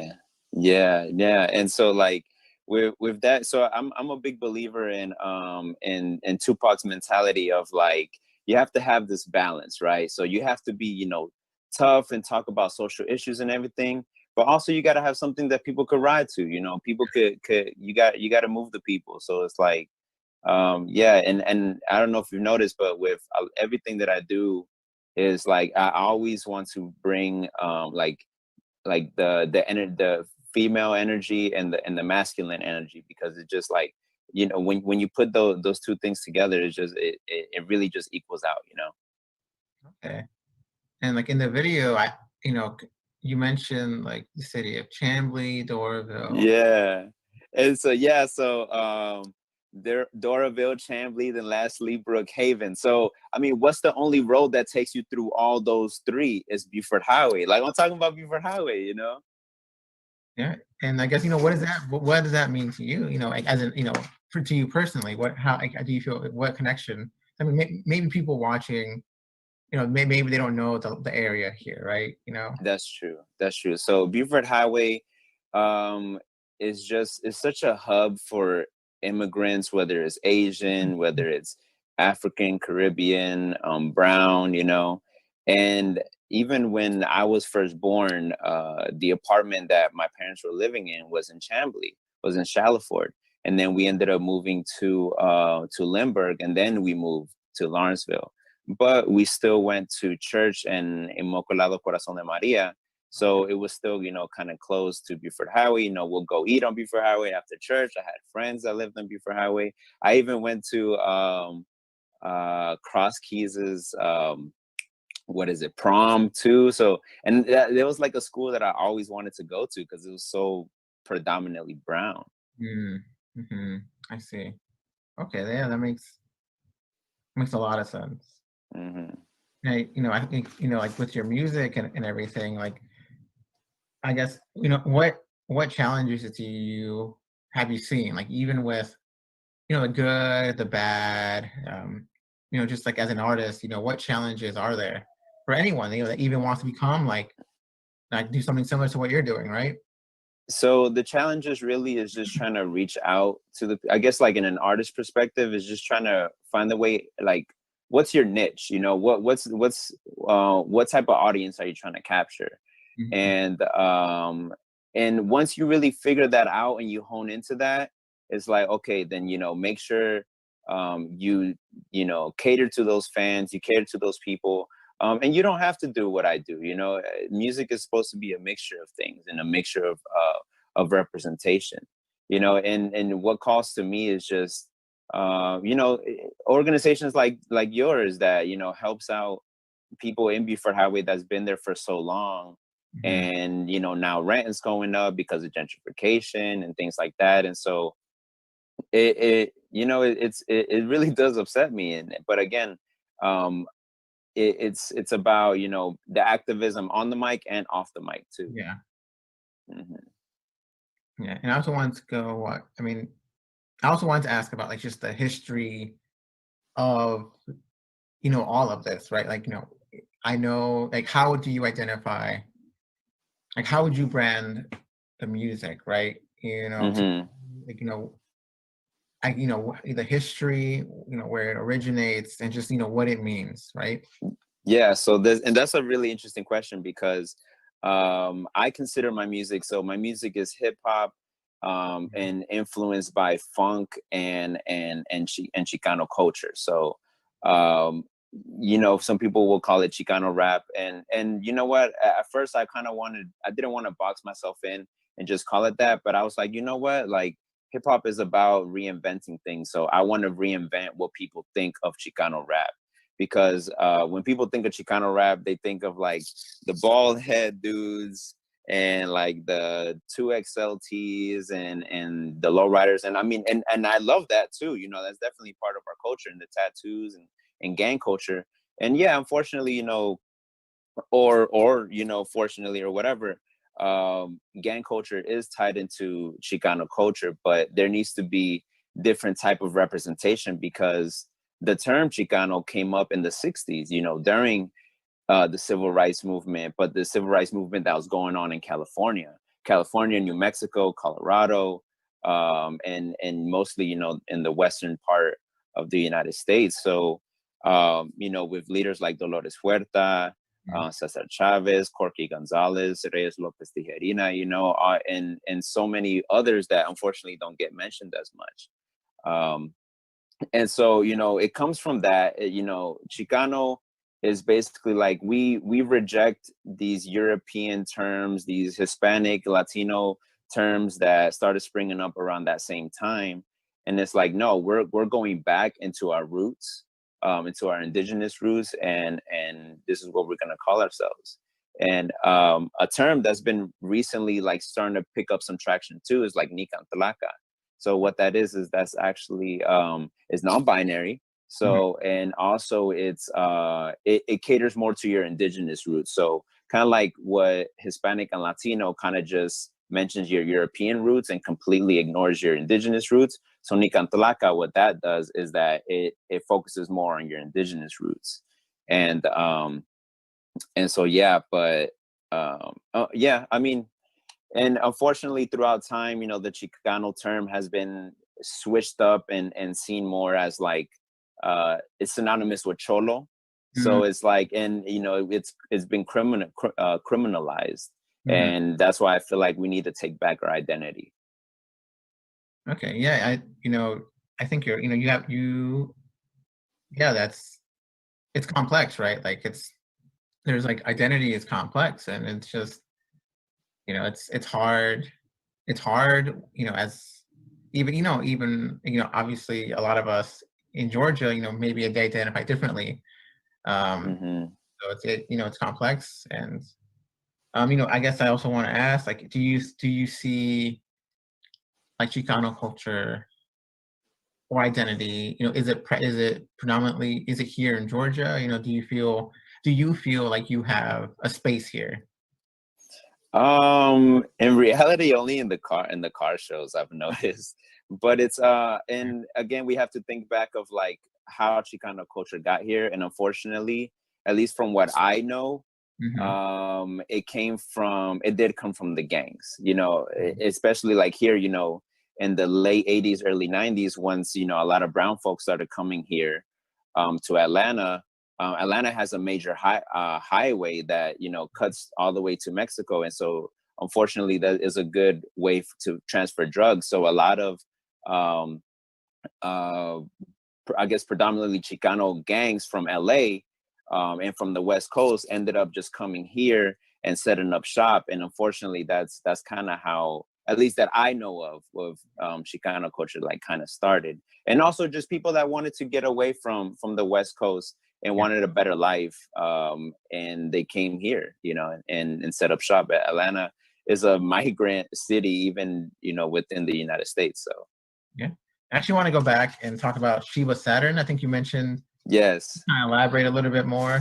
Could you, I'll let you. Yes. So with both of the music videos, it was help with the hip hop collective that I'm a part of, which is Funk Lords Worldwide. And so Funk Lords has been around, I want to say since 2002-ish. Obviously before I was in it, but it was just a hip hop collective of b-boys, you know, breakdancers, b-boys, DJs, graph writers, MCs, you know, rappers like me. And it was just a way to, like, for hip hop to have a space here in Atlanta. And it got started by King Quick. And so King Quick's wife is Shiva Saturn, which she does a lot of numerology and things like that. She's a very spiritual woman, and I get a lot of mentorship from her and people from my crew. Okay. And I also wanted to ask, I guess a tougher question is, what do you say to people, to someone who comes to you and says, hey, I like your music, I like this, this is really cool, I'm really digging this, this is something that's, it's good that it's here in Georgia, but I don't identify with this, right? Or to anyone who doesn't identify with this or doesn't, what do you say? What do you say to someone?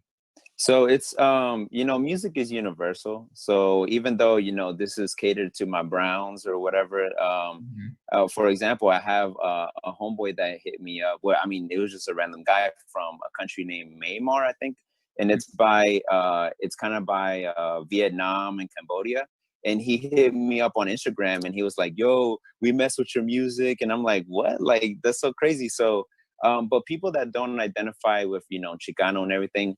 When I first started getting, I guess, more involved or, and I started asking these questions about Chicano culture and the history of just that term, a lot of people didn't really know much about it. And at first it did kind of get me a little like, yo, how do you not know this? But it's an understanding that it was never taught to us. I first really started looking more into it my freshman year of college. So it's really just teaching the people, and again, our culture has been so criminalized that it's so synonymous with gang culture that it's like I don't think I'm gangster enough to be Chicano, or but it's not about that. It's about the activism behind it, and that you see yourself as indigenous. And the bad thing that I would say about the term Chicano is that it does mostly just cater to people of Mexican descent. Okay. And I'm not that, it's Mexican and Salvadorian. So that's why I feel like people, or even with me, need to be or should be more comfortable or look into the term of Nicantlaca and see what that's really about. I use Chicano more just because it's more known, but Nicantlaca is really where I'm trying to go towards, and just brown. Okay. Yeah, that was really insightful. So for anyone that wants to, look you up, find you, where can they go? Like, do you have YouTube or?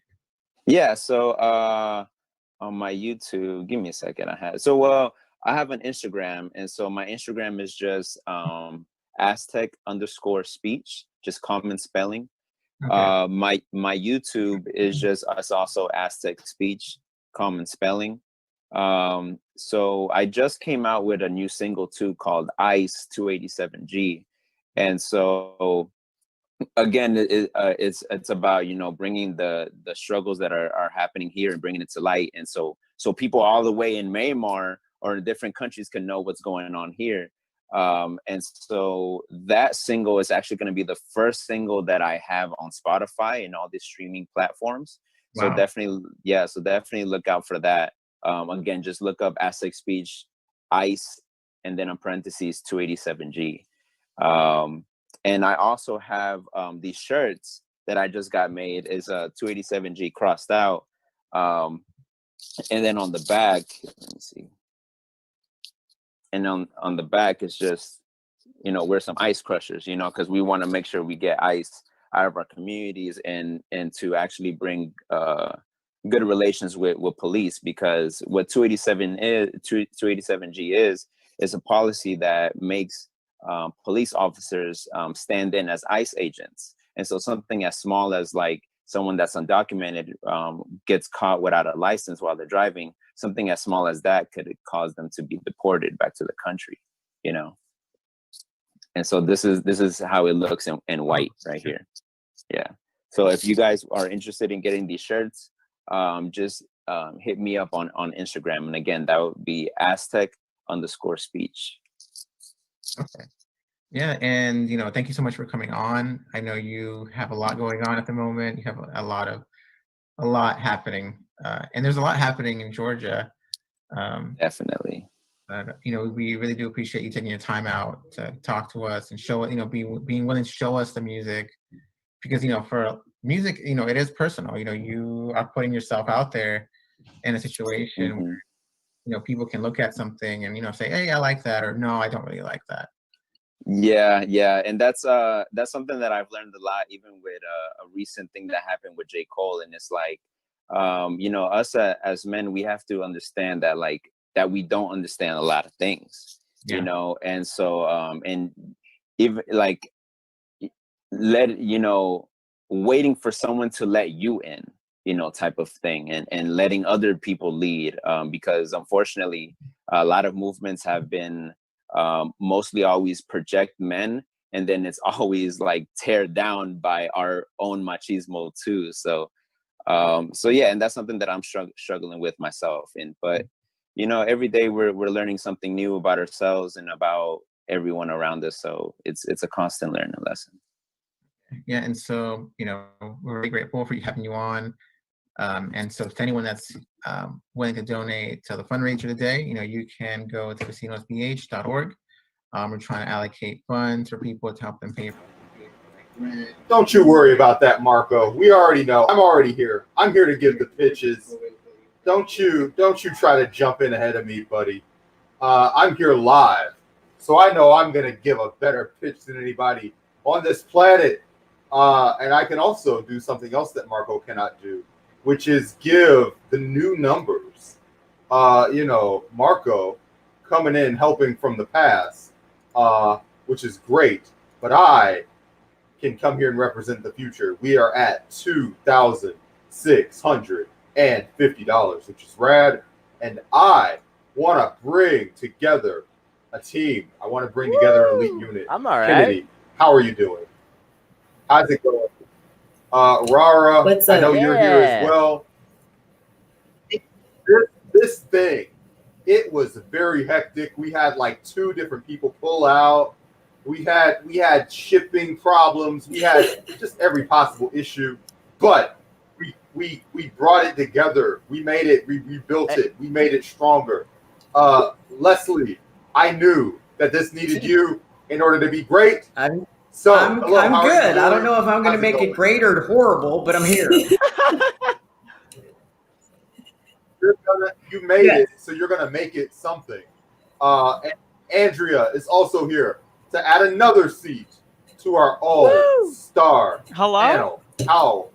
Rock and roll.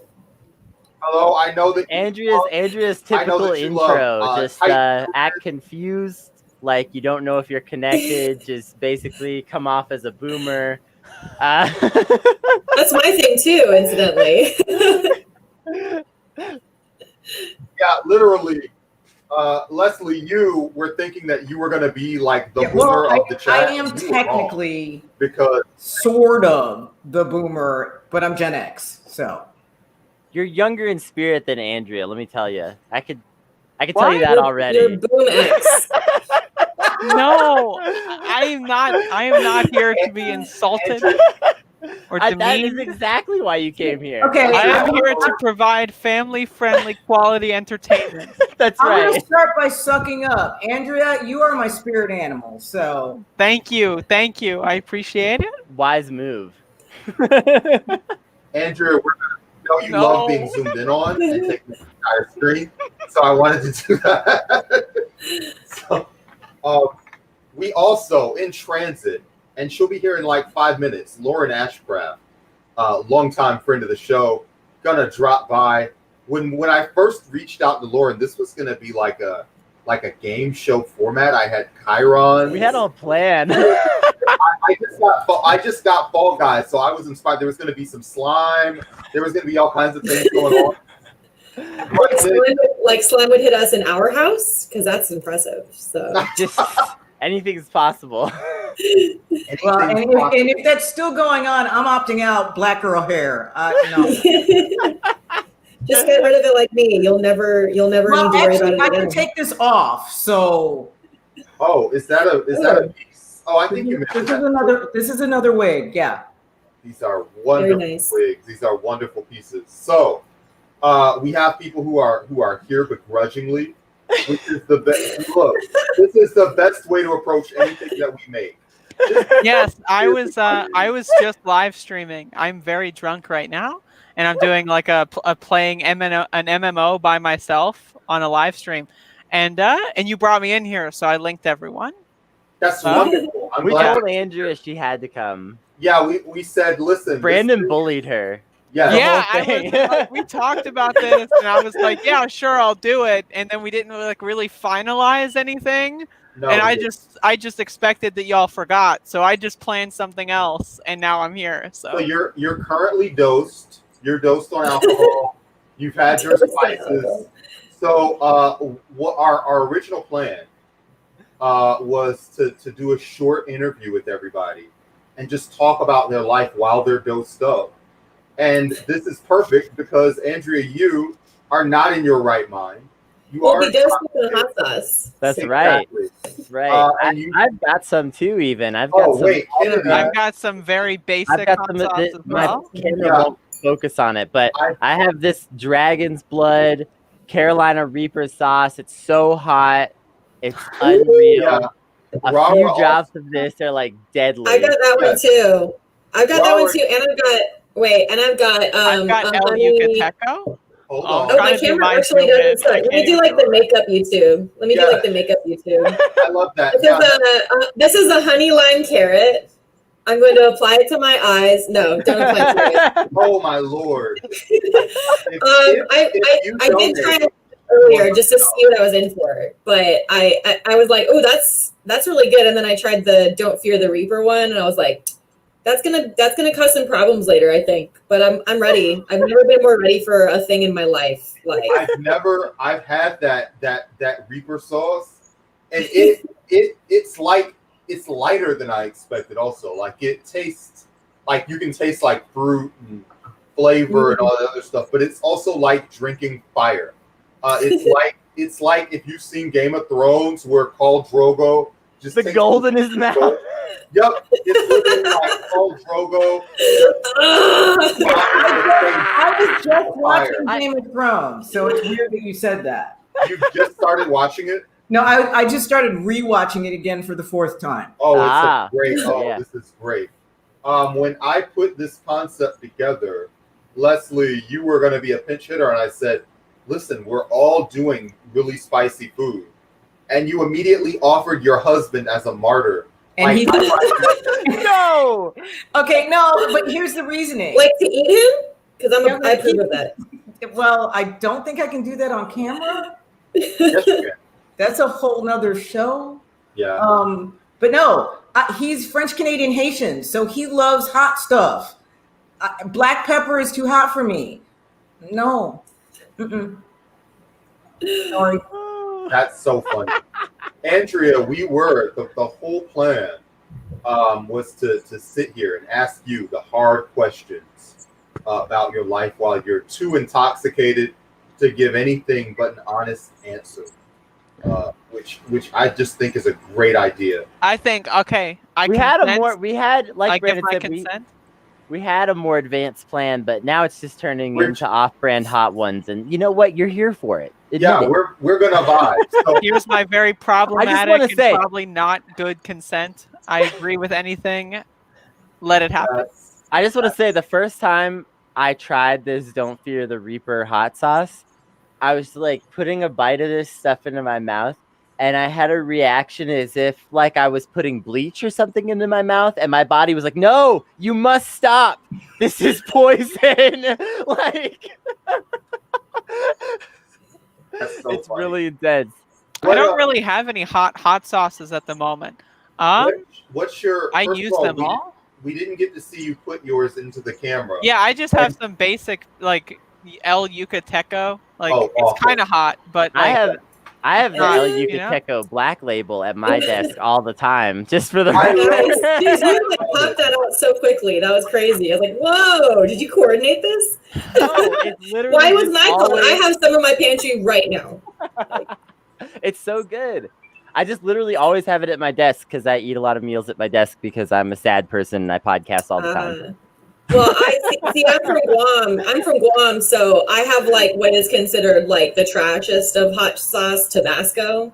But I also have like I went to North Carolina and I went to a beef jerky store that also sold hot sauce, and I got like a ton of like different stuff. My favorite one was this like CBD pineapple jalapeno hot sauce, which is like so good. I don't know if the CBD works, but it's delicious. So Hey, I want to propose something. Leslie, if you're not into eating hot sauce, maybe you should be asking some of the hard questions. Oh, Lord. I mean, good. I can do that. I can do whatever except for the food thing. I can't. This is such. I'm ready. I got my wings right everyone here. get excited. Like I have all the hot sauces that you guys showed. We have a hot sauce shelf that's really high up in the kitchen because my husband's also not supposed to eat hot sauce right now. So it's up high so that if he goes and gets it, I will see him do it. So I will give him a hard time. So he has to go through a whole thing just to eat hot sauce right now. But he's also not feeling well, so he says he's opting out too. Sorry. Lauren, Hey, guys. How are you doing? We It's love so good to to see see you it. all. Absolutely. I'm so excited. I heard you already raised over $2,000. That's yeah, right. we're closing in on $3,000. Yes. Everybody that donates will be getting 2 T-shirts. They'll be getting the Los Vecinos shirt, and they'll also be getting the Matza T-shirt. So this means we're practically paying you to donate. Like when you think of the high quality of these shirts. But Lauren, how are you doing today, and how are you holding up? I'm so good. I'm actually in visiting my sister who just had a baby. So I am getting a lot of snuggles and spit up. So somewhere in between there is a really good time. But it's very cool to be an aunt. I am officially Aunt Lulu. My 2-year-old niece has named me Aunt Lulu. So I know, right? I'm very happy to be Aunt Lulu. This is Otherwise, I what just it's have cats all- in my life. This is what it's all about. You've got cats and you've got people. You're dealing with multiple families. Listen, we originally were like, Lauren, this is going to be a big deal. We're going to have you prepare a set. And you freaked out because I don't think you and Ra are both freaked out because I don't think you've done written any of that stuff in like a year plus. I looked at my set list and I was like, none of these jokes make any sense right now. Like none of these jokes are like even remotely relatable. And like I tried to write some shit out and I was like, I'm just depressing myself. I think I'm just gonna I'm just gonna talk. Sorry for cursing. No, I think I don't have a set of rules in front of me. I think we're cussing a tiny bit. But Alyssa Vieira is also here. This panel is getting bigger and bigger. Lauren, can you talk about your worst? Because we've been showing off our hot sauces.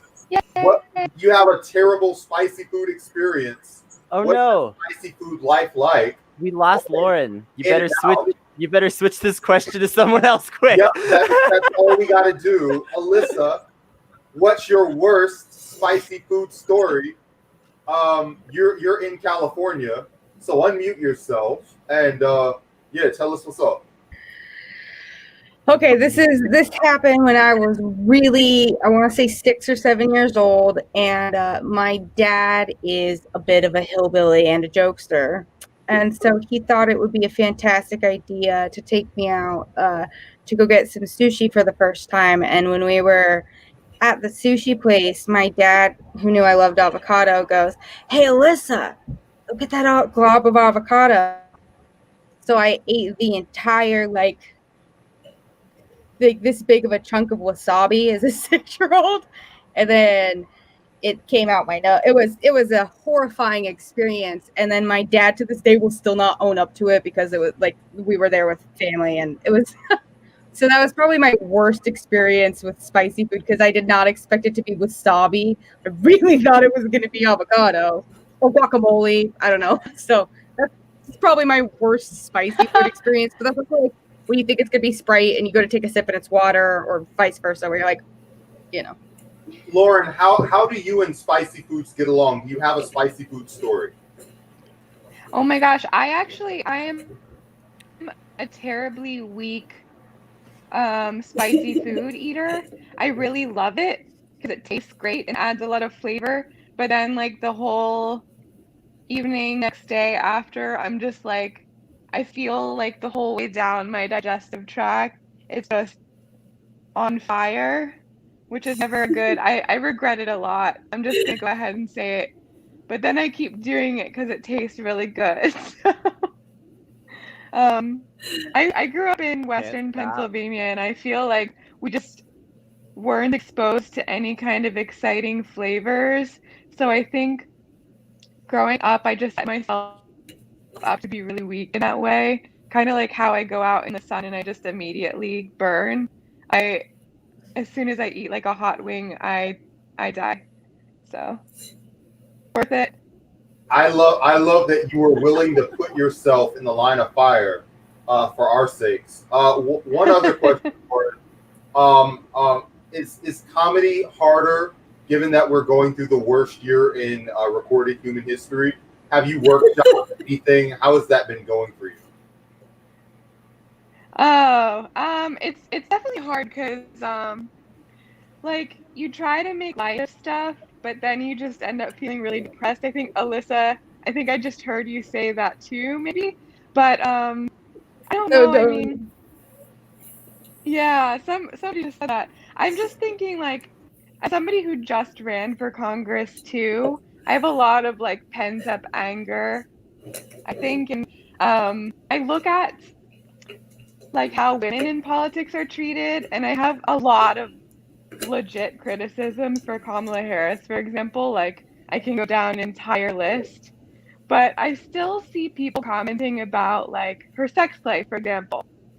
And one of my dreams, and I've talked about it in comedy before, is that we just have somebody who like, you know, a woman who runs for Congress and somebody's like, like she slept with so and so, and then the candidate's just like, hell yeah, I did.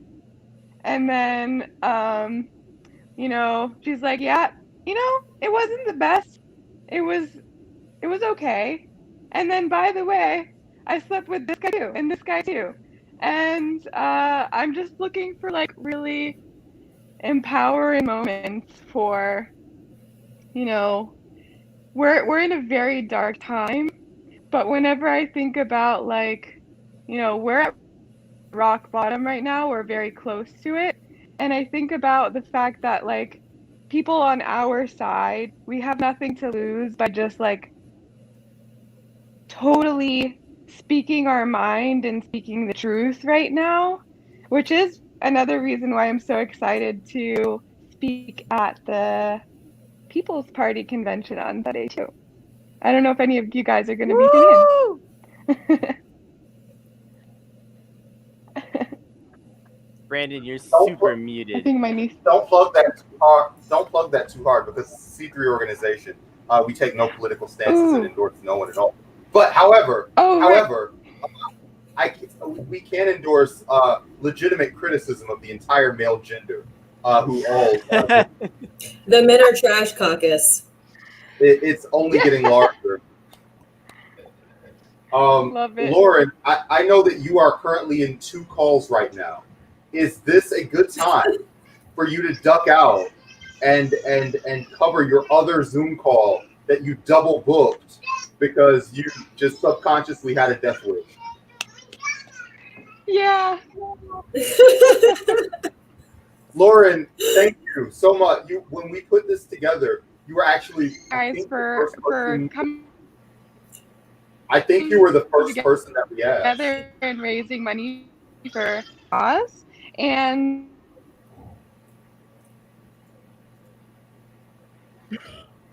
I don't know what's happening. We lost her. Does Lauren have internet? No, she's in Pennsylvania. She doesn't have internet. Oh, dang it. So Lauren, you're frozen. We're gonna remember you the way that we wish for you to be. I will remember you All right. Do we need like a Sarah McLachlan theme? That's right. This is like what Oh, I I do don't know. whenever I don't know the rest of Brandon's the song. internet cuts out. This is something that nobody but except for the people who work on our show or hang out with the people who work on the show know. When Brandon's internet cuts out, I screen cap his frozen face and make it into a meme every time because he always like loses his internet on the best possible faces. I feel like We gotta get you an Ethernet cable. Like, what's happening here? What's happening? I've got to do that. You gotta start a GoFundMe for an Ethernet. Listen, we need to raise $22.71 for Brandon to have an Ethernet cable. That's what Please. the Patreon's for, y'all. That's what the Patreon is for. I feel like this is a good time to just put my humble little opinion in there. Once again, that internet is a necessity at this point in time. And moreover, we appreciate the Patreon donations, but like also let's get some stuff going on making sure that everybody's getting access to internet. That's my when are we some hot sauce? That's a real Municipal question. internet. Municipal internet. Municipal internet. Can we get a chant? Can we get a chant going? Let's not get a chant. Chant at home. But don't chant here on the panel. Leslie, talk to us. Do you have a terrible? What made you decide that you had to have a lifetime boycott of spicy food? Was it just when you were 3 and you were like, that seems like too rough? That seems like for a different group of people. I've just always been a picky eater. Like, I didn't eat egg yolks until I was in my mid-20s. I didn't eat cheese until I was almost 30. Wait. So I've just been really okay. I only ate mozzarella cheese on Are you my Italian food. daughter? Oh my gosh, my child has those same things, and everybody's like, "What about the cheese on the pizza?" And I'm like, "That's Yeah, no, that's different. Okay, I will give you, Alyssa, like with your daughter, I don't eat sandwiches, but I eat all the stuff in sandwiches. I just don't eat them together. My child would prefer you over me daily." There you go. So I just never liked spicy food. The only spicy food as a kid that I liked, my dad, whenever we had guests over, he would make Szechuan shrimp, which is super spicy. So I used to eat that because I love the flavor, but it was so hot. I would sit with the sugar bowl in front of me and eat a shrimp and eat a spoonful of sugar, which is so good for you. But then I realized with my first husband, when we were first dating, he tried to cook for me. And he's from Texas. And he didn't know. And he made me some steak strips. And we're newly dating. And this is the first time he's cooking for me. So I didn't want to tell him. And he put it in front of me and I could smell the heat. And it was like, oh my God, this is going to be bad. And I tried, and I'm crying, and I'm sweating, and this is the first piece. And I finally just had to tell him and just go, look, I'm tapping out. I can't. And yeah, so I just don't. Leslie, for people who don't know, who have never met you at all, can you give your background / story? We don't have enough time for all that. Okay, you're right. Give your 2-minute background. The elevator background. Okay, so I started doing stand-up in '93, and I've done a bunch of stuff since then. And I born in New York, raised in the suburbs of Chicago, moved to Florida, where I live now after 30 years in Texas. I've been married 3 times. I have 2 kids who are 22 and 27. And right now I'm trying to figure out what the hell I want to be when I grow up. And yeah, that's about it. That's awesome. I want to be you when I grow up. I just be like to have at least 3 people on here that are women who are in comedy or do comedy related things is like my favorite. When I was a really little girl, I told my dad I wanted to be a comedian, and he laughed and was like, "That's the funniest joke I've ever heard you tell." And so I'm just starstruck. I know my dad's an a-hole, whatever, love him, but I just fangirling really hard over all of this. We're gonna have Alan Duda come in via pre-tape, and we'll be talking a little bit about Dragon's Blood, and we'll also be talking a little bit about how the sauce gets made and some of that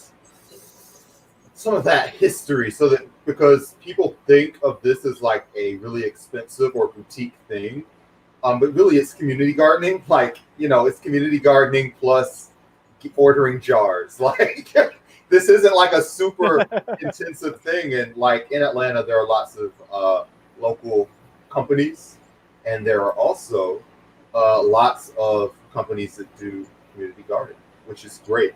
Rara, we're going around the horn and we're sharing spicy food nightmares or spicy food dreams. Tell us your hot sauce story. Okay, I actually have several hot sauce stories, but I'll tell you one, and then maybe later if we need to fill time, I'll tell you the other one. But so when I was younger, when I was like really young, like a toddler, I was a thumb sucker. So I was, as a toddler, you don't hide that stuff. So I was walking around sucking my thumb all the time. And my mom was like trying to get me to stop. And she's like, I don't know how to get her to stop sucking her thumb so much. And my grandma was like, you rub pepper on her, you rub chili peppers. Like, it's like this local pepper. It's called doni. You rub doni pepper on her thumb. And when she goes to suck it, she won't do it again. Well, they did that to me, and they like rubbed it on my thumb, and I went for it. And after like the first 3 times getting my tongue burnt, I got used to it, and I just kept sucking my thumb. And I sucked my thumb till I was 13 years old. I had a friend. That's so funny because I had a friend that he had the exact same problem. He was like, we're like 9 years old. He still sucks his thumb, and so his parents like got that like spicy nail polish and just like, I don't know if y'all have ever seen that, heard of that stuff. I remember and he just developed a taste for spicy foods. He went from the kid who would never eat spicy stuff to like within like just a couple of years, it's like he still sucks his thumb. He's 12 years old and he puts Tabasco on everything. Kennedy, oh my God, that's fucking hilarious. I'm sorry, I cursed. Kennedy, I have a question. Yes. Why does a nail polish have a flavor? It's this stuff that is specifically, it's not like normal nail polish, but it's this stuff that's specifically, it's like nail polish, but it's like full of capsaicin, and it's specifically designed to get children to stop sucking their thumbs. It's this very weird niche product. I have no idea where his parents got it, but they were like desperate, I guess. And they were like, okay, we found this really bizarre spicy nail polish. I know that they do a bitter one too. That's not even spicy. It's just bitter for people who bite their nails. And my friend, this lady, it's funnily enough, she's a nail technician now. But before that, her parents used to put it on her fingernails. And I remember being in like 11th grade and her getting at it and being like, "Oh, it's so bitter." Oh, and just just kept going. Oh, I just remembered. I do have a hot sauce story, but it's not about me. It's about my dog. Oh. So we had. Brandon's just muted, giving the hottest reaction. I should have done the womp womp thing over him. I should have just started talking. No, so we had this dog, and he was psycho. Like, he was so alpha that we took him to a boarding school, and he was supposed to be there for a month, and he was there for 2 because he was just so alpha that it took that long to get him to be, and I hate to use this word, but broken enough so that they could train him. So before we sent him, after we sent him, he was eating slats off of our fence. So somebody said, put hot sauce on the fence. Well, my dog, we lived in Texas, and my dog's name was Austin, and he's a Texas dog because it just flavored it for him, and he just kept eating it. That sounds like so much. I've never been to Texas, but I feel like every element of that story is Texas. Yeah. We're gonna put some hot sauce on the like. Oh, that's brilliant. Yes, and my dog named Austin. Yes, that's what I'm saying. It's like the whole Texas. That's the most Texas story. Yeah. Yeah. That's it right there. That is beautiful. Brandon has to wait. Wing sauce. I feel like that's lowballing it, Brandon. Wing sauce. See, that's how weird. I don't even eat wings. I don't eat wing sauce. I don't eat wings. That's I fair. don't eat meat. Meat is bad for you. Well, I eat meat. Yeah, this is the first time I'm eating like chicken wings in probably like 3 months, I think. Brandon's just muted again. No. Andrea, you're going to be doing cauliflower wings. I love Andrea, you do full face camera. You have a YouTube show. You do this all the time, and that's the default view. That is why it weirds me out that you're going through all this. It's just the rapid change because I've got this on. Keep in mind, I'm drunk right now. I'm just listening to people's stories. I'm trying to. Oh no! I'm trying to have a good time here, and I'm just focusing intently on someone's face. Wait, what are you drinking, Andrea? What are you drinking? I'm drinking vodka and pink lemonade. I'm drinking Prosecco. I'm a Prosecco biatch myself. This is the breakfast of champions. I'm a poor person. There you go. Brandon's drink was so Prosecco, potent okay? it knocked out his internet, I guess. Plastic bottle vodka. No, I got you beat. This is the breakfast of champions. Box red wine. Oh, nice, very nice. You got some Boda box.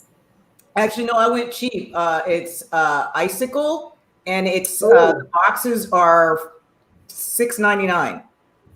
Very nice. Very all right, nice. well, this is all I got. I've also got some very interesting scientific concoctions being posted. May I ask a question? What is that? Are we allowed to speak about partaking in cannabis? I hope so.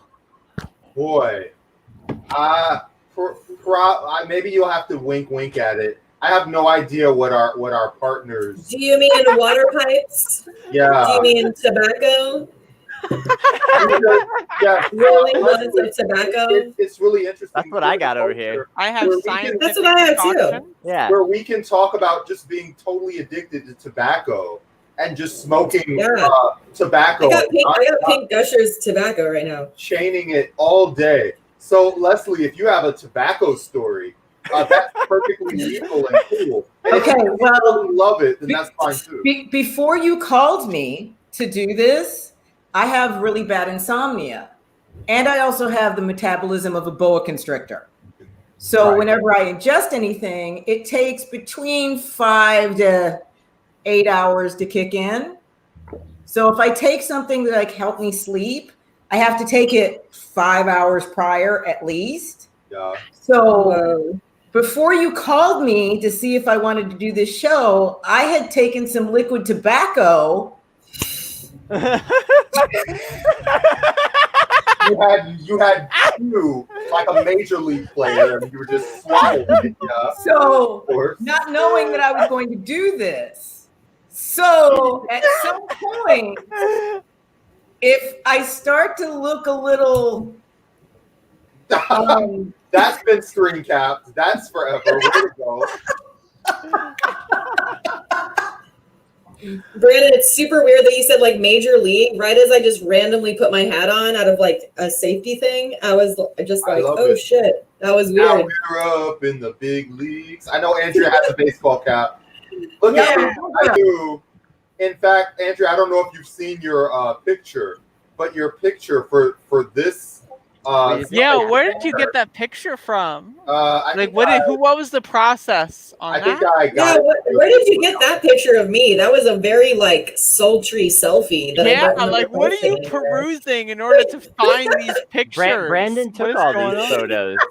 First of in all, your rooms. You know that I took that photo of you. I don't know why you're fronting out. But also, for Andrea, I literally just Googled her Twitter handle.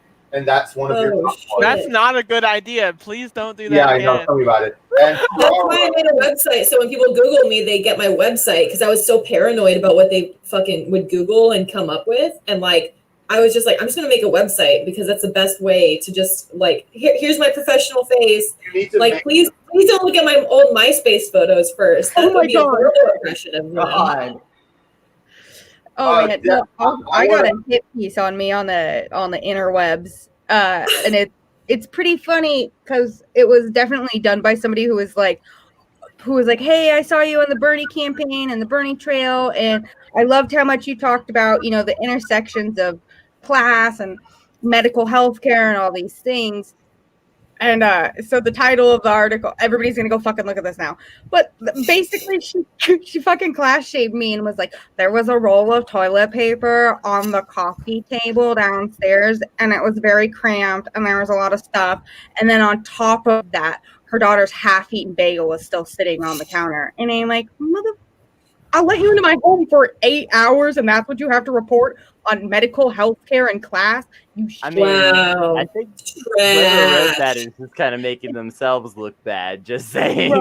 Well, okay, the worst part, I'm going to hijack Brandon right now, and he's going to kill me. But the worst part of all of it was she absolutely did one of those things where I had told her a story about working with some of my comrades and how we had done these things together. And she totally gave me all of the credit and was like, Alyssa worked to unite the Latina and Latino community. I'm like, you're using wrong. Everything about it was just, I was like, oh my God, I'm so embarrassed to be associated with this. And then I don't want to have the Barbara Streisand effect where I'm like, hey, can you please take this down and then have it turn into this massive thing. But good. I'm like close with the people and they know what's happening. But Jesus, don't Google me. Just don't. I hate when news outlets do that. They like take like one thing from your interview and then they go like, this is what this person's all about. And it's like one thing you said in passing about something you're not that interested in. Like and when you like gave them this entire life story of like, but it's not even the media who does that. It's just regular people in general. I had that happen when I was teaching comedy defensive driving, and we used to have people fill out a form at the end, you know, a comment form. And I had one guy who at the end of the entire class, his commentary was, her shoes clicked too loudly on the stage and it was distracting.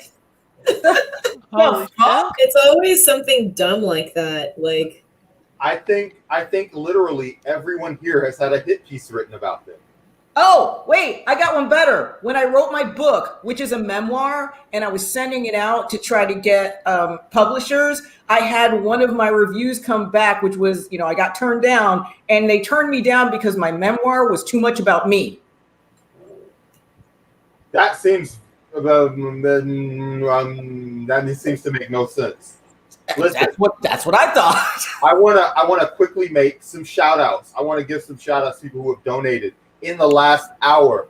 And I also want to give some shout outs because none of you gave $100, which means I don't have to chug anything, which, you know, I'm emceeing tonight. Someone donate $99. Yeah, I'm really trying to preserve my throat. So you've all come in very strong and with very reasonably sized donations.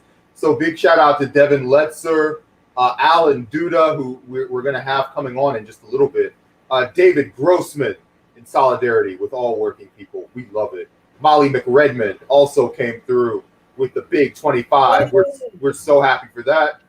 Michael Harkin, Jack Thompson, and Jonathan Peraza, who also, in addition to holding down and presenting, also reached into the pocket. If you haven't like donated yet, what's wrong with you? What are you doing?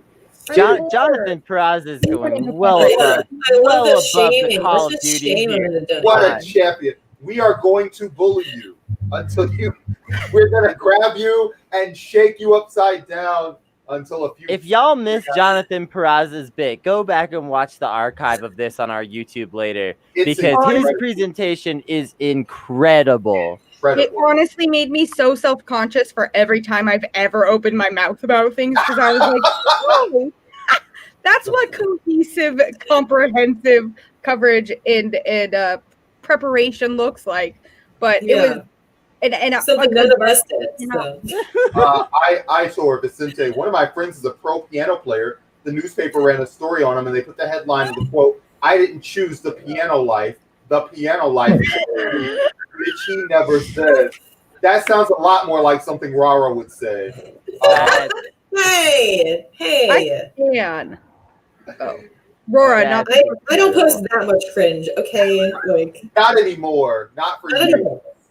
Not when I'm on the feed. I always end up doing something horrible and awkward, like the white people chicken wing arm dance or something. Oh no, that's a rough one. Yeah, we should all do the Macarena DNC thing. Like we're at the 1990. Was it 96? No. No. Only if these donate, like you got to make some big donations. Actually, can we make the next donation like $200, and at $200 you have to play Macarena and do it like we're at the DNC, like we're like. Oh, I'm so glad being the fundraising expert. I'm so glad we didn't consult you, because you would have actually done a good job, and we would have been paid. If someone donates $500, I will put on a Dracula cape and do the DNC song from this year. Like, oh wait, no. If someone donates, let's say like $200. If someone donates $200, we all get costumes in our house, whatever we got, and we do the Macarena in that with the music.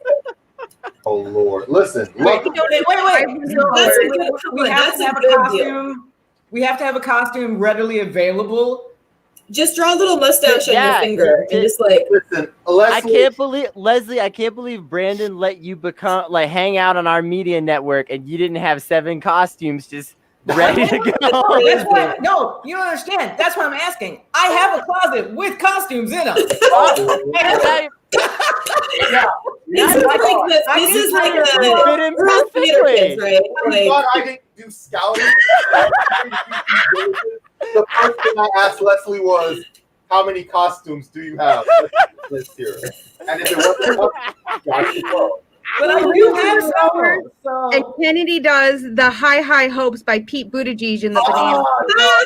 Luckily. Yeah, I'll put on the banana suit and do the High Hope stance. I'll have to learn it because I.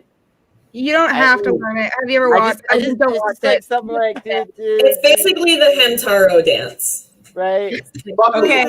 I don't. Can I just have the? I have to throw something out there. Do the high hope stance instead. I have to throw something out there because my age, I don't know what half of the shit that you're talking about is. I don't know. I am and I've got millennial. Well, my oldest is a millennial and my youngest is a Gen Z, but they don't live with me. My husband is a millennial, but he's out of touch too. So listen, we've been vibing, we've been hanging. We're gonna do the pre-tape. I'm gonna bring in Alan Duda. Me and Alan are gonna kick it, and then we'll come back. It's only for like 5 minutes, and I will cut as soon as I feel it's not high octane enough. That rap. And then we'll come here. We'll bring it home at 8 o'clock.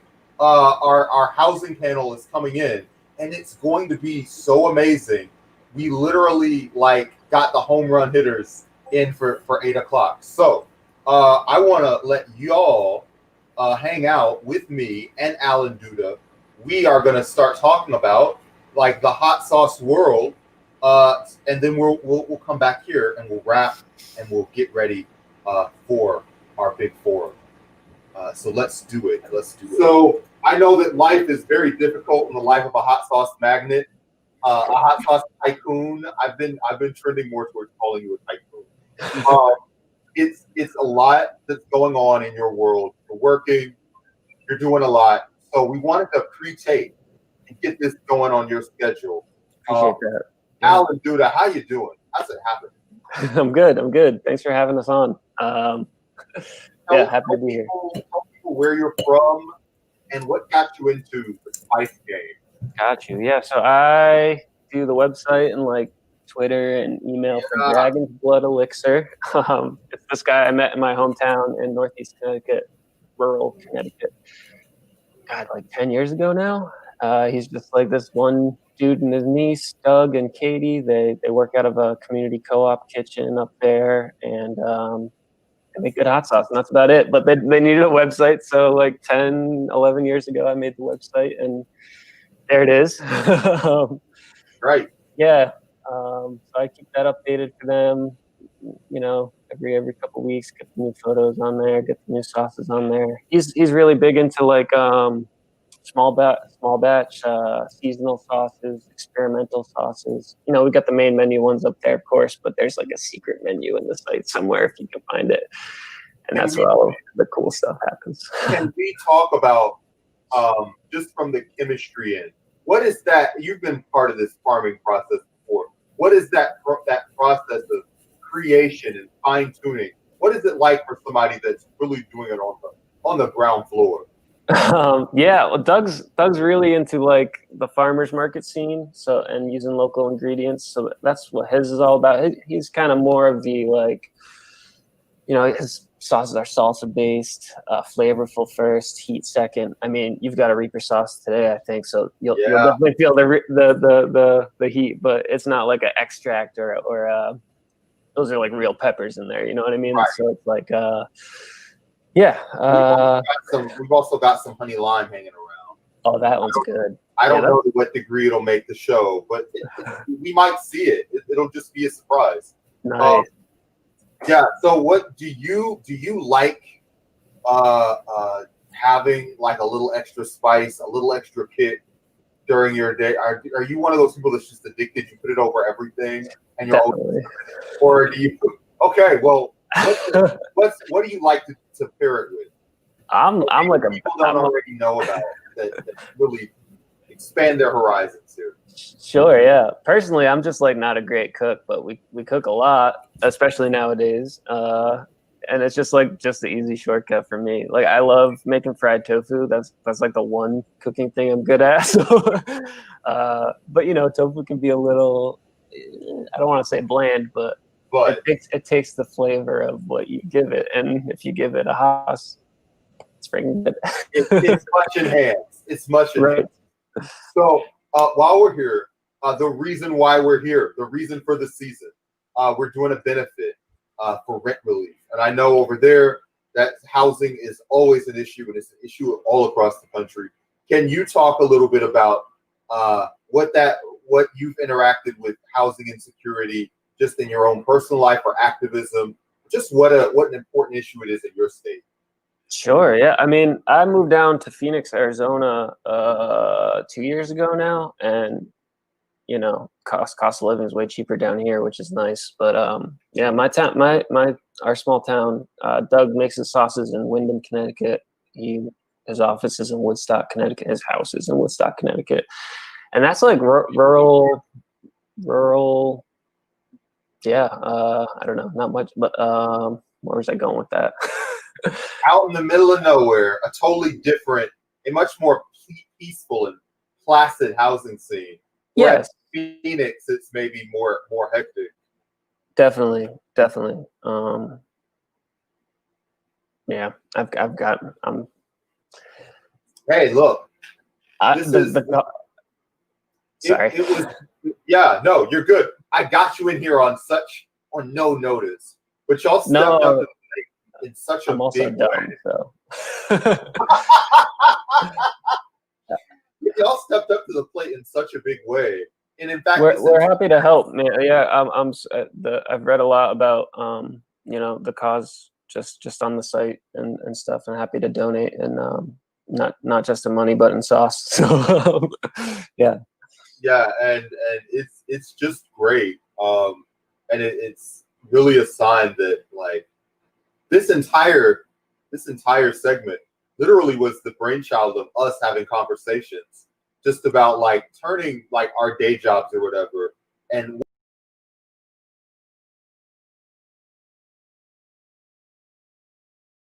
Brandon. I promised y'all that as soon as it started to get into that, we're wrapping up. Thank you for your time. I was just gonna cut it, and then our guests for the housing panel start marching in. I'm like, I'm not gonna have Lindsay Boyle in here, and I'm thank you for coming on. I was gonna be as high octane as possible. And that mute button, my arch rival, pops up again. Listen, we've got like a good 5 minutes, and our panel is filing in. I've seen Karishma, I've seen Seema, I've seen Lindsay, and Rebecca. We know is bouncing between Zoom calls all day, and she said she'd be there in like 5. So, how is everybody doing? And big shout out to Alan for sponsoring and for sending some stuff. Although it went very wacky as time went on. Kennedy's on mute now. Joke's on him. All the shipping got delayed for everything. There was actually a lot. There were some other things that we were shipping around to, like, for those that didn't make it. It was a whole thing. Yeah, if you go to Shellkel, if you go to bit.ly/Vecinos Project 50, capital V, capital P, it will take you to that page. All that typing not necessary, and your donation is tax deductible. Lindsay, do you want to be added to the stream? Like, let's start filing the housing panel in and filing the rest of us out. But before we do that, Andrea, Alyssa, Leslie, Rara, thank you so much, all of you. Am I free? For joining us for this, for telling your hot sauce stories. I know this was a little different than what we had planned in some ways. We appreciate you being flexible and just having some fun with us and being a part of this wonderful fundraiser. The donations are continuing to roll in, and it's just a great thing, y'all. bit.ly/Vecinos Project 50. Listen, we still have one shirt deal left. The next person that comes through with that $50 donation, we'll send 2 shirts to your door. How are you not doing this? What is happening? If you pay $200, Brandon will have to do the chugging, and then Kennedy has to get in a banana suit and do Buddha G's dance. So, like, let's up the ante here, babies. $200, and you are inviting complete chaos. I will throw myself in for any kind of like chugging challenge of whatever kind of booze I've got in my house. That I can do. Oh, here. Sure. Leslie, I'm right there with you, baby. We've got some kind of fun things if you guys get hired. I've outdrank Germans. All right. That's the heroism that we need. And then final shout out, I'm obsessed with Brandon's mom. There we go. Okay. That's cracking me up. That's a good thing to be obsessed with. There's a little bit of Karishma's like digging in. So Avril, you may be needed in the booth. So just be ready. I see you. I hear you. Karishma's coming in and out. I want to add. Let's transition, because I like rewarding people who do the right thing, who come in early, who come in on time. Lindsay Boylan's been glaring at the camera, ready to roll for like the last 5 minutes. Lindsay Boylan, how are you? What's good? up? How are you, Brandon? Doing? How's it going? It's good. It's good. I'm with my family on the right before whatever is happening with school starts mini vacation. So it's nice to get out in the woods a little bit and out of the city for a few days. We decided that we were going to physically torment ourselves to raise a little money for charity. Lindsay, if you can share, do you have any spicy food stories? Spicy what? Your worst or best experience with spicy food.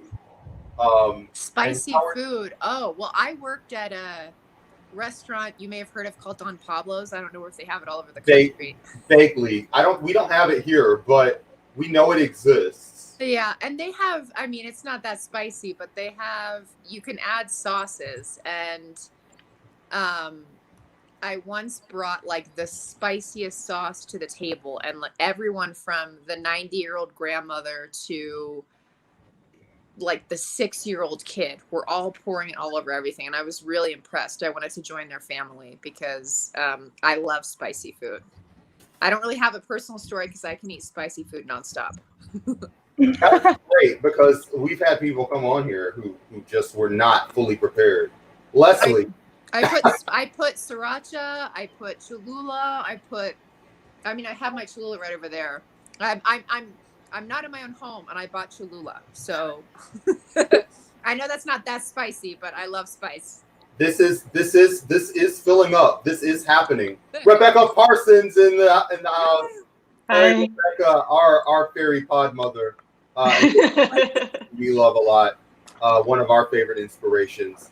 And Karishma Mehta is also in the house. Karishma, how are you? Hi everyone. Hi. Hello. Can you hear me? Yeah. Are you ready to mod? Because it looks like you know, we're getting ready to hand this off to you. Yeah, I'm always ready. It's intriguing. Leslie, I want to thank you for coming by on incredibly short notice, doing a great job, just being incredible. I'm just filled with admiration for you and your incredible skills. God, it's getting deep in here. Thank you for having me. Like I need boots. What the hell? Just for that, I'm me. going to boot you in a very unceremonial way. All right. All right, Leslie's out. Listen, there's also an important reason for that, which is people are starting to come in, and we want to make room for them. So Kennedy's getting out. I'm getting out too. This is the Women's and Housing Forum. Can I leave? Yeah, we can all leave. All right, I'm gonna leave too. Bye. Andrea, you're out. I'm out. Let's all get out. I'll leave. Yeah, Alyssa, you're out. We'll see you later. I'm homeless. I'll leave. Absolutely. God damn it. And we'll also see me later tonight. We're super grateful. Sema is in transit, and it was just the room is so full. It's never been this full before. So yeah, let me get out of you guys here. I'm gonna leave, but I'm gonna fangirl first. That's for damn sure. Y'all are amazing, and I love you and everything you guys do. So thank you. Okay, I'm leaving. Nabila Islam is here. Yay! Even if whether you're here via video or you're here via just audio, I'm not exactly sure. Nabila's coming in and out. As soon as Nabila is ready to transition. But I will leave the screen. I'll let you guys talk, and I'll just guide people on their merry way. Thank you. It's so funny because I feel like I know everyone already so well from Twitter, you know? It's funny how that works.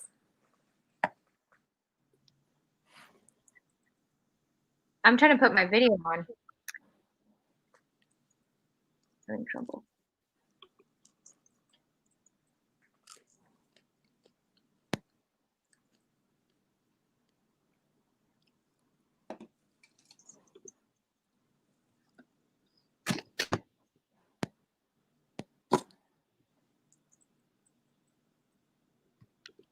Karishma, the floor is yours. Sema is in transit. She'll be here at any minute. So you feel free to burn time. Do what I do, which is just talk endlessly.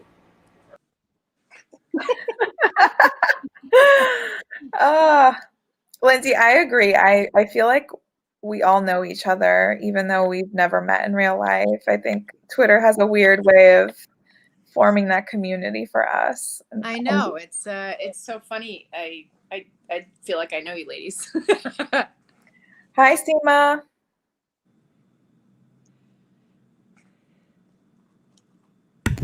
Okay, I think I'm unmuted now. Yes. Am I saying your name right? Is it Seema or Sema? It's Irasema and Sema. Sema. Yeah. Yes. How is everyone? I've never been in a room with all of you here. I know. Let alone real life. Like I've never seen y'all in real life. So I was just hearing y'all say how we've connected on social media, and very true. And I think we should all hang out after this pandemic is over. I know, really. I would love that. That'd be really fun. How is everyone? I'm doing okay. Yeah. These are weird times. These are weird times. Weird times. I'm a teacher, and we're back to school in person. So that's been really hard. When did you start back in school in person? In July. Oh, so you've been through the whole ringer and the whole, wow. We've been kind of like an experiment. Yes. You know, fortunately, we've tried our best to, I'm an early childhood teacher, so my kids are like 4 and 5 years old. So we've been doing our best to make it work, even though they don't really follow like mask protocol. I was going to say I have a 6-year-old and I don't know how she's going to wear her mask the whole time, week after next. Yeah, the hard part is, every school, every district is kind of doing its own thing. There's not really like a standard for this. It's like the first time everyone's going through it. So, yes. Yeah. So how do I pronounce your name? My name, Karishma. Karishma. Okay. Rebecca, Lindsay, got it. It's just, I see your name and it's really, really beautiful. I hated my name for the longest time. It's Irasema, but it's not as beautiful as Karishma. Oh my gosh, no! I absolutely love that name, and I wish that I knew that Irasema was your like full name. I would much prefer to use that if you're comfortable with that. Irasema's fine. Sema. I remember Coach Sema was what my kids used to call me when I coached them baseball. But I really, really am grateful for teachers. I'm grateful that you are being so patient with the little ones. I was telling Brandon that I was driving back from San Antonio because we had evacuated from the area because we thought that the Hurricane Laura was going to impact our area. So a lot of us evacuated, about 500,000 people evacuated, if I'm not mistaken, or at least were given, plenty of time to evacuate. And on the way back, you're mentioning the masks and little kids and how do kids know to keep it on? And it's just, I think, constant repetition and reminding them to put it on over and over again. We were at a gas station. I stopped in. The sign on the door says mask required to come in. However, all the people that are working inside are not wearing a mask. And so my 9-year-old son has a mask on and he sees me touching the keyboard to pay for the stuff that's in the gas station that I've got. And he says, "Mom, you're going to have to wash your hands when you're done." Wow. And I said, absolutely. He's pretty impressive. Absolutely. But he's very aggressive, and throughout this entire time that we were evacuated, it's wear your mask in the hotel, don't touch anything, use hand sanitizer, take off your shoes. When we got into the hotel, I had my own Clorox spray bottle and napkins and gloves, and I started cleaning stuff. And I was just glued to the TV watching what was happening with the hurricane, and just that fear of, one, where do people go? What if people can't leave? Yeah. What do they come back to? And what we see happening in Louisiana is a lot of people are coming back to devastation. A lot of people are coming back to places where there is nothing, or they have to shelter in place after the storm because there's a chemical leakage. There are refineries that are on fire and leaking chemicals into the water, into the ocean, into the waterways. And it's just a havoc of things that I feared would happen here. And I'm reminded of how lucky we are that we got out when we did, and how lucky our area is not to have the impact of that hurricane head on. But there are people in East Texas and Orange County and Louisiana, Lake Charles, Cameron County, or Cameron, Louisiana, that have been impacted, and they have been rebuilding at least 3 times for the last 15 years. And it's really, really devastating. And people are helping, they're chipping in. And so much is being done by organizations like Vecinos to help people, to help communities rebuild. And that goes to show to me the amazing things that can be done with organizations not tied to the bureaucracy of our local governments. Sorry, I just transitioned. I mean, I think it's the people who are always hit the hardest are the ones who never fully recover. I mean, we saw that in Hurricane Maria. The people who are renters as opposed to owners have a much harder time getting federal assistance. In every case, the devastation, particularly where housing is concerned, is always worse, particularly for women and children. And it's always the worst for people who have the fewest options, who can't go to a hotel and go somewhere else or have to shelter in place. I mean, this is supposedly the worst storm in some areas that's been hit for over 100 years or something, right? And to be told to have to shelter in place or know that you don't have any options, it's unbelievable. And I don't see much of federal response. Yeah, and you won't. FEMA's always like, to your point, way behind community organizations, religious organizations, all of it. Absolutely. One thing that you said, Sema, is, that rebuilding process that comes after, these devastating natural disasters.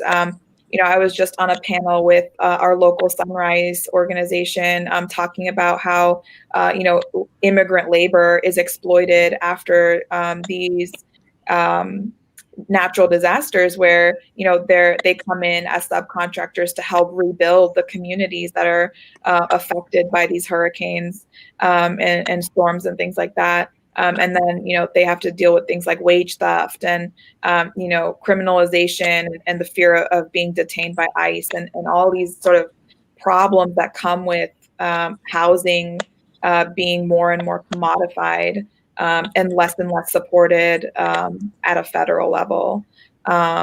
So I'm just so excited to have all of you here to be talking about this, to be amplifying Los Vecinos and the work that they're doing. So I think with that, if we're all ready to get started, happy to kind of jump in. Go for it. I might not have. You guys might not be able to see me, but I think you guys can hear me though, right? Yep, we can hear you. Okay, I'm still trying the camera thing, so I might pop up. Awesome. So Los Vecinos, the Buford Highway, Vecinos BH, the mission is to cultivate community, magnify the voices of residents, and grow future leaders in the Buford Highway neighborhoods. The Democratic Socialists of America Fund is a 501(c) fund devoted to public education and outreach about democratic socialism. The DSA Fund endeavors to demonstrate how an awareness of social, democratic, and democratic socialist values and policies would strengthen the quality of policy debates in the U.S. The fund also works to introduce young activists to the history and traditions of democratic socialism. Today, we're part of the Project 50 Telethon, which aims to fundraise $15,000 for Vecinos BH's rental assistance program, enough funds to provide partial rental assistance to 50 Buford Highway families. So let me see. I'm not sure what we're currently at with the fundraising, but if you want to donate now, I think we can provide a link for it.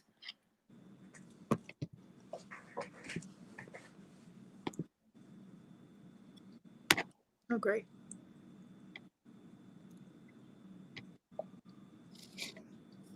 So it looks like we're at about 2,800, I think, is it?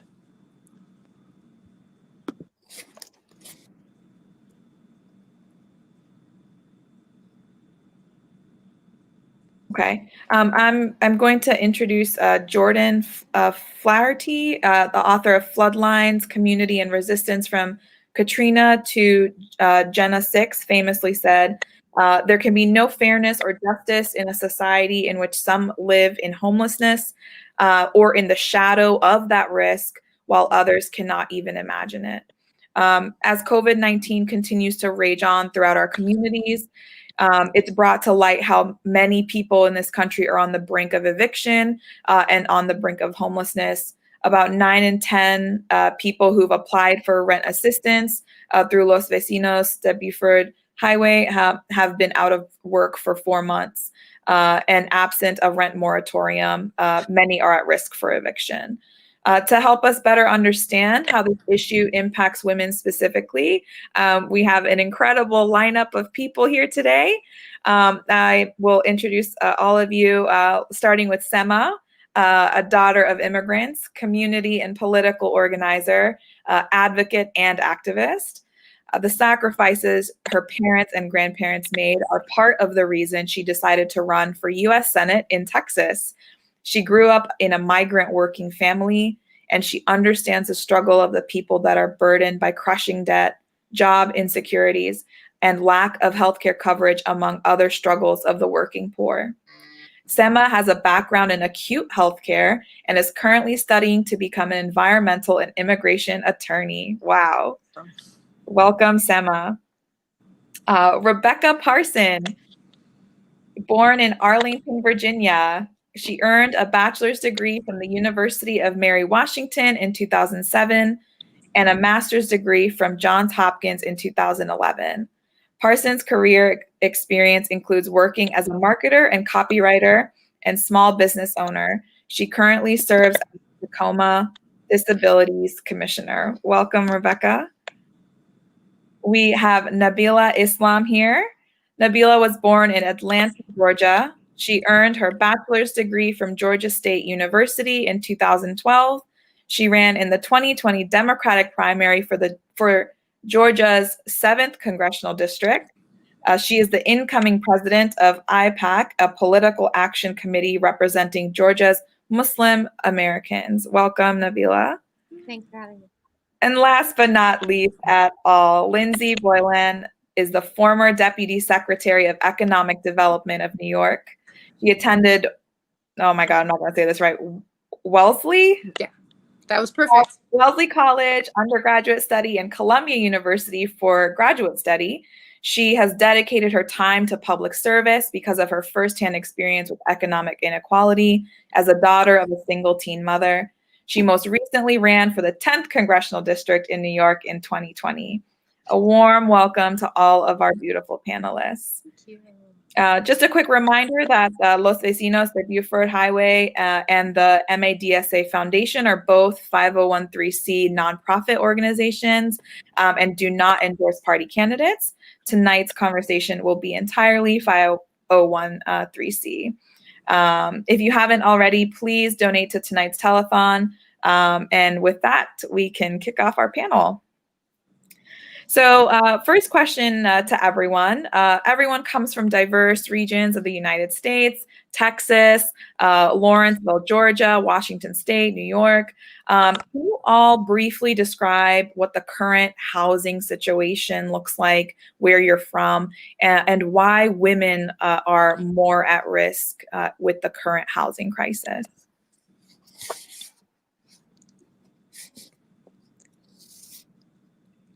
Okay, I'll go. So in New York, you mentioned, the community that I ran in, that I come from, is ranked the most unequal in the country. So we have some of the wealthiest people in the country, and we have some of the people struggling the most. So we have a number of the billionaires, of the 600 or so billionaires at this moment in time, are in New York and happen to be in this district. And we had, before COVID, about 15% of our people on SNAP benefits. And housing insecurity is the top issue in every part of our community. And post-COVID, the height of the outbreak in New York, and obviously we're in the middle of COVID right now, but in terms of New York's experience of it and infection rates, if people could, the wealthiest people in our community left. So if you're in Manhattan, or if you're in parts of Brooklyn at night, a lot of the buildings are completely dark. And then you go 2 streets over and all the lights are on. And it's exacerbated, kind of like Sema was saying, all of the inequalities that we had before this. And I don't even have a good sense of how many people are on the verge of losing their apartment because they can't make rent.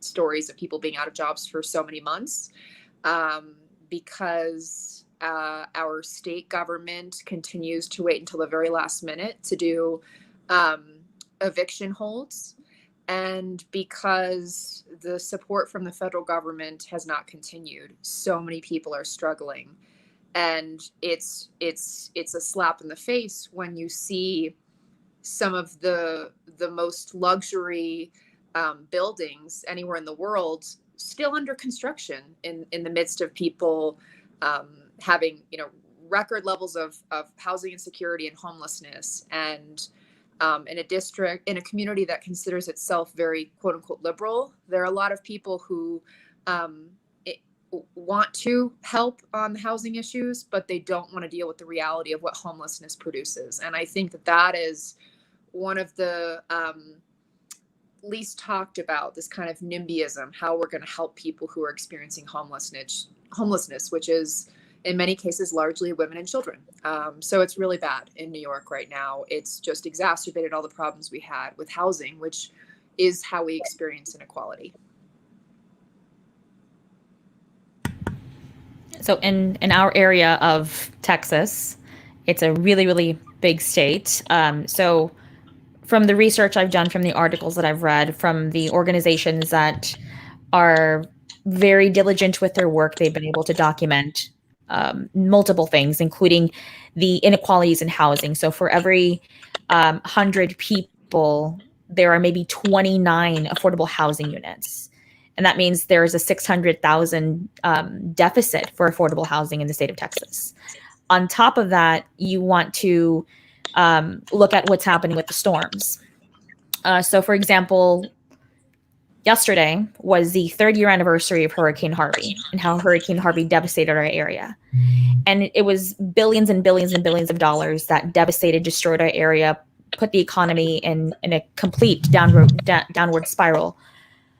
However, out of the almost, 500,000, or sorry, 1,500 or 15,000 people, 15,000 people that applied for assistance, about 1% actually got any assistance or got reimbursed. That's about maybe 50 houses, if I'm not mistaken. If my numbers aren't wrong, again, I can go back to the article.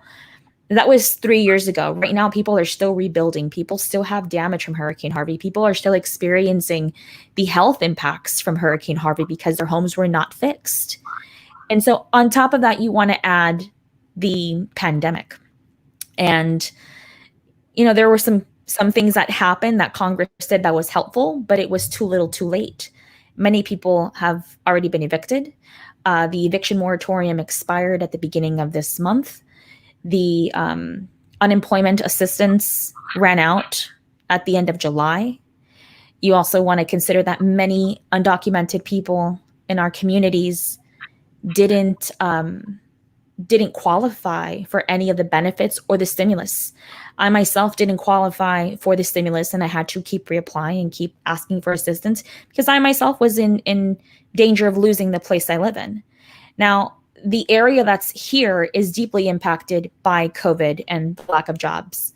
We're in a Black and brown community, poor community as well, alongside the refineries. And so we see a high increase of people getting sick. They can't go to work. They can't pay rent. They can't pay bills. They get evicted. Luckily, we have communities, or we have organizations in our community like West Street Recovery here in Houston. We have another organization called Texas Housers, and they are doing the advocacy. They are doing the job. They are organizing with Houston Mutual Aid Fund and organizing protests at the courts here in Houston and petitioning the justice of the peace to dismiss eviction cases.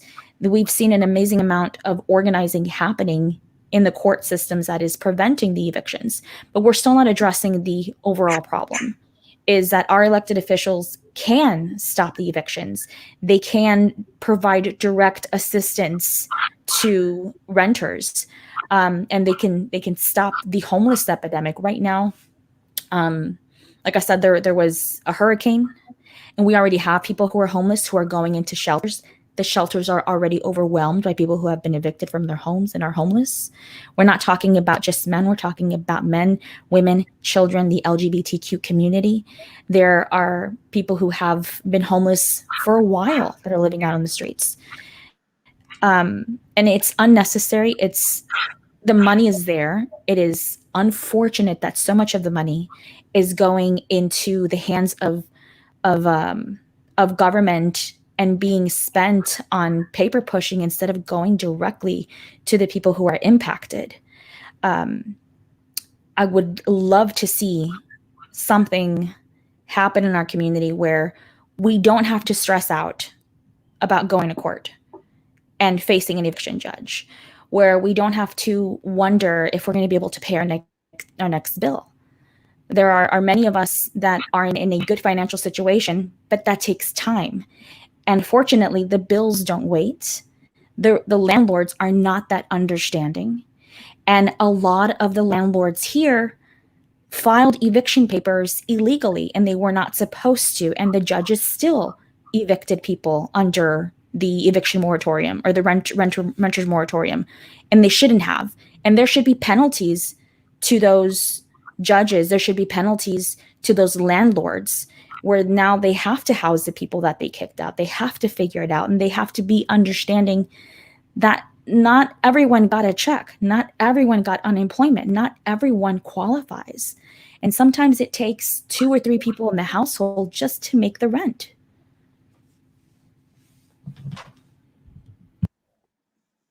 I agree. You guys can't see me, but this is Nabila here. Definitely, Sema, these folks need to be held accountable.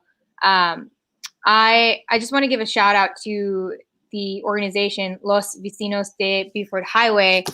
You guys might know this about me. So I was born in Atlanta and at Crawford Long Hospital, right in downtown Atlanta. And the first home that my mom ever brought me home to was an apartment right off of Buford Highway. So it used to be called Buford Ranch. It's near Temple Majestic. I don't know how familiar folks might be with that geography, but this is, I'm really glad that you guys are doing this. And after this, I'll make some personal calls to make sure that we reach our fundraising goal, because this is very important. But to speak to where I live in Gwinnett County right now, I live in Lawrenceville, Georgia. It's been really bad with the cost of housing increasing, especially with the fact that our wages have still been stagnant for the past 10 years. Right now in Gwinnett, over 50% of renters pay more than 30% of their household income to rent. And when it comes to folks paying their mortgages, over 30% of people who are homeowners pay over 50% of their household income. And so it's been a struggle to pay their rent and mortgages on time, even prior to the pandemic. We have a lot of folks, because of the cost of living here in Gwinnett, they've moved into motels. We have motels in Gwinnett County where 100% of the folks living there are families, because they can't afford to live in an apartment. It's gotten very, very egregious here. And I think with women, how it specifically affects women is, we're majority minority county here. So we've been a majority minority county for the past 10 years now. And a lot of the 12% of this county is in poverty. And the largest group of that is young women. And we haven't been able to bring high paying jobs to the county for a long time. So a lot of these young women are working low paying jobs. And especially Gwinnett County has one of the highest, if not the highest, population of undocumented Americans. And so as you guys alluded to earlier, folks did not get help from the federal government. And so a lot of people have been hit hard. I have a friend of mine who is married to a woman that was born in Mexico. He's an American citizen. His wife is undocumented. He has 3 kids, and he was expecting to receive some aid from the federal government. His hours were cut. He was struggling to pay for his mortgage. And he was expecting for this check to come in that never did. And it really hit their family pretty hard. And so it's just been an overall struggle, prior to the pandemic. And as folks have been saying, this pandemic has exacerbated the existing problems that we've already had in our communities. And so, and to that, I will mention that Metro Atlanta has, including Fulton, Cobb, and Gwinnett, the number that I saw earlier was about 6,000 evictions have been filed. And so, we're going to have people that are going to be homeless soon. And it's unacceptable. We live in the richest country in the world. And yet we have families, children that can't find affordable housing. So it's something that we got to work on.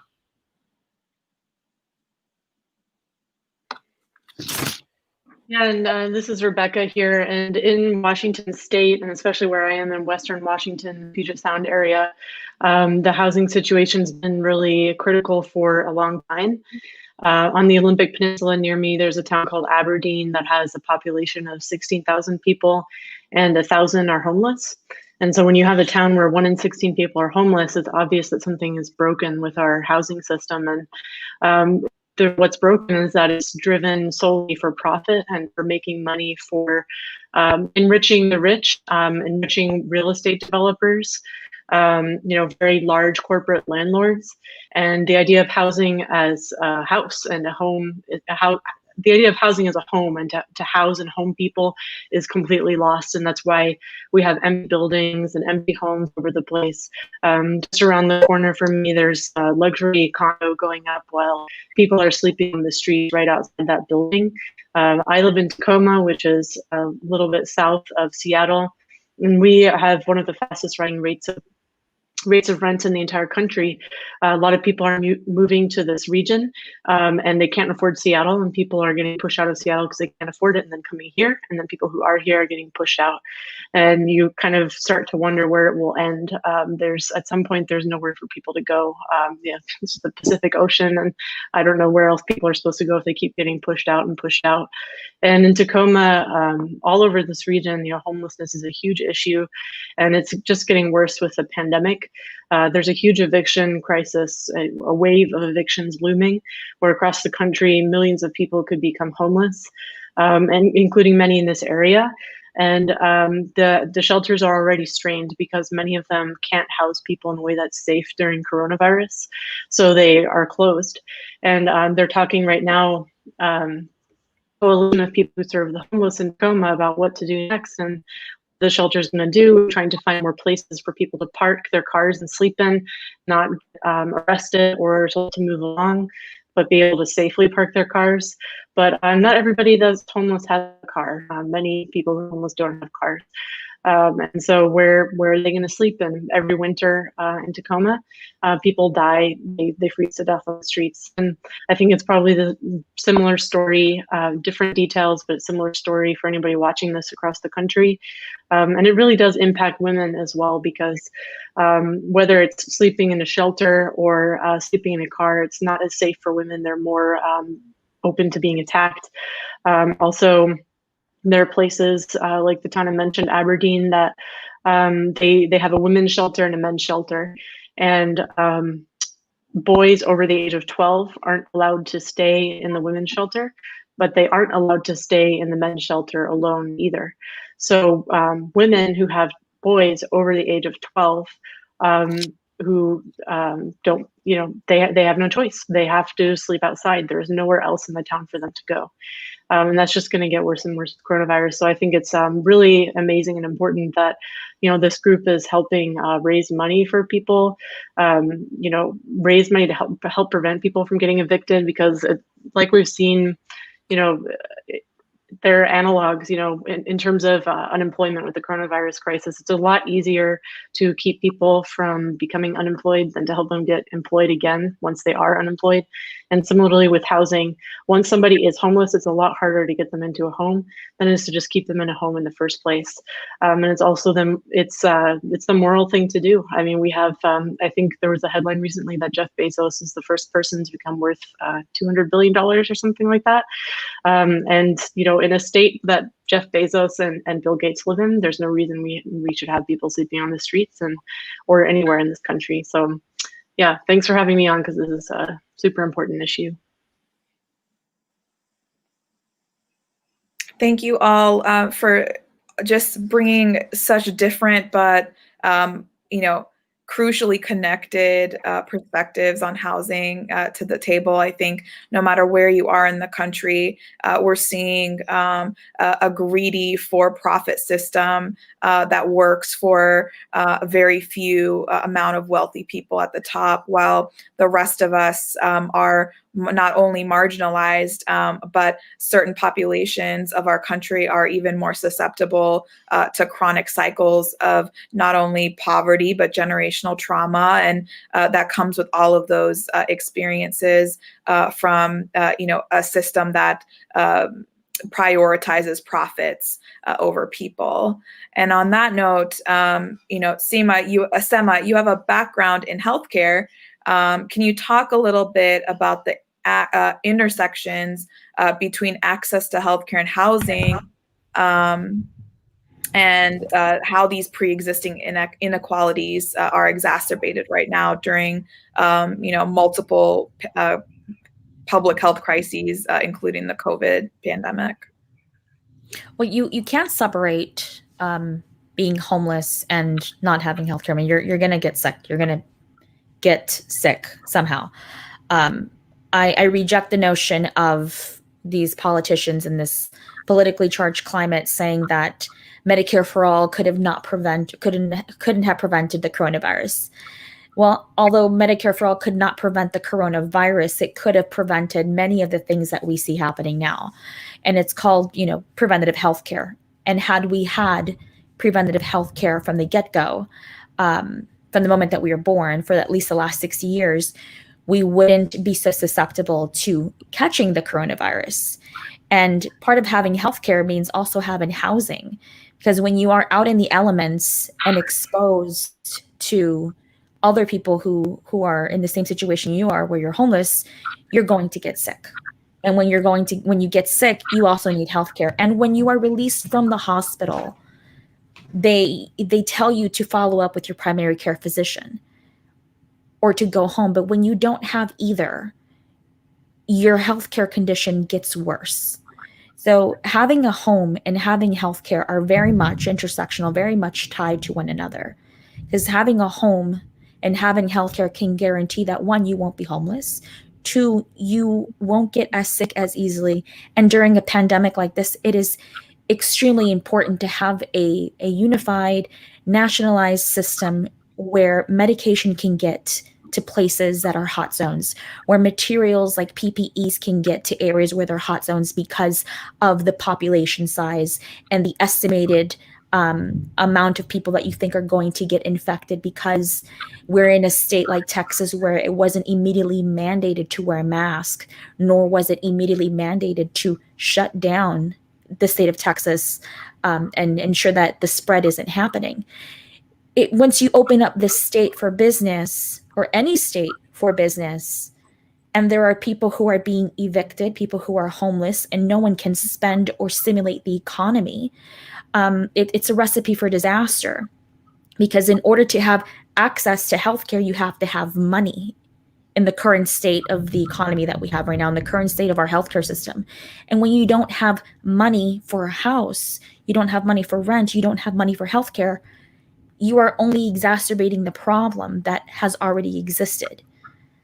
So you cannot separate one or the other. It is reliant on us, on our elected officials, on our society, to understand that they are both tied and they're very, very important. They are essential. They are a human right. I 100% agree. We talk about access a lot rather than the fact that there are certain things in our society that should be guaranteed, not just accessible, but guaranteed to our people, to all people. But I think that where accessibility really comes to play, Rebecca, and this question goes to you. You currently serve on the Tacoma Area Commission on Disabilities. Can you talk a little bit about access to housing for Americans living with disabilities and how COVID has exacerbated this already pre-existing inequality in our society? Yeah, housing is a huge issue for people with disabilities, especially if they are living on disability on Social Security, because a lot of people end up on waiting lists for years. I've heard of people being on waiting lists for housing for 5 years or more. Fellow commissioner with me on the commission, she uses a wheelchair. She had to wait for years as well. And so people end up in subpar housing or homeless. unable to find somewhere that's accessible for them. There's also a lot of the tenants' rights organizing in Tacoma recently has come out of a mass eviction 2 years ago when an out-of-town developer bought an apartment building that was, he was basically a slumlord. It was not in good conditions, but it was the only place that people could afford. It was that being there was their last stop from being homeless. And an out-of-town developer came in to redevelop the building, evicted everybody. And the people who were living there were people, with felonies, and because of housing discrimination, they couldn't find anywhere else. People who were in recovery or who had been homeless before, and then also a lot of people with disabilities, because if you get on a wait list for accessible housing, Section 8, whatever, you can't get on, then you have to take whatever you can get. And so a lot of people end up in very poor, low quality housing. So they all got evicted and ended up on the streets. And actually 3 people have died since that happened. They died homeless on the streets. And so it's a huge issue for people with disabilities. And during coronavirus, it's become even worse. I mean, I have a friend, she told me about some friends of hers who are homeless, and like one of them is blind, so imagine trying to navigate the system when blind, trying to navigate this, trying to take care of yourself, worried about getting coronavirus. And then, as Sema mentioned, like if you are homeless, you are going to get sick. It's almost a given. I've had friends who are homeless, they get sick, whether it's just a persistent cough that never goes away to something more serious, pneumonia, whatever it is. Like if being homeless will almost certainly, you'll get sick because of it. Being homeless is practically a pre-existing medical condition. And so then trying to navigate that with also coronavirus and being disabled and possibly having conditions that make you more susceptible to getting coronavirus and it being very serious when you do get it has made it difficult for people. And then also it's led to a lot more isolation. So for people who are in accessible housing, and they have home health aides come help them throughout the day. One of my friends is in this situation. We're all isolated. Most of us, we've been in periods where our state or city has been on lockdown. Imagine how isolated you felt, but you couldn't get in your car and just drive around to just get into the outside world. You couldn't go through a drive-through to have some human contact. You're alone in your home and can't go anywhere. And so it's been really difficult for people with disabilities. And the system is really structured in such a way as to make it very difficult for people with disabilities to get housing. And it does impact women, especially as well. There was one case when I was in Aberdeen at a homeless encampment, she was an elderly woman using a wheelchair, told me that she had ended up there because she moved from another town to Aberdeen to be closer to her grandson who was in a prison nearby. And the one place she had found in the whole town that she could afford that was accessible, or that she could afford, she got there and it wasn't accessible. There was no ramp. And the landlord decided he didn't want to put in a ramp, that he didn't want to pay for it, so he wasn't going to rent it to her. And since there was literally nowhere else she could afford, and she didn't know anybody in Aberdeen, she just went to the bus station because she could plug her chair in there and just stayed in the station for 3 days and 3 nights, just sleeping there. And you can imagine like how vulnerable a senior is, a woman, somebody in a wheelchair, all those things combined, just alone there for 3 days and 3 nights, and until somebody heard about it and showed her where to go, where there's a homeless encampment in town. And so people people with disabilities fall through the cracks. And there isn't really, once they do, it's all the issues, that were already existent in our society are just exposed even more by coronavirus. And that's especially true with the difficulties for people with disabilities getting housing. Thank you so much, Rebecca, for sharing, such painful but necessary stories of people, experiencing a lot of these inequalities in your area. One of the things that I heard you say is, the pain of isolation, and how having intersections of populations that are highly affected by these inequalities, tends to be exacerbated in situations like this. So, on that note, Nabila, you're from Gwinnett County, one of the most diverse counties in the Southeast. In 1990, the county was almost 90% non-Hispanic white.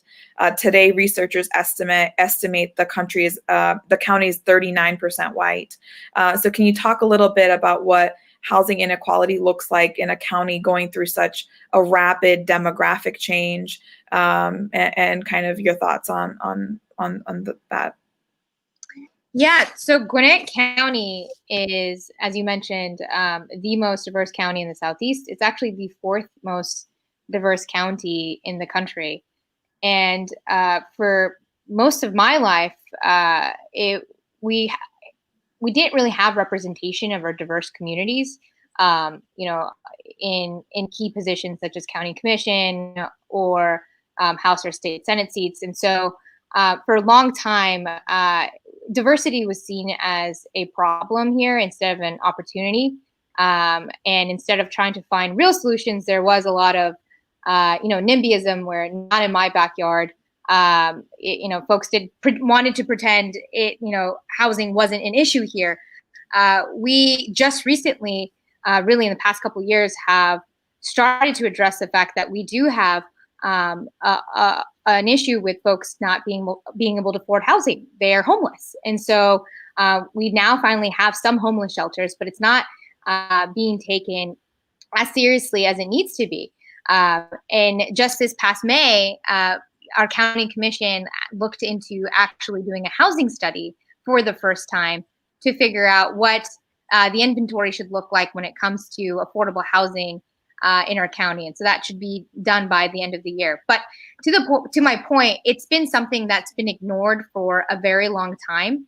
And the folks that are being hit the hardest right now, especially after during this pandemic, job losses are disproportionately in communities of color.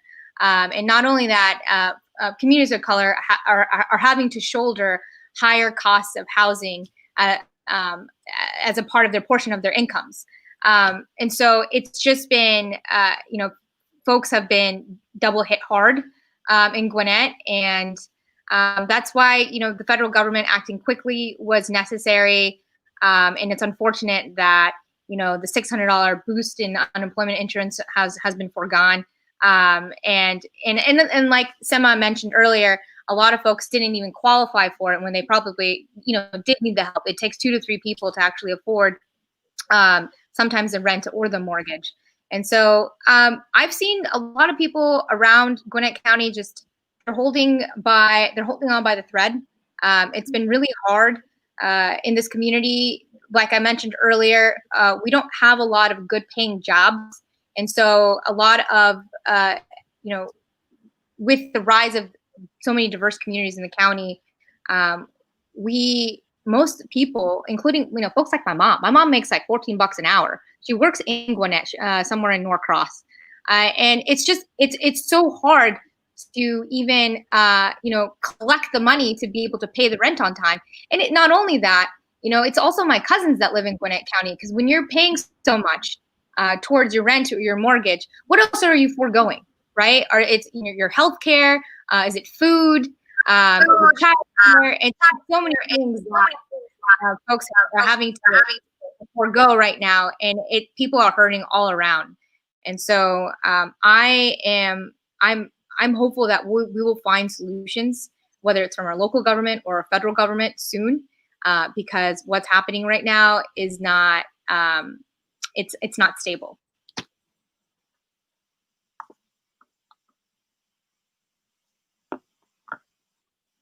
Thanks, Nabila. I think one area of structural violence that we often overlook is gentrification, and how that affects communities that naturally integrate and that are diverse and thriving in that way.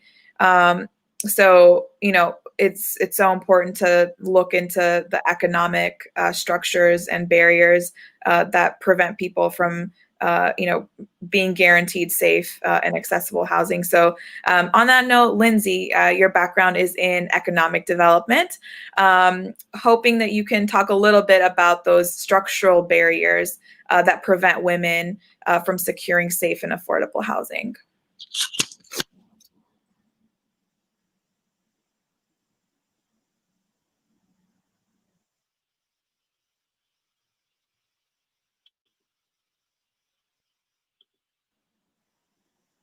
Lindsay, I think your mic is muted. Oh, can you hear me now? Sorry. Well, this is I was just saying this is I'm learning a lot just by listening to our other illustrious panelists, and I'm really enjoying this. And before I get to that the economic question, I just wanted to say, women are hit harder by issues of housing at every phase of our lives.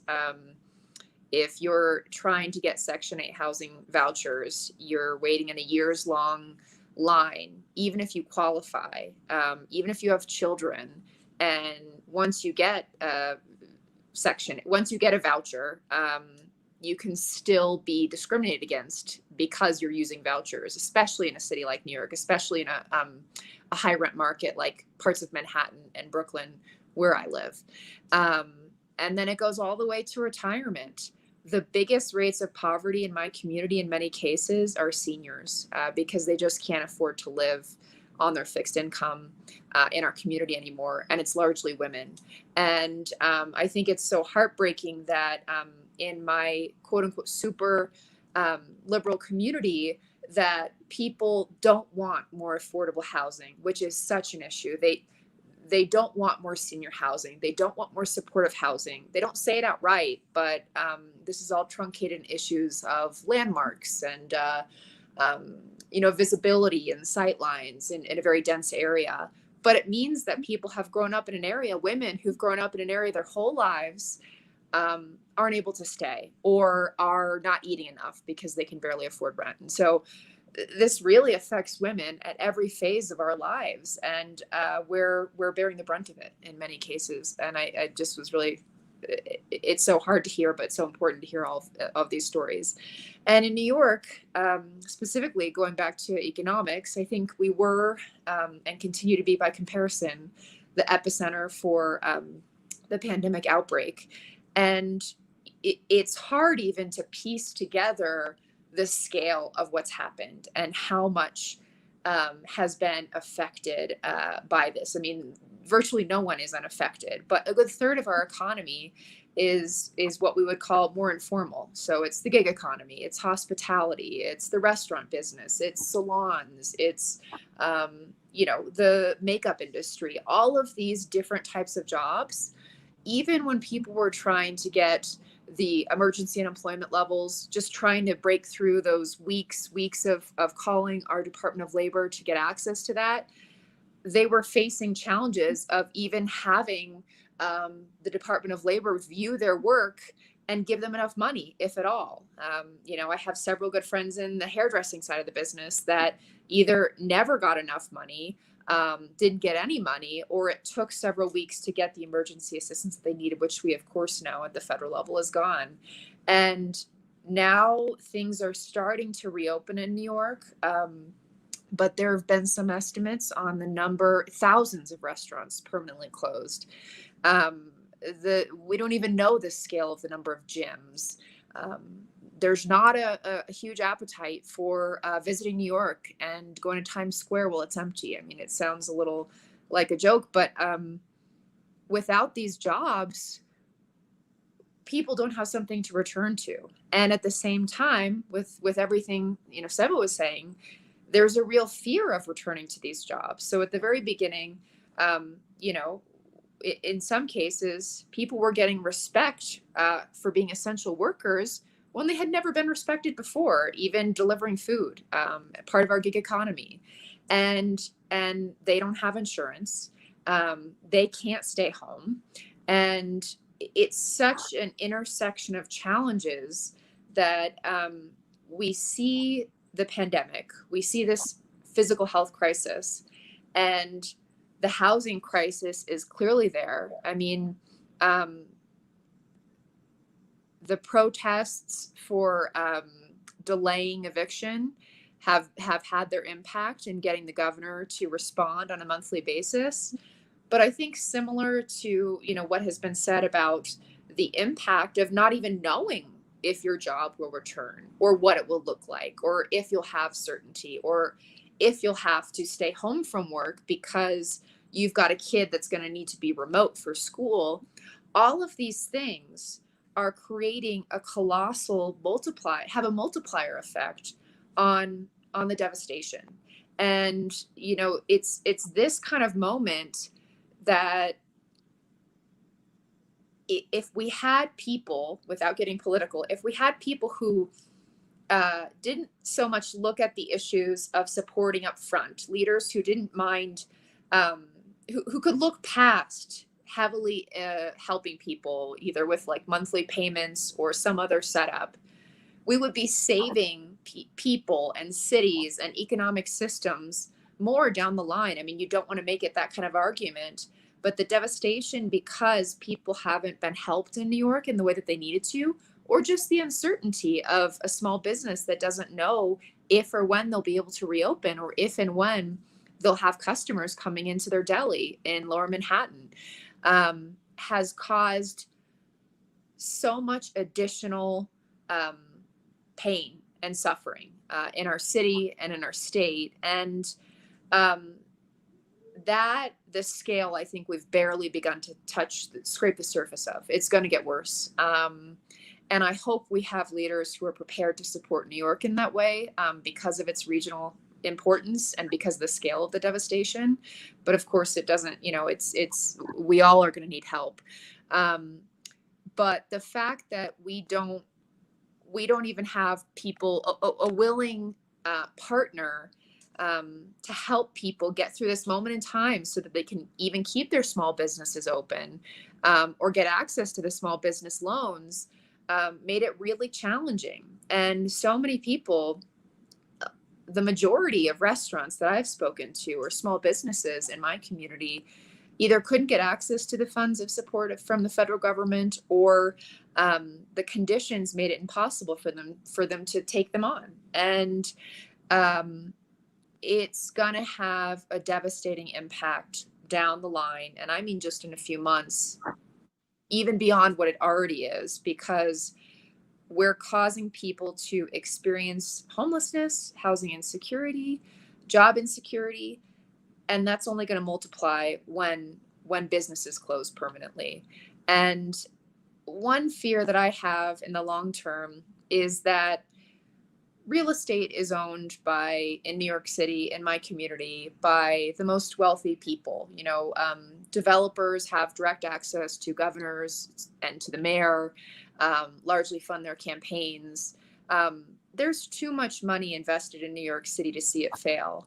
But I think we have to have really good advocates making sure that the way that it recovers doesn't just benefit the same people that don't need the help.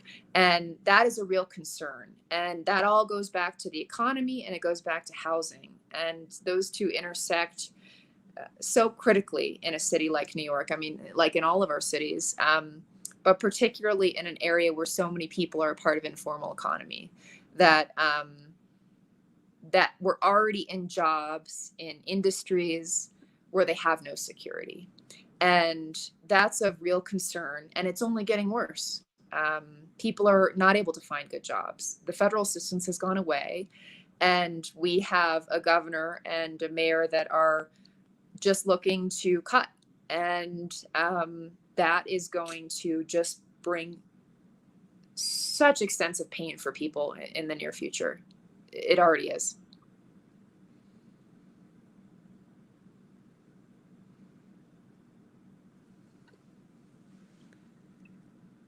You're muted, Karishma.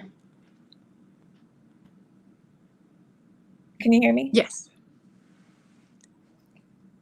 Yeah, so I was just saying that the connections that you're making between all of these intersectionalities is so important, because when we're not talking about one thing in a vacuum. We're talking about economic justice. We're talking about disability justice. We're talking about housing justice, healthcare, immigration, racial justice, all of those things I mean, to do one, you have to work in tandem with all the other ones. And I think all of the perspectives that y'all have brought to the table are just so critical to the conversation, because if we're not making those connections, there's no way we're going to be able to tackle the rampant, unfettered profit and greed of the system that only works for a few people. And so I just want to thank you all for the honesty and the personal stories that you've brought to the table. I want to open it up to the audience for a little Q&A, if y'all are up for that.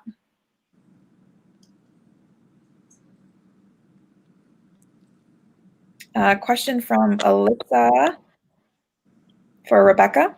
Rebecca, can you read that? Yeah. So it says, Rebecca, you did a lot of international travel. Can you talk about how important community solidarity is and what you've observed outside of the USA? Yeah, so I grew up overseas till I was 12. My dad was in the Foreign Service, so I grew up in Sweden, Japan, and England before moving back to the States. And after college, I went to Guatemala and Mexico, and I volunteered as a human rights observer in Zapatista communities that were being threatened by paramilitaries. And the Zapatistas are a revolutionary organization of indigenous people, Mayan people, who have created their own society within a society because the Mexican government has failed them so much, just with racist neglect and extraction of resources, and all the wealth and profit from those resources going to rich people, non-indigenous people in Mexico. And so they, since the 90s, have had their own society where when you go into their territory, you're entering Zapatista territory. It's no longer Mexican territory. And they run their own hospitals and schools, ambulances. The status of women has hugely increased since they took over that land. Literacy has gone up, infant mortality and maternal mortality has gone down, and people have a democratic say in what goes on in their life. Economic democracy as well as political democracy. So they get to decide what's done with the fruits of their labor, what's done with the profit that they create through their work. And that was very inspirational to me, to see, especially, just out of college and able to see what they had at that time been doing for the last 20 years. Now it's been longer, it's been over 30 years. And it was very inspirational to me, and helped me not give up hope when things seem pretty grim, as they do for a lot of us right now, with the coronavirus crisis, economic crisis, and the crisis for Black lives that's going on. We also had, at the beginning of March, a man named Manuel Ellis was murdered by Tacoma police, and his last words were also, "I can't breathe." And so far, there's no justice has been done.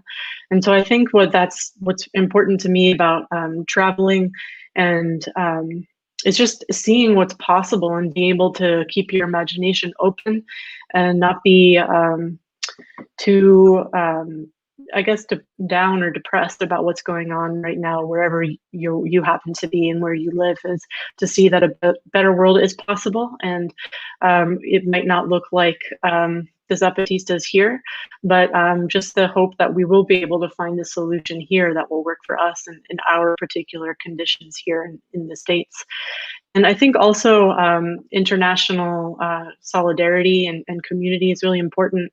What the Zapatistas have done, they're constantly being threatened, or at least they were when I was there, by paramilitaries that are threatened by the Mexican government.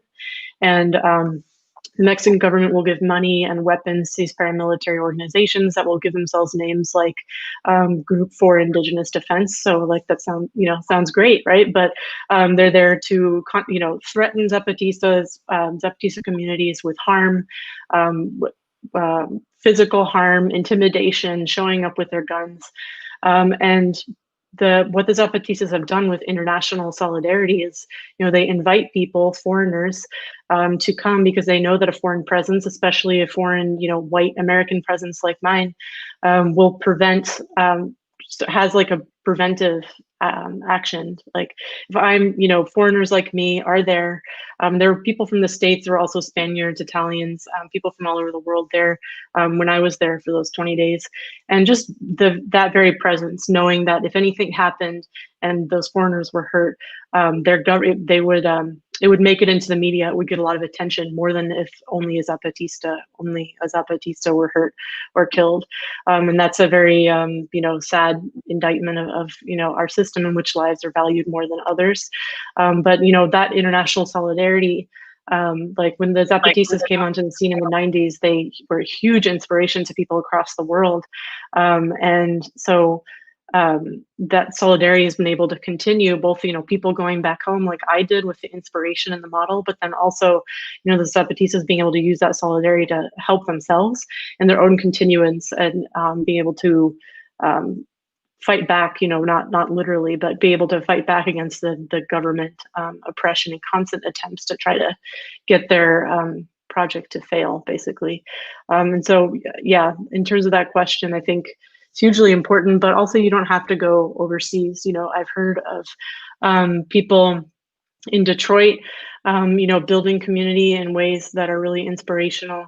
You can see it here, like, I tweeted after, everybody was tweeting about the Capitol Hill Autonomous Zone, or Capitol Hill occupied protest.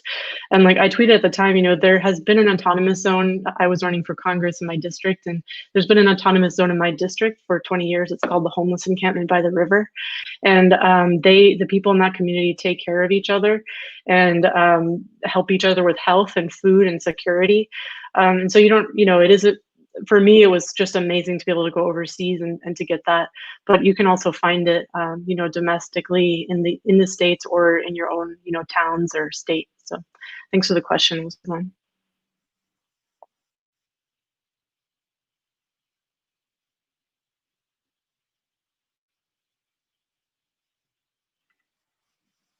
You're muted. That's a good question. One thing, Joe, have you read the Power Broker? Because there's so much good work on housing. On my mind right now, though, is what prevents good decisions being made in the interest of people. And having worked for a state and a governor who admires Robert Moses, someone who could sort of coerce power to make decisions, build big things, leaves people behind. And my biggest fear, and here I'm talking mainly about New York and our urban center, is that we will recover, we will have funding from the federal government, assuming if Biden and Harris win, on some level. But that will again go to the most connected. It will go to incentivizing and safekeeping the wealthiest people. Even if it's not explicitly stated, that's just always what happens. And so I think knowing how these things tend to be, how decisions end up being made that really are against the interest of most people who need to be helped the most by government is useful. And I had read The Power Broker, which is about Robert Moses, about 15 years ago. And then I reread it on audiobook in the last few months. And it's so useful. We have such frustration. We look back at figures like Robert Moses, how he was racist in many ways, how he tore communities apart, but he really was able to bring together a lot of power and make decisions that a lot of people thought were good at the time. And I think we have to be very careful about how we rebuild, how we think about housing. And on the other end of that, I mean, I'm saying books that, are the canons of urban life, good and bad. The Death and Life of the American City by Jane Jacobs was really what inspired me to go into urban planning in New York when I first came to the city. And she was a real activist, talking about community preservation and scale. And I think one of the interesting things is that I think if she was around today, she might be in a different place in terms of what she would be fighting for. And I alluded to it a little bit earlier, but one of the biggest challenges I have and our community has in really being a leader is telling people why they need to make decisions and support things that they find unpopular. Like one of our biggest issues right now that the mayor is being dinged on, and there are a lot of ways to ding on this mayor, don't get me wrong, but putting homeless people experiencing homelessness in hotels because of this public health crisis. And no one wants to appear as if they're against that, but there's a tremendous amount of antagonism and not in my backyard coming from our most liberal progressive communities in my community. And it's a huge challenge to figure out how we talk, how we speak truth to people that need to hear it, or how we invite people to be part of that conversation and say, yes, it's incredibly important, like Jane Jacobs said, to preserve the quality of our urban life, but it's equally important, more important, that we enable people to live there. And if our city has become, especially where I live, a place that very few people can live comfortably, and the majority of people who are able to stay, who don't have to leave, are severely rent burdened. They're spending 50% of their income on rent or more.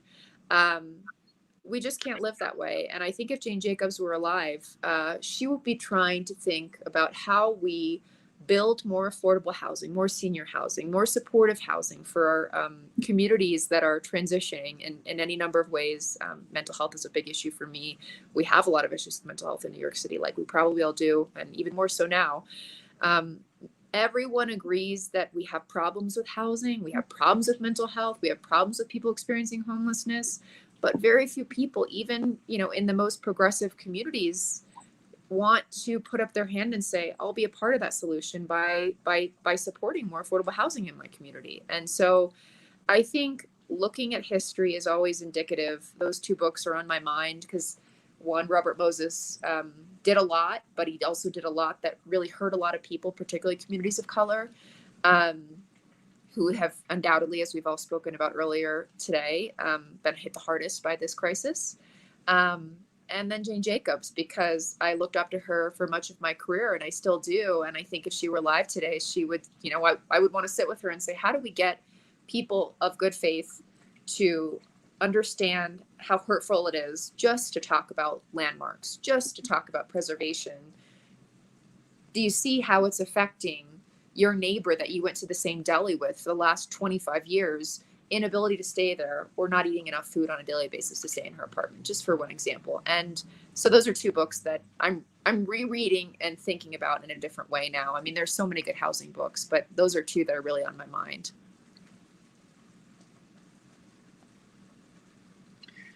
Yeah, I haven't read the other one Lindsay mentioned, but I also second the recommendation of The Power Broker. It's just amazing and terrible what Robert Moses was able to do with a pretty low profile position. And it shows you how public policy choices that seem unbiased, or that seem like, well, that's just the way it is. There just isn't a bus to this park, or there just isn't a bus to this beach. Like, well, why is that? And or why did Robert Moses put bridges over the highway that were too low for buses to go under? That kind of thing. It's like, well, because he didn't want the kind of people who ride public transportation to go to those places. And so, poor people and people of color and immigrants, people who ride public transportation and can't afford a car. And so that is just an incredible book to look at, to see public policy choices and how they're rooted in racism. And that's what, a prime example, what is an example of systemic racism, where the system is literally set up in a racist way. Also, when cities decide to put highways, they want to put a highway that almost inevitably they'll raise poor neighborhoods and neighborhoods where predominantly people of color live, to put the highways through. You don't see them putting it through like the mansion part of town. So Power Broker, I would second that recommendation. And I have to go right now, sadly, but before I go, I want to recommend the briefing book of the Homes Guarantee. Homes Guarantee is a coalition of housing and tenants' rights organizers across the country who put together this plan. And the people who created it were also worked on Bernie Sanders and Ilhan Omar's housing policies and proposals and bills that they put forward. So I'd really recommend looking at that. It's a very it looks at things in a very intersectional way. Talks about, for example, reparations for decades and centuries of racist housing policy, like redlining. So it's a really great document to read if you want to find out more. And thank you, everybody, for, first of all, for the organizers for inviting me. And it was really great to be on with the rest of you. So thank you. Bye. Bye, Rebecca.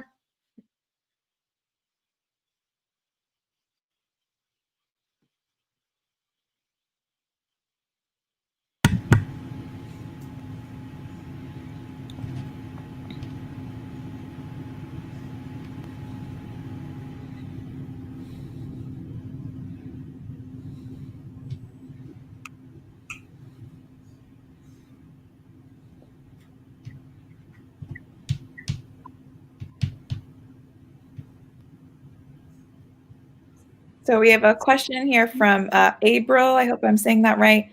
Can you all speak to the suburbanization of poverty? I'll touch on that. I feel like Gwinnett County is a poster child in regards to the suburbanization of poverty. Earlier, what we mentioned, gentrification. The city of Atlanta, it has a huge gentrification problem, which has been even more exacerbated with the incoming new industry of the filmmaking industry. And so a lot of folks have been pushed out of the cities, and now we have a larger population than we have before of folks that are now living in the suburbs that are living in poverty, and they can't afford housing, they don't have health care, and I think that for the Metro Atlanta area, Gwinnett included, I just don't think that our the folks that are in positions of power really expected this to happen, nor are they, as I mentioned before, acknowledging that this is a current issue right now. When we think of people that are homeless, there's this idea of folks that live in more densely populated cities than are folks in suburbs, and so it's easier to dismiss the fact that this is a real issue out in in suburbia, but it is, and it's something that I'm hoping that our county commission starts to take more seriously. As I mentioned, that they are conducting a study on housing, but like the thing is, we didn't even have this. We don't have real data to even tell us how bad the problem is. And this is something that we should have had years and years ago. And so it's definitely an issue that folks are starting to bring to light now. And so I'm glad that it's finally being worked on at some level.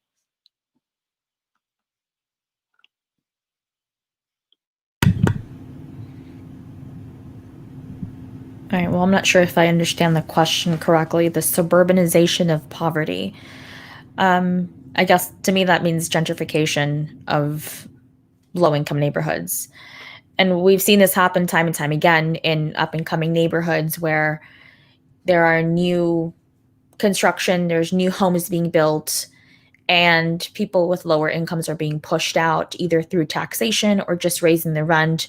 The cost of living goes up every time. What we've seen in this area has been the repeated takeover of our neighborhoods, of our community spaces by the petrochemical industry. So the land is no longer valuable. So the property pennies on the dollar, and then people are worse off than they were before and leaving to places where you really can't afford much. We saw this happen in Sand Branch, Texas, where it was a freedman's Freedman's I guess, city. It was unincorporated city of Sand Branch. And the community there is predominantly a Black community. Maybe about 40 families live there at one point.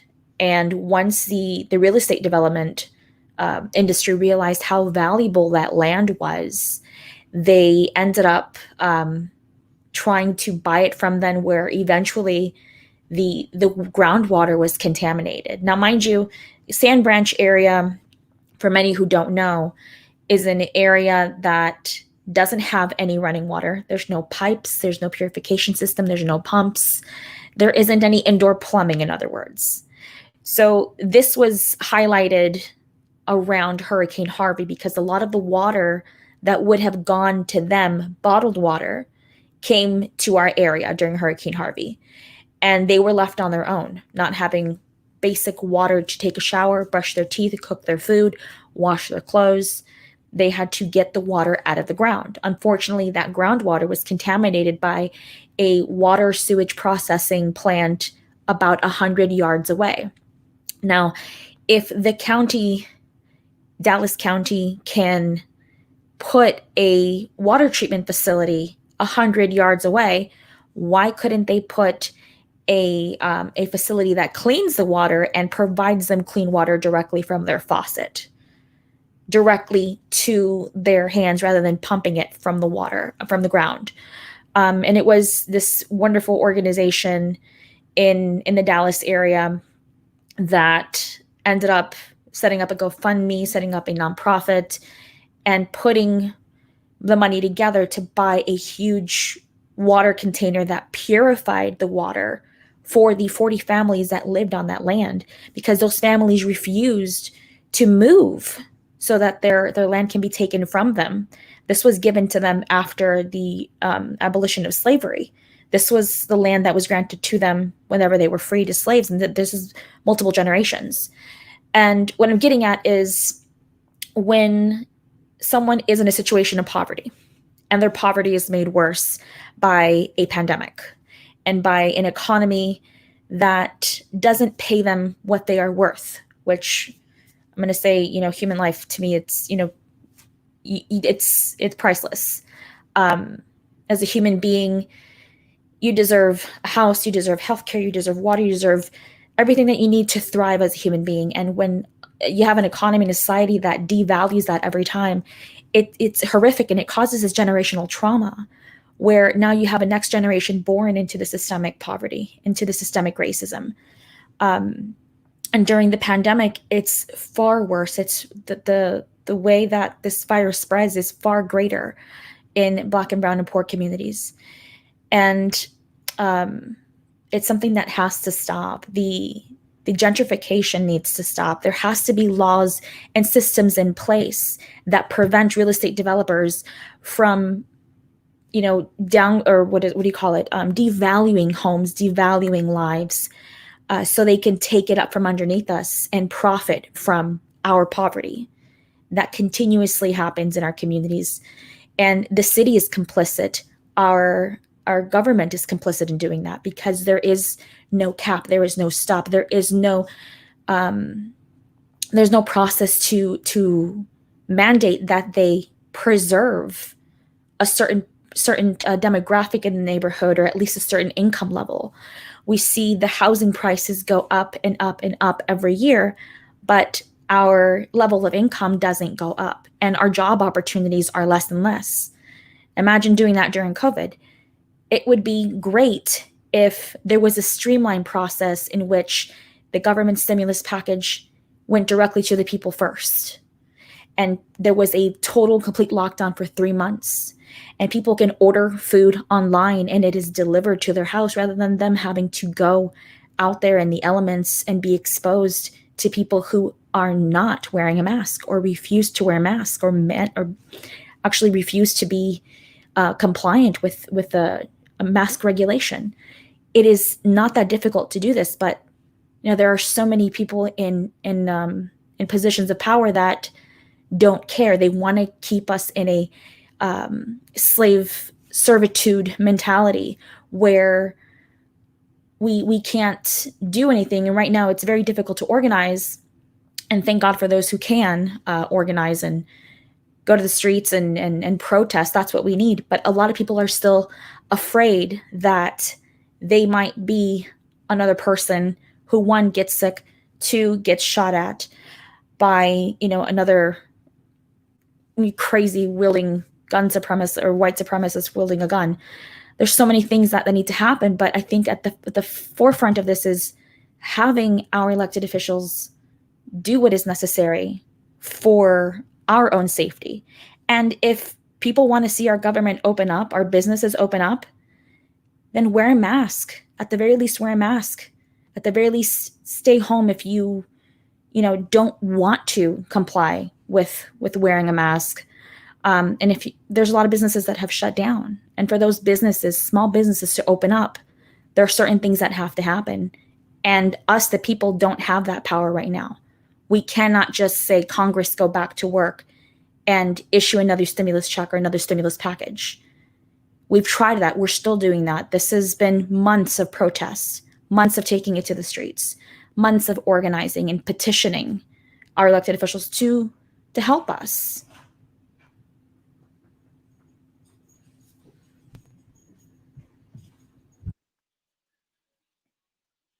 Well, thank you guys so much for joining us. This was a wonderful educational panel. I think it really hit just how, when you talk about housing, you have to talk about everything, because housing just intersects with everything else, right? So healthcare, people, Americans with disabilities, immigrants, right? Like you guys all mentioned, all of that stuff. So thank you guys so much for joining us today for this panel. At this point, the panel is over. We're going to transition to our close. And we just wanted to give, another thank you to you guys, Karishma, Sema, Nabila, Islam, who actually, I live in the Georgia 7th. I went to Peachtree Ridge. So I was very happy to know that you were joining us. But yes, thank you. So right now, I want to encourage all of you guys to, again, continue donating. Right now, we are at $2,888 raised so far. And, that's enough money to give, let's see,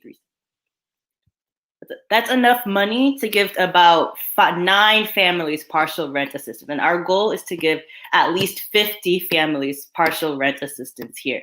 Like we've mentioned throughout this entire 6.5-hour broadcast, a lot of families along Buford Highway, are ineligible for government aid. I don't mean to sound like a broken record, but what this means is that a lot of families haven't had any other source of aid that is governmental. Like most of it they've had to rely on the goodness of nonprofits like ours, and other things like that. So just thank you guys all so much who have donated so far. If we can even just reach 3,000 for tonight, that would be a successful night to me. And Karishma, did you want to say some last parting words?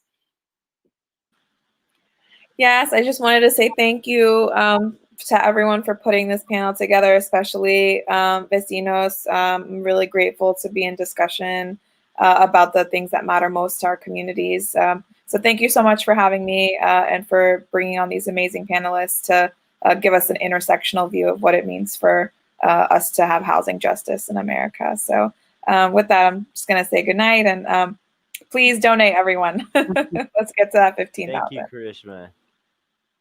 Bye. Yes, as Karishma said, please donate. Again, the link is at the bottom of our screen. We've been here for about 6.5 hours. We are on our way to 50,000, but we need your guys' help. Again, just repeating some statistics of the people who have applied to assistance. Right, about half of our families have an infant in their home, which means they also need to pay for baby formula, diapers, baby accessories like cribs and all of that stuff.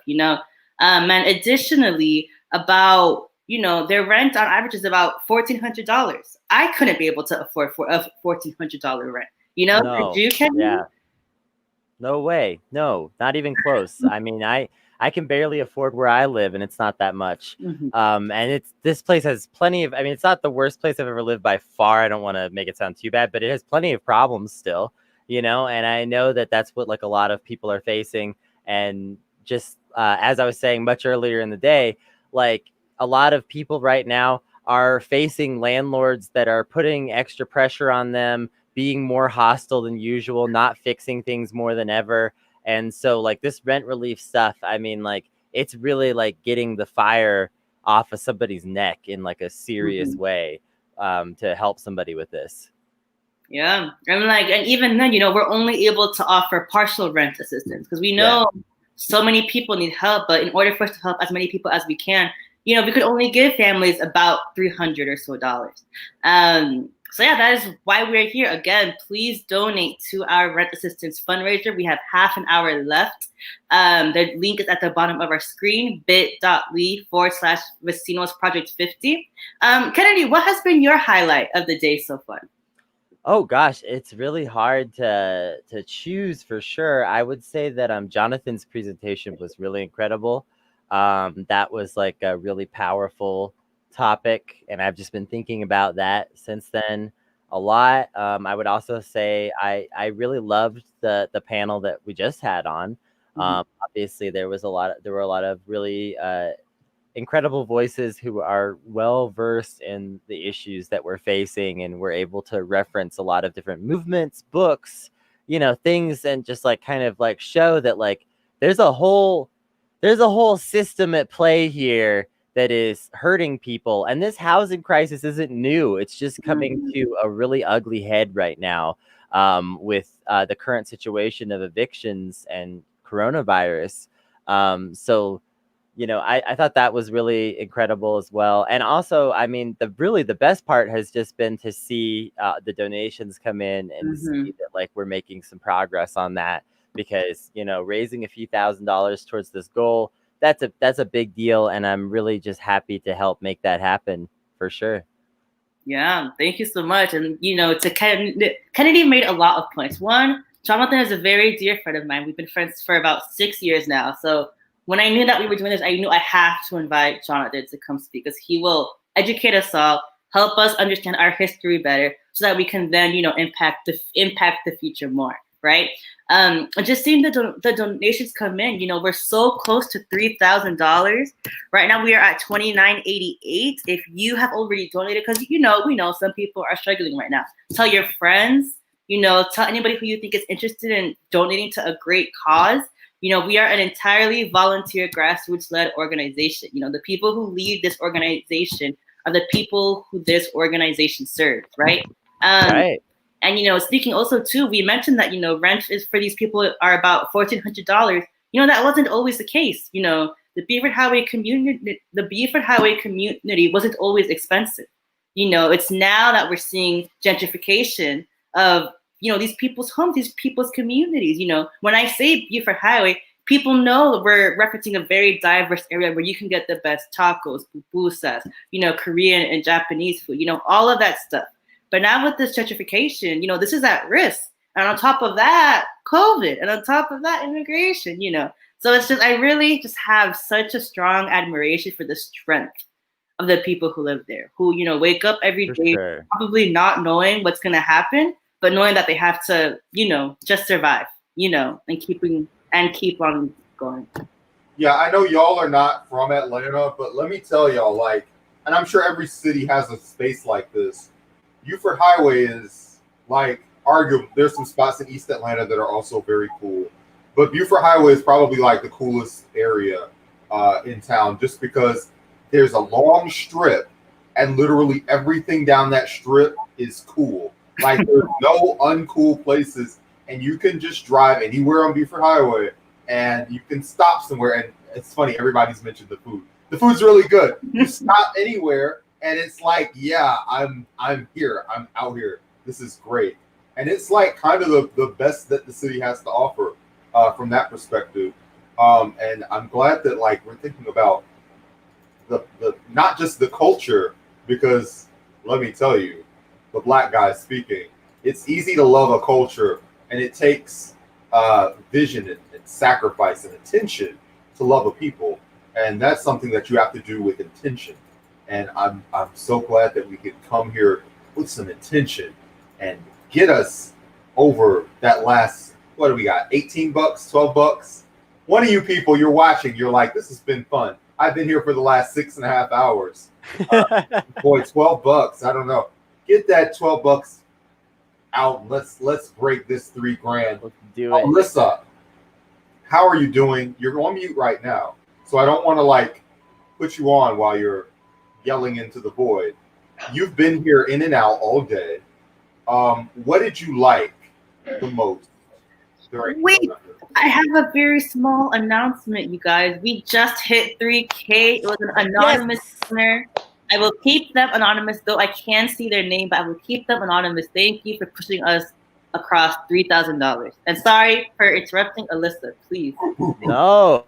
Alyssa, that can be your answer as your favorite part so far. But what was your favorite part of this entire 6-hour tour? Brandon, don't set me up for that right now. Of course it was the $3,000. I'm so excited about that. What do you mean?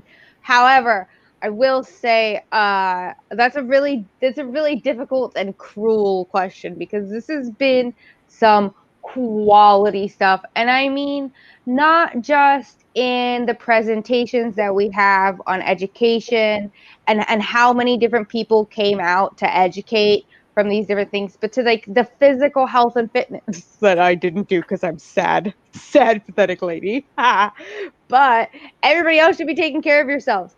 So, but but I think this, for me specifically, this has been one of the most uplifting things I've been able to tune into in a really long time. And so I want to emphasize that, like, every single person who's contributed to this, whether it's Glee, or just in the comments, or just watching, or like all of you guys amazing people who plan this, put it on. With everything that's going on right now, I'm just like in shock and awe of like how amazing it is that we do get to have each other. Because I mean, for all the things we have with the 2020 bingo going on right now, across the world, globally, it's really great to see people come together and to see, like, we just hit the 3,000 mark. I can't wait to see what happens when we hit 4,000, because I know y'all will keep pushing. That's right.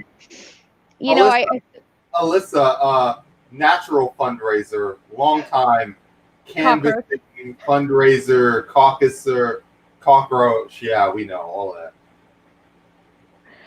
Yeah, no. Yeah, it's been, I mean, so many people are impacted right now, in so many different ways. Gavin Newsom in California right now just is honestly trying to stop the eviction and rent moratoriums that we have effective September 1st, like literally minutes after he just talked about how we have over 77,000 people displaced from their homes. And that's not talking about the people who don't have somewhere that is a safe, consistent shelter, as we all know here during COVID, during a global pain. Anyways, so there's so much harsh stuff going on right now that I just want to like bring it back in and say, wow, I hope all three of you and every person that's participated in this today knows this is so much more healing than just helping like with fiscal relief, right? Like this is some badass stuff. So I'm just cheesing and I'm sitting in it because it's 2020 and it's hard to do that these days. It's a real celebration of the city and people, and not just like Atlanta, but just like almost of the country as a whole. I'm just blown away that so many people from so many places showed up, both as panelists and as donors, like names that I recognize from like across the country, like, yeah, 20 on this, 50 on that. And I really love that. I got to tell you, like the panel, I knew the panel would be good because I knew all the panelists. So I was like, not surprised at any of them. I was like, that's going to be incredible. What really like came out of nowhere and really surprised me. It just shocked me. Aztec Speech came out there and talked and did that old school 1990s hip hop. And Kennedy, if you remember, I've been geeking out over I've had my old school 90s hip hop playlist all week, and I've been listening to like obscure hip hop from like Japan and Italy, just from that era, and just like looking at like how people have taken like one cultural influence and made dope stuff from it. And obviously, like Latinos have been in the hip hop games literally when it started, so it's not like it's anything new. But yeah, Aztec Speech was really brought it, and liked listening to Marco do his thing and coax out the answers that we needed to hear. So and also just getting that personal perspective and personal reflection. I really like the Aztec Speech little spot on doing his thing on here, and also love the workout routine. Just because it was so a good breakup from these nerds standing in 4 or 5 boxes talking about our stuff, getting out. Child friendly, but I have this meme of DW. Look at you. Oh, now you look sad. I have this meme of DW looking at the sign, and it's like, that sign might have stopped me, but I can't read. And I feel like that's been the vibe for all day. Everybody's like, there's a sign, but I can't resist. Or I must apply systemic analysis to this issue. I can't speak about it in any other way.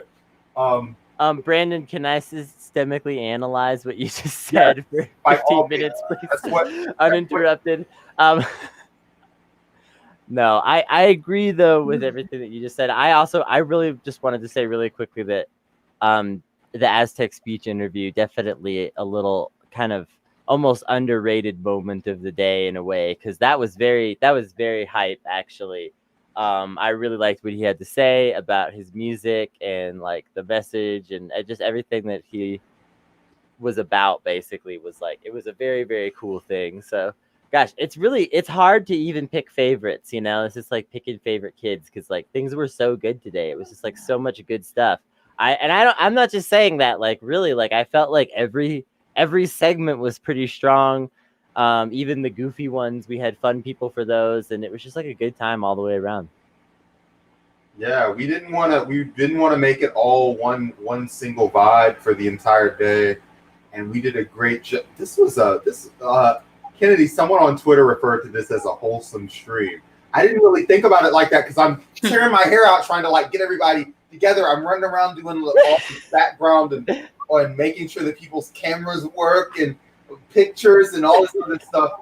I've been doing directing. I've been very tired, but this was like this was some real life affirming stuff, and I just like getting together during a very rough time and just reminding ourselves of our shared common humanity. Mm-hmm. Hey, Alyssa, this is a side note. Your friend Lorena, is she here tonight? And maybe this might be a you thing. We should do that card reading tonight.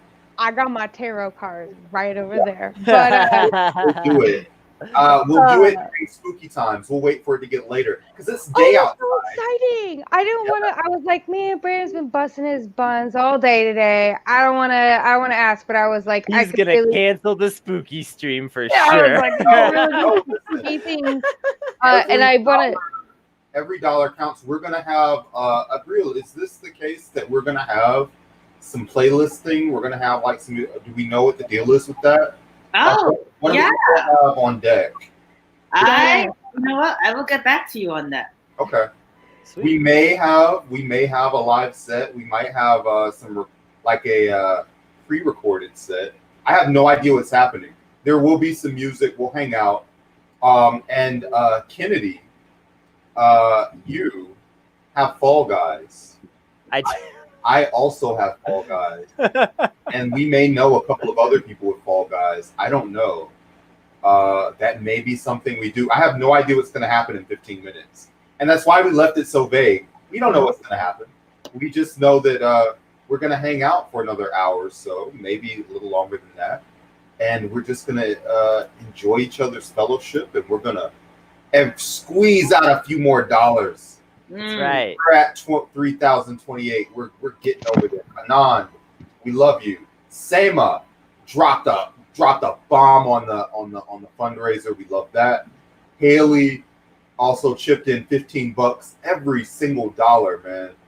During these times, I know people that won't pay for Netflix. They'll be like, man, $12. So if somebody drops like $15, that's not nothing. That's a lot. It's wild. I love it. And I think, going back to what you guys said earlier, this day has been wholesome. And like, I think back, to that fitness routine, right? Because it was so, simple, just exercise, right? But we really do have to take care of each other. I think if this year has highlighted anything, it's the fact that we need to center ourselves. We need to center our health, whether that be through exercising, whether that be through nutrition, like Ariana mentioned towards the end. There's a lot going on this year. It's been very stressful, but we need to make sure that we're taking care of ourselves, through exercising, fitness, yoga, whatever it is, And also just remembering our rich history, right? That's what I appreciated so much about Jonathan's. I know we keep on bringing it up. I'm a little bit biased. That's why I love so much about, Jonathan's presentation, because we have a very rich history, that we don't talk about enough. But, learning our history, taking care of ourselves, remembering who we are, that's how we do the damn thing, Yes, I agree 1,000%. I was gonna segue in real quick that my daughter drew a picture too, and she said that we'd send this to anybody. Mind you, I only had 3 pens in my purse because we left our house kind of in a hurry. But this is the elite content that we are here for. This is love it. This is the caviar of child's arts. So we'll send you. We'll send you thank you cards. We're actually gonna send afterwards. We're gonna send thank you cards to every body who donated over some certain amount. It's there on the page, but we're gonna do that. So Alyssa, you and your cat. Yes, my 3-legged cat says hi. Is it literally a 3-legged cat? Aww. Yes. Wow. What happened? Aww. Well, so that's a crazy story. She was hit by a car in January 4th. Oh. All right, we're good. She was hit by a car January 4th, 2018, and 2 really young kids came to my door, like just the palest of faces, and we're like, "Do you guys have a cat?" And we were like, it's like 11:30 p.m. We're like, yeah, why? And then they're like, we think somebody hit your cat. I'm pretty sure it was them, but they stayed with us and totally notified us where she was. And so we grabbed her, we took her to the hospital, and they were like, it's going to be $10,000 to fix her. But if you do, she'll be fine, because she had this soft tissue that had been ruptured, so her bladder had been ruptured. So I got to fundraising and reaching out, and I was ultimately lucky enough to find a veterinarian who was willing to work on a income scale kind of thing. And then between that and a couple other foundations, sorry, she's looking up the ceiling like she's going to climb it like a spider right now. I'm like, what are you doing? But so we ended up having to amputate her leg. And I remember the day they sent her home, they were like, be careful, she's going to want to jump and she can't. And I remember looking at her like little body that's now missing a leg, and it's like Frankenstein on the side, and being like, what do you mean? And like her recovery was so quick and so fast. And I mean, honestly, I'm so glad I chose to do that, because that was on January 4th, and my daughter's biological dad, my former husband, passed away on January 18th of that same year. And so we had just gotten her home, and like she has been the best emotional support cat ever, which is why my Twitter feed is like filled with obnoxious pictures of my regal cat. But so she's we call her the $12,000 cat, because we've had to do some serious fundraising. But I mean, if you take on pets, that's kind of a responsibility. I wouldn't abandon my daughter if she had to have her bladder fixed. So I don't know. Anyways, Alyssa, what's your as we're talking, and this is inside baseball, what's your computer setup like? You got a laptop, or are you on your phone? How are you connecting here? Right now I'm using my laptop that whose keyboard is not the best, so I apologize for any of my horrific spelling errors all the time. But like the keys don't work half the time. But yeah, I'm using my laptop right now and finally have some headphones plugged in. So I'm hoping that helps with the audio. Internet is obviously better here than my home. Yeah, I love Alyssa. Like, and this is more. I love you too. Thank you. We hang out a lot, like via live stream and stuff like that. And people don't know this, but you've been like also hosting our stream for like the entire day practically, which is just so great. But yeah, usually you're a potato. You're a very excited and happy potato. But now, like temporarily, you've got like that nice hotel internet, and you're like in full HD. I really love it. I know, it's funny. I was like, shit, I have to put on like my face because I won't look like a happy potato if I don't. You know what? Even more inside baseball. I was putting together the housing forum, and it wasn't minus 20 what points. I wasn't thinking like, let's make a forum about women's issues. I literally was like, let's get who are the coolest people that I know that will come in like at a week and a half's notice to do this, and they just happen to be women. And I was like, well, we should just lean into that for the book. But also, Kennedy, we have a podcast, and we often have women as guests, and a lot of the women on the panel have been guests. In fact, all of them have been guests on our show. We hear so often, like, is this going to be a video podcast? I have to put on my face. Mm-hmm. Like, and Rachel does that every time we live stream. And we had a Friday stream, and it ran against this, and nobody watched her stream because this was great. But like, it's like an extra hour and a half, 2 hours of prep that people like feel like they got to go through before they even go on the show. And I've never really like thought about that in depth until I started doing this. That like it's like an extra commitment to do, and literally everybody had makeup on when we did the panel. Like that's above and beyond. Like, because when I do this, let me tell you, I roll out of bed. Sometimes I wash my face. Like, must be so nice. I can't really imagine. I just know. Try not to be bitter, smiling through it. No, that's like a real thing. Like even like for work, you know, I have to do like a full face, but I really don't want to, you know. But it's just a part. It's just a part of being a woman or femme in this society. They expect women to look clean and taken care of. So that's just, you know, you do what you can. So I mean, all I did today was put on lipstick, and that's it. That's all you're getting from me. I didn't do my hair. I was like lipstick, earrings, AOC. Look, I'm fine. That's it.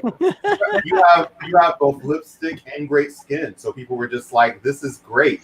And you've got glasses, so everybody's like, "Yeah, this is great." I don't know what's going on. It's fine. So you can't see my bags. That's why I keep my.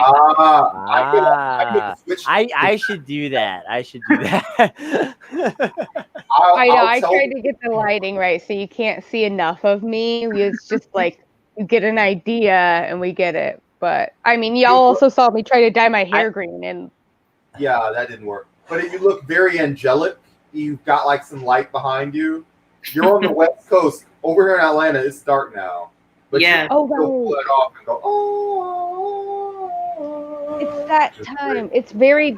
I will say, it's been surreal with how, like, at the golden hour right now, with especially with all the smoke in the air and stuff. Like earlier when we were streaming, I kept getting like chunks of ash in my keyboard and like all this stuff. But I mean, it's crazy because it's like all of the state is pretty much on fire intermittently, and then but it makes for a really surreal kind of, I can't think of the word, ethereal, like very weird beauty to it. I'm gonna share some pictures on my timeline, but it's like one of those like traumatic, sad but beautiful things.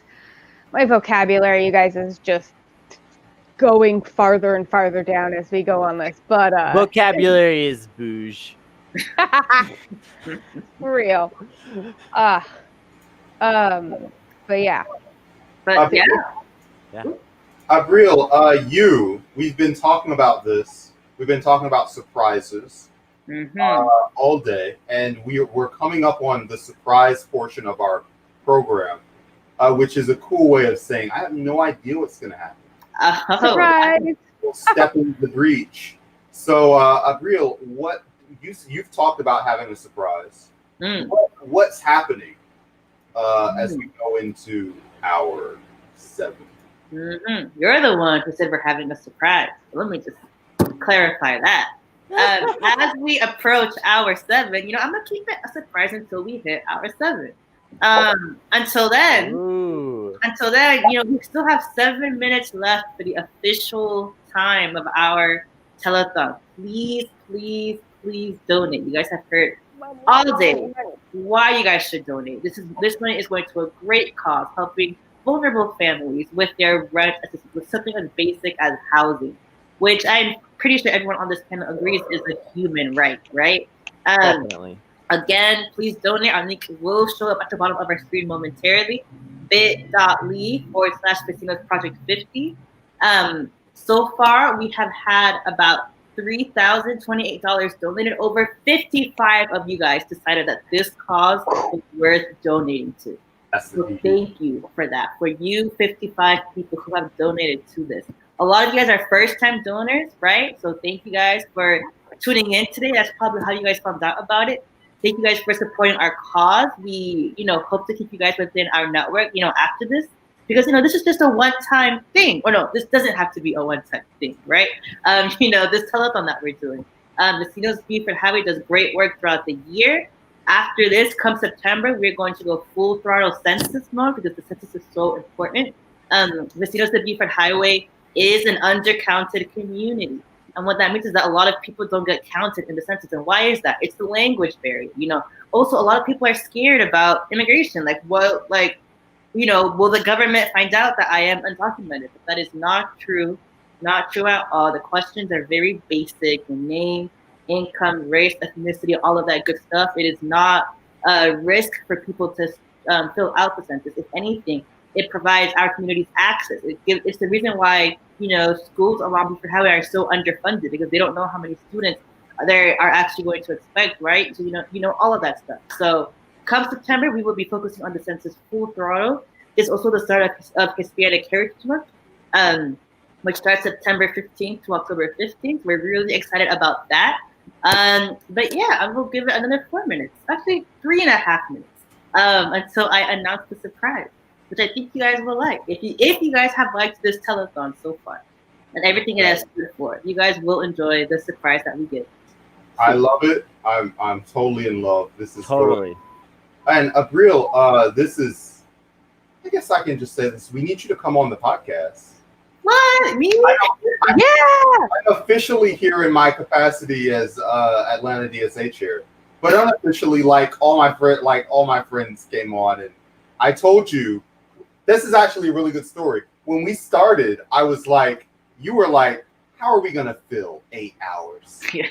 That's a long time. Can this be 3 hours? Can it be 2 hours? Can we just do this in a reasonable time frame? And I was like, no. We can fill 8 hours, because I know people who never shut up. And Alyssa, I had you in my head just as a person that will never. And Andrea is also a person that, we didn't talk about it during the Hot Sauce Summit, but she used to be a Twitch streamer. And one of her stories is she would stream for 16 hours a day and would just turn the thing off. Exactly, right? Correct. But would turn it off to sleep, because she was like, all right, someone watching me sleep is probably too much. But she had a period. It was so boring. She had a period in her life where she would just play video games and talk for 16 hours, which is rad. But Alyssa and everyone else, we have a great vibe here. And Abril, you've got to come. And yeah. talk. Sure, Yeah. you have my email, you have my number, hit me up. I can talk. And I would love to have you on Lauren Logistics also. We could. We'll make it a crossover. We'll just make it a crossover. You can be on everything. They're basically the same thing at this point now, to be quite frank. Yes, Alyssa and I were married in Vegas a few weeks ago. No, in Ren's Sims game. Yes, a podcast, which is canon. Yes, a podcast marriage. Our editor has a game of The Sims going with all of us in it. This is not a joke, and it's like a Jumanji situation. You know, it controls our lives. It's true. Don't get me started on simulation theory. Oh wait. Actually, you can do simulation theory now. So listen to everybody. You want to be on the stream? Come on, come be in the outro for 1 second. Yeah, we're celebrating. We're gonna outro. This our editor Ren is here. Ren, come. My face is here. That's beautiful. Look, this service, Kennedy, I don't know if you and Alyssa know this. This service has an 8-hour limit for a single stream. Oh, it does. I actually didn't know that. We've never come limit anywhere close to like. And when we bought StreamYard, we were like, we'll never do a stream that goes on for 8 hours. This won't happen. But it turns out that this stream is like the Led Zeppelin of streams. We might have to break it like in an hour, because in 60 seconds Metallica. we're gonna be entering the Mars Volta. Who else has long? Kennedy, who's your favorite long song group? Yes, it's gonna be the Yes of streams, and sure, yes is fine. Yes, I guess. Fine. Yeah. Well, you guys. Ooh, sorry. Go ahead. No, you go ahead. No, I was just gonna say, we have hit 10 o'clock. Hit it. Technically, this is the end of our telethon. I will just say, specifically for people who came from our audience and enjoyed this, that we might. Brandon doesn't even know this yet. We might be doing a similar thing with a group in my area if I could swing it. So like if you thought this was really cool and you thought giving like $10 to this was really great, like we're probably going to be doing another mutual aid charity stream in like a few weeks that's also going to be very hype or something like that. Anyway, keep your eye out. It won't be right away, but it'll be on the horizon. Yeah, I think we're all super tired, but once every couple months we can get the whole Wu-Tang Clan together. Because we know enough people that love this stuff that we can hopefully be cool and continue doing nice things. Yeah, I mean this telethon was great. Thank you guys so much for reaching out to us. Yeah. Right, to do this. Yeah, that's right. We came to y'all and we're like, hey, let's do something cool. And Jesus Rubio is not here, but Jesus was just totally instrumental towards doing a lot of the detail work. Kennedy, 10 out of 10. That's our baby. Yay, that's our laugh track. That's right. Jesus Rubio didn't show up for the stream today, but was so instrumental to was at every planning meeting, did so much of the grunt work, and we're just super pleased. And Jesus, if you're watching, couldn't have done this without you. Thanks a lot. Also, Jesus is working on a new show. He doesn't have a name for it yet, or I would plug the name. I think it's popular, something like that. Or yeah, it's not close enough to being done to plug it, but yeah. This is gonna be in this little media world as well, which is great. And I just want to say, go ahead. Well, I'm just gonna say really quick, if you liked a lot of the kinds of content today, like what Jesus has planned for his show is definitely going to appeal to you. Just throwing that out there. All about neighbors helping neighbors, the activism, all that good stuff. Yeah. Yeah. So thank you guys so much for coming and helping us put this together. We are past the 10 o'clock point, which is the end point of the telethon. But the surprise that we have for you guys that was supposed to come at 10, it is 10:03. It is that we're actually continuing our rent assistance fundraiser through the end of the weekend. What does that mean? It means that you have the opportunity to donate for the entire weekend. Tell your friends, post about this, share it. Even if the telethon is over, the cause and need for this is still there. So if you can, please share our fundraising link. It is not going to change. bit.ly/Vecinos Project 50, capital V, capital P. And just tell your friends, we are fundraising money for families who need it. I can continue on with the demographics, but then I would just be repeating myself again and again and again. I just wanted to say thank you guys. The telethon is officially over. But from my understanding, Brandon and his friends will be doing an after hours. We're doing after dark. We're just gonna hang.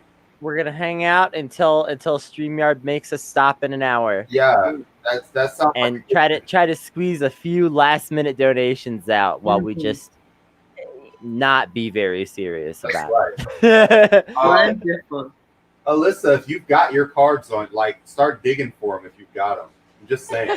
Okay. I'm going to be abundantly clear with everyone that this is not my normal deck, so it's going to be wild, and that's kind of the fun part. How long does it take to cleanse a tarot deck? Excuse you? How long does it take to cleanse a tarot deck? No, I'm genuinely curious. I don't know. It really depends. It depends. So here's the thing. I don't think this one needs to be cleansed so deeply because it's been in the depths of my I was trying so hard not to say box, but I have this giant shipping box full of, it's a shipping container. There's the word, container. Container. I have a shipping container full of my dearly departed hubby's stuff, and this was a deck that I bought when I was 18, and now I just found it again, and it's never been used. So there's so many aspects of wildness to this that it's truly a treat and a surprise for everyone involved. Wow, okay. And by no means professional.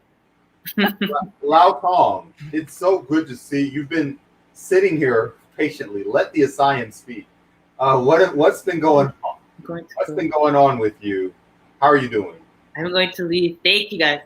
Abril, we've got to thank you before you leave. Thank you for showing up. Thank you for doing everything that you do.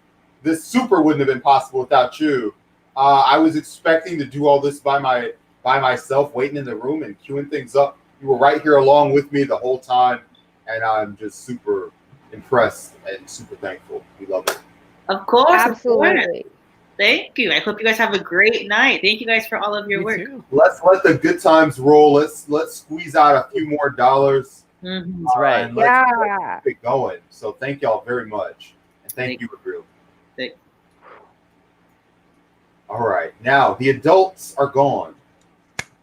Abril was we've gotta keep it clean. I guess, professional. We did our best. We'll do our best. We were like 70 to 71% clean. We were probably 10. I was probably like 90% of what wasn't clean, and I apologize. I mean, I'm also kind of bad. I really do my best. I'm sorry. It's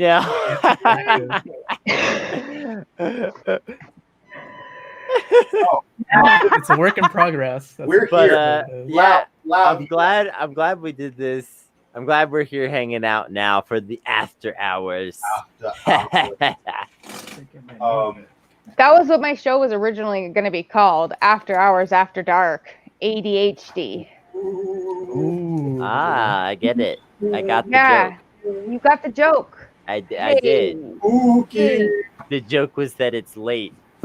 Yes, that was the joke. It was. Sometimes it's dark. If you are watching this, we're also adding the show Periscope, which is our main source of views, to be brutally honest with you. We have no presence anywhere else. And it may just be people are already watching on our other channels. So it's fine.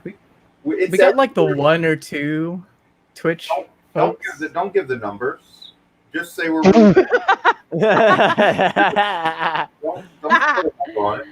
Don't do me like that, man. I would actually say our numbers are pretty good on every platform but Twitch. We have one loyal Twitch viewer, who you are. Yes, and then there's like a couple of other weirdos who like We have slide trolls. in sometime, Yeah. and it's like if we see the Twitch icon and it's anybody but our one viewer, Our one then true it's love. like, uh-oh, what's about to happen? Because usually it's a take like, you know, Queen Elizabeth is BLM are Yeah. pro pedophiles, or you know, some aggressive. Let the Asians speak. That was the reason I said Asian. Lau, please be respectful.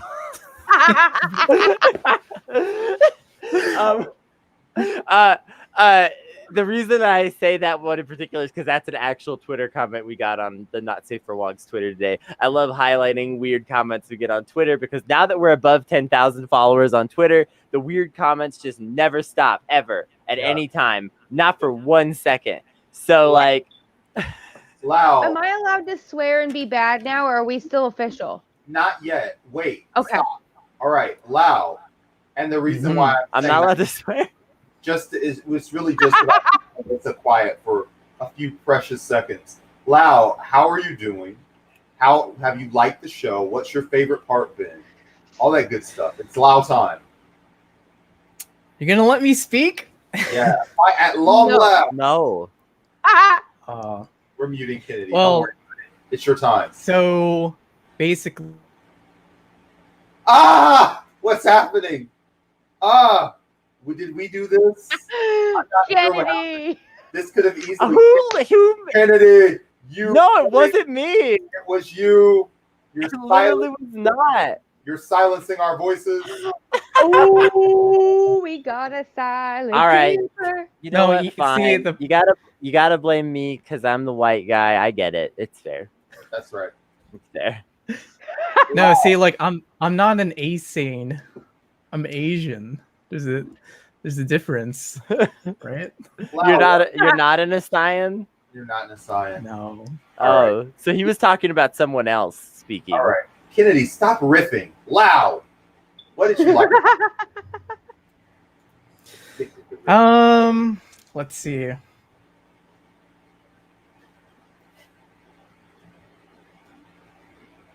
I guess just Oh, okay. I see what's going on now. Kennedy, I think you were framed. what's going I on? was framed. You were framed.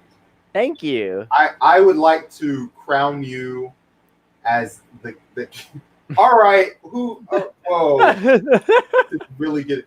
I apologize to everyone who, like 45 minutes ago, you were watching Lindsey Boylan and Samar Hernandez. You were like, these are smart people who are really have incisive solutions to the problems that we're facing as a people.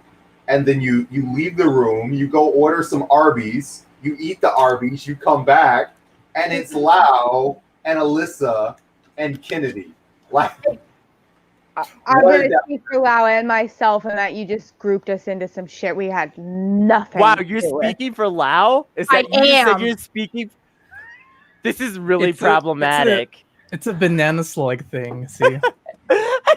This is slug support for So wait, real. how was Lau getting muted? Lau was muting themselves. Lau, I knew it. Do you have Fall Guys? I'm just curious. Fall Guys? Yeah, the game. It's a video game. No, I Brandon, don't. do you have it? Are you just using Kennedy's copy of Fall Guys? Brendan I got an had no ew. Fall Guy. Fall Guys. I can't play it on my computer. Okay. Wow. I know. It sucks. I know Alyssa is also. I guess if y'all would like to do, and we don't have to do anything. Well, Alyssa, you've got to go. Do you have your dip? Yes, but here's what I want to say too. I just want to throw out that I've never been able to play the game that you played that one time on a live stream. I don't know what it's called. Jackbox? That was fun and hilarious, and someday I want to be able to be lucky enough to play that too. Our host who has Jackbox is Leia, and she is moving. Oh, that's a terrible. She's literally moving right now. She just moved into her new place today. From Texas to Montana, across the country. Leia has been posting pictures of her roadshow to us, Yeah, posting through it all day of the journey, and we're just so thrilled that that's happening and it's together. So look, StreamYard's gonna cut us off in 45 minutes anyway. Let's just riff. It's fun. All right, yeah, let's just riff. But let's riff minus whatever time, Alyssa, you need to set up. I don't know what's going on here. Alyssa, you're muted. Alyssa's muted. Everybody's just muting themselves today. This is terrible. Just shows you my low self-esteem. Just kidding. So I have to look for my shit. It's all, as y'all know, it's packed up. Okay, but while we're here, let's take a minute to throw out, like, if you don't have $10, that's fine. If you don't have $2, that's fine. Do you have $1? Can you donate $1? Yeah,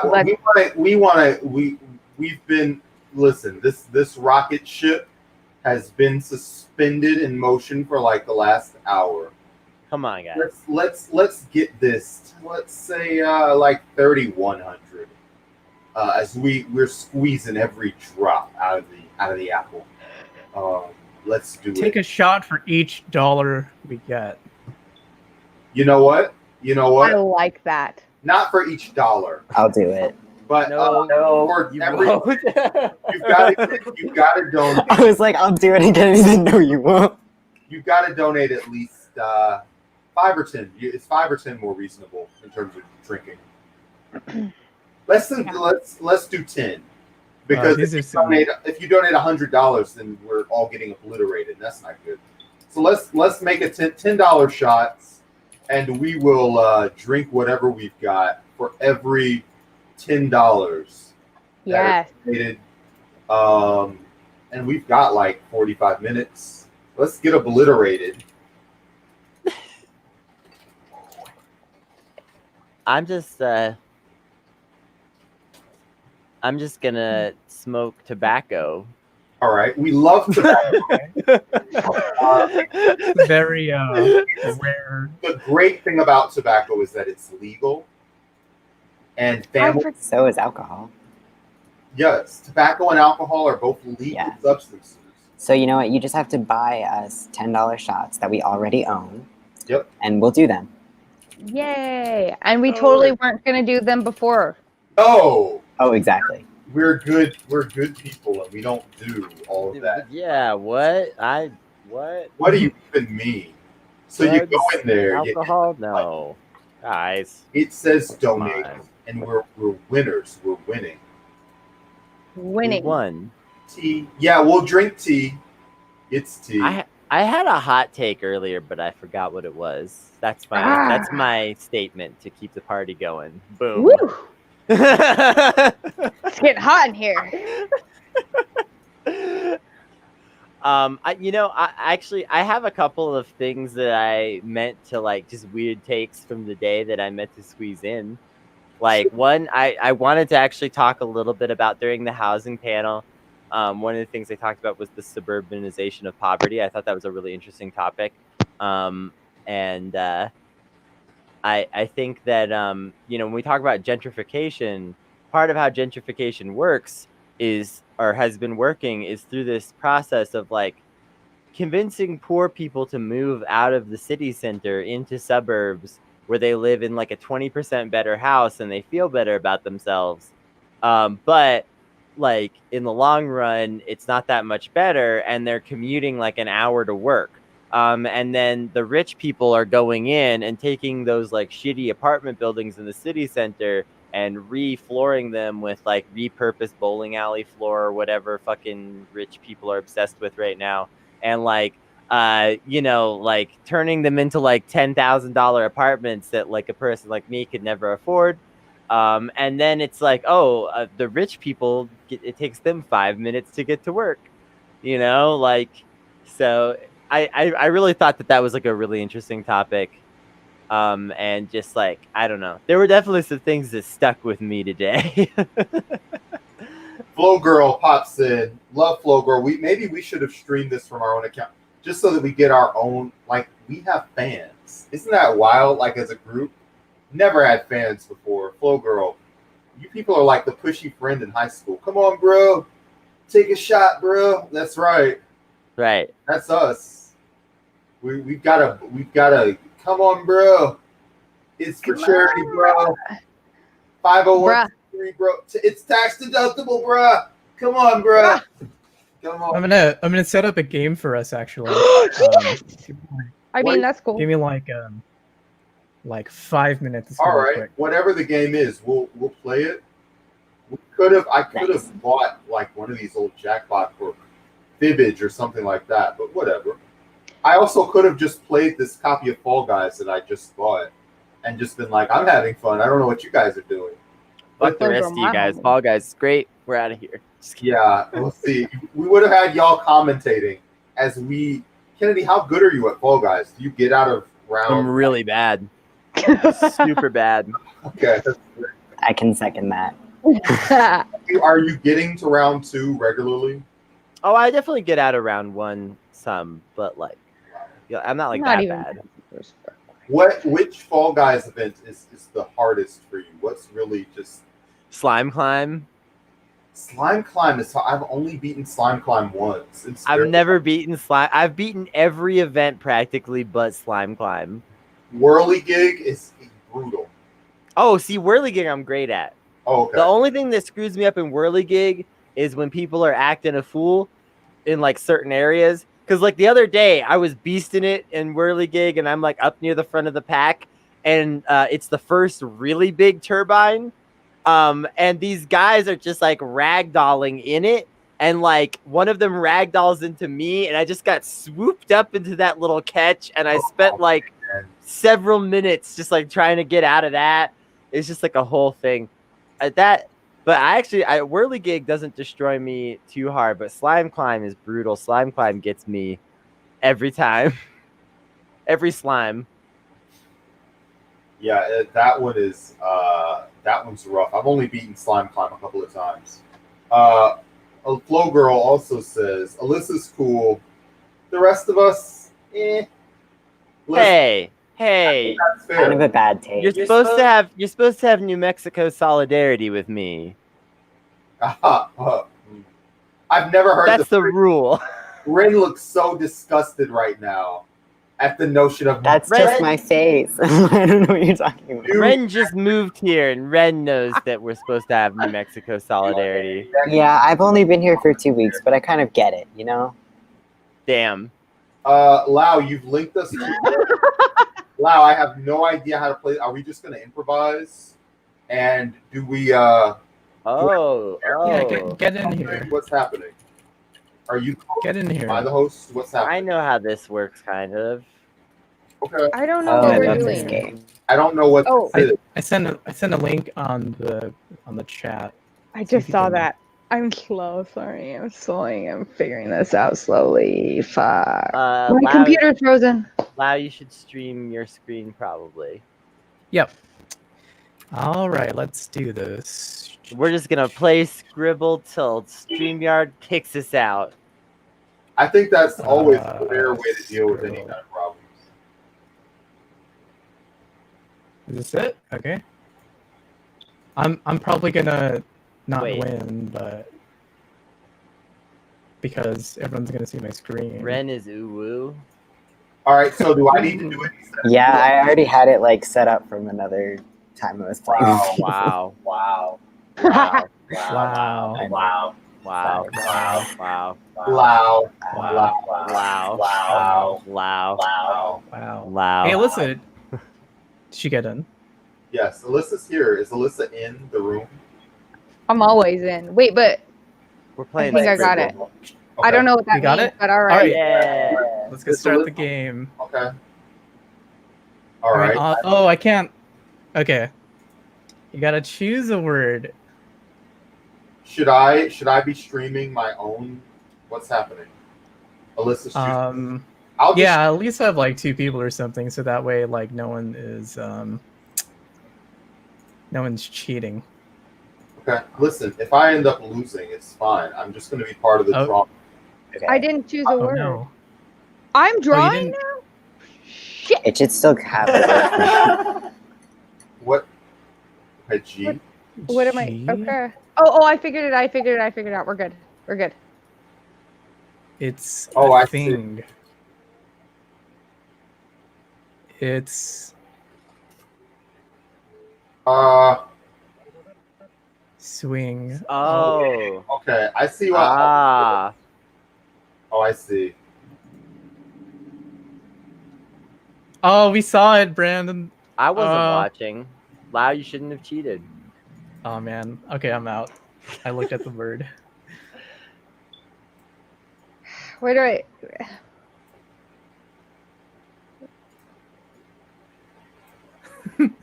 I didn't mean to.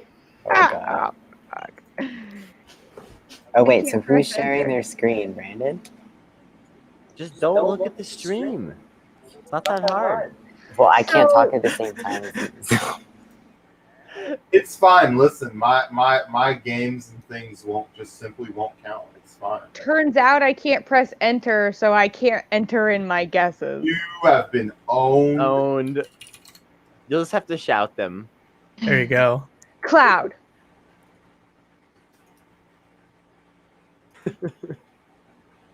Come on, Alyssa. God damn!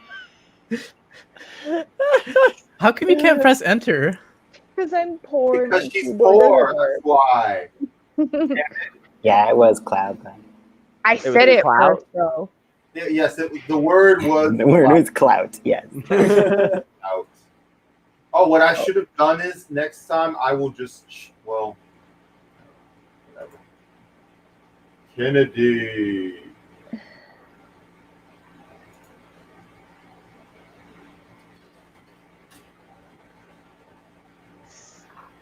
Socks. That's my word. Lau left. I can't enter. Why can't Let's all love Lau. I'm gonna try and play this from my phone, you guys. That may work. It may not. Just try it, and whatever. We're gonna Alyssa see. left and Lau. You're not here to be. You're not here to be out. Wait, is Lau frozen? Oh, look at this. Oh no, what did I do? Oh no, there's two Laos. Okay, there we go. Did it exit everyone out? No, but you left the game. No. Okay, I'm gonna try this on my phone. Lau, you gotta rejoin the game. Wait. I don't know how to do that. With the link. Shut up. Oh yeah, the link. Smart. Smart.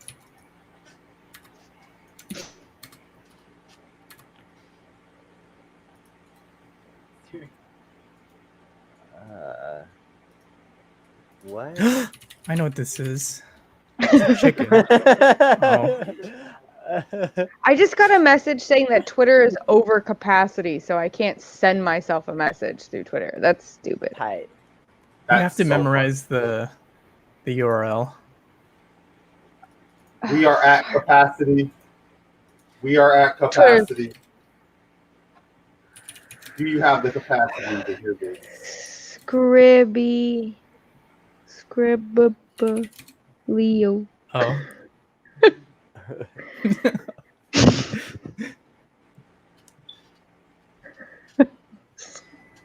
It's eggs. It's eggs. I mean, Come sure, on. that's a possibility as well. Whatever. Oh gosh. Okay. That's a long word. Oh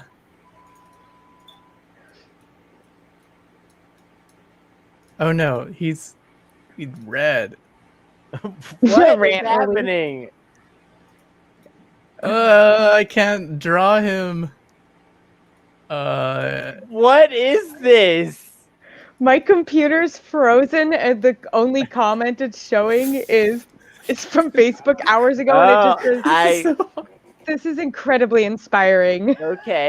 Yeah. Yes. Sure. That's. Yep. That's. I tried.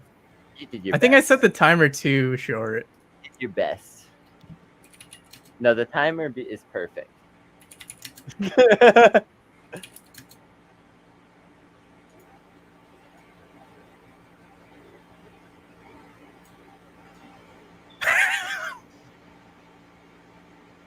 Come on, Kennedy.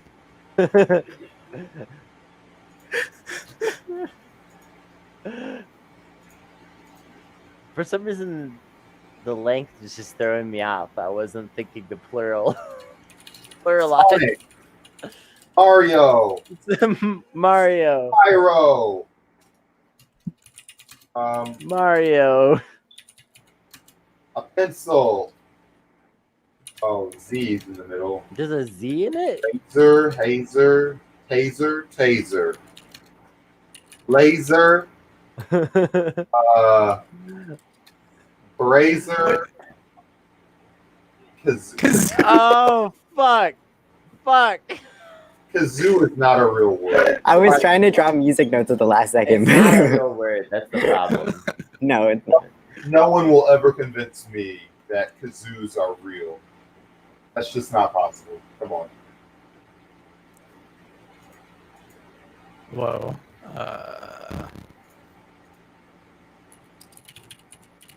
Jesus. Oh.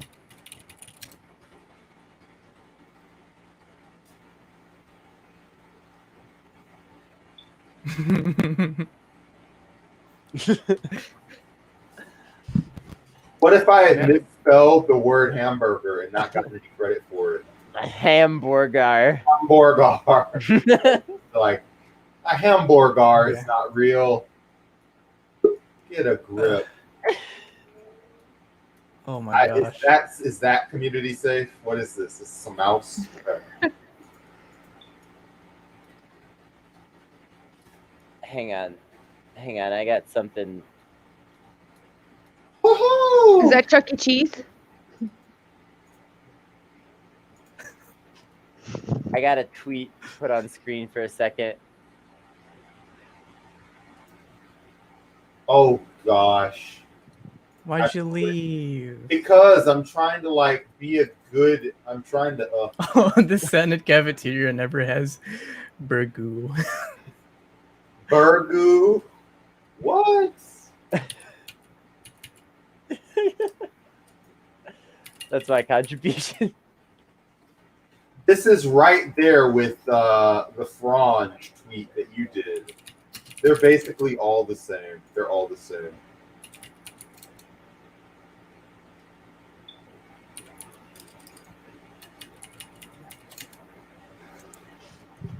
I'm rad. Oh, is anyone putting their screen up? I should do that. I'm just used to getting. I'll do it too. Well, I guess. I'll do it. Whatever. Listen, this is made up. The points clearly don't matter. We're just. Why are we saying the points don't matter? Because Ren is winning, and that can't be right. Whose line is it anyways? Why? What does Twitter over capacity mean? I want to know that. It means that it's just flooded with a bunch of gamers. Fucking fun. This is missile. There are too many gamers. That was the only one I didn't guess. Oh, we can catch up. We can catch up. No, you can't. How are you people like?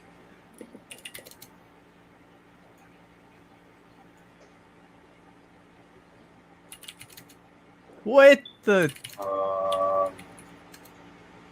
I can do it.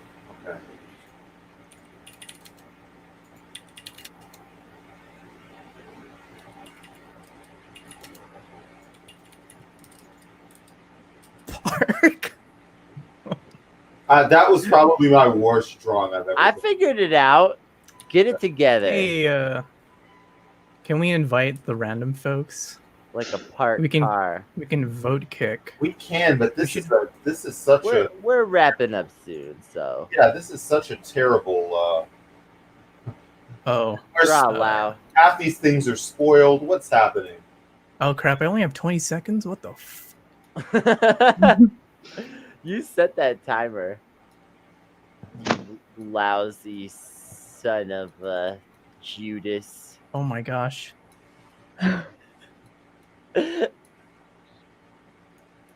Holy crap! This is so fast. It was rib. You know, you did a really good job, actually. I feel like that was on us. Don't put that.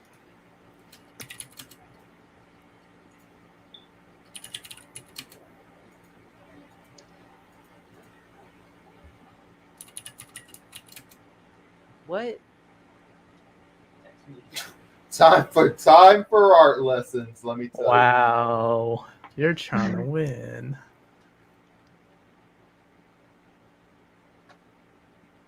Corn Pop, Corn Pop, you're a bad dude.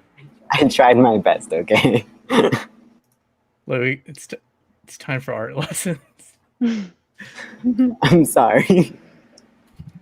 I feel like I let her down. In this world, you can have two skills. You can either be good at art or good at podcasting, and we all chose a different path.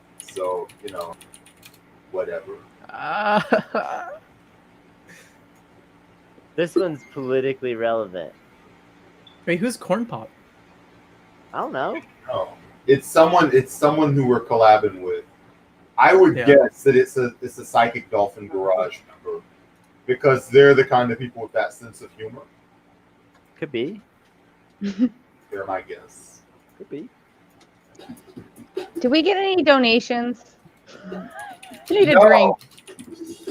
We're not drunk. Oh, We're no. not drinking. Nothing's happening. No, I said I need one. So I was hoping I know. someone out here would help us out with some donations.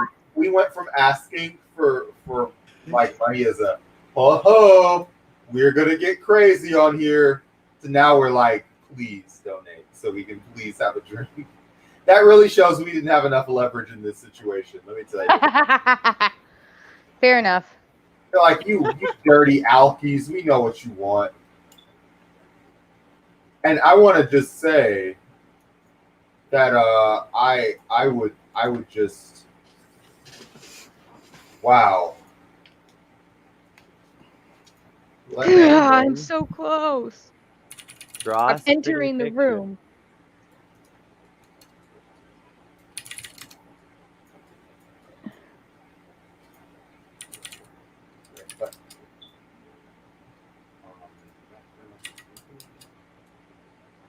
What is that? What is this?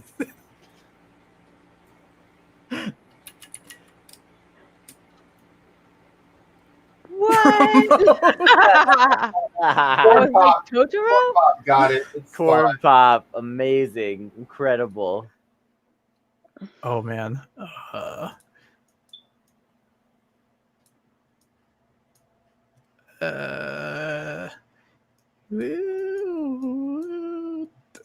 god.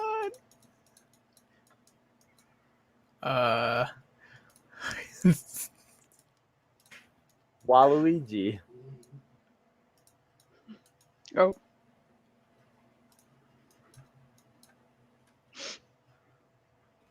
Dang it! Try. I have super sad news.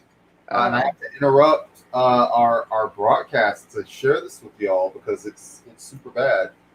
Chadwick Boseman has passed away. Battle with cancer. T'Challa, going back to be with the ancestors. Out of nowhere, had literally no sign that he was sick, no sign anything was going on, and yeah, out of nowhere he checked out of the building. It's super bad.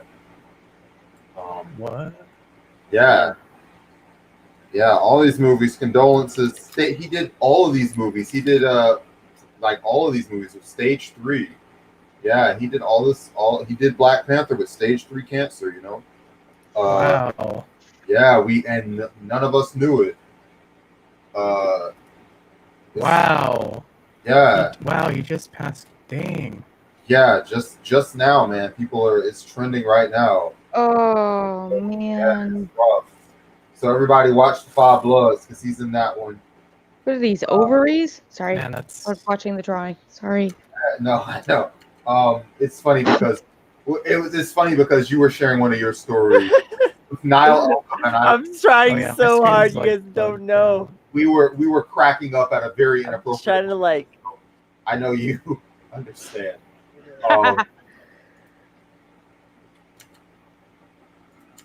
Yeah, that's a bummer. So we need these drinks more than ever. Your donation will.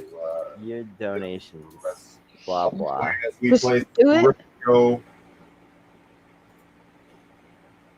as we struggle with that.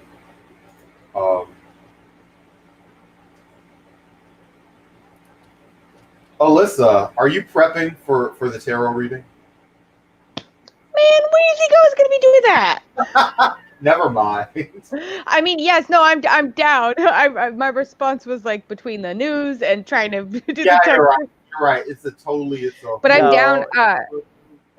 We've only got 20 minutes. Don't. How long Yeah. Don't worry about it. What, is Lau still here? What happened? Did Lau? Lau exploded again. I think. I don't know. Lau's computer. Thank you for your service. Lau's computer actually screamed this entire time, and the hard drive had stage 3 cancer, and we gotta rest. No, we said this was after dark, and we meant the humor. Rest It's morbid. in power, Lau's computer. You really held it down for us. Rest in power, though. Oh man, Brandon's supposed to be drawing. Am I supposed to be drawing? Okay, this is great. I can do it. I have no idea how to draw this concept. Yeah, over. I can't The word draw, was casino. I can't A poker draw chip. a casino. What are you talking about? How are they gonna do Black Panther 3? They're just gonna make Shuri the new Black Panther, man. That's how they got to do it. I don't even think they started taping number 2, so I would just. Whoa. Okay, I thought it was I was like, we're gonna get banned.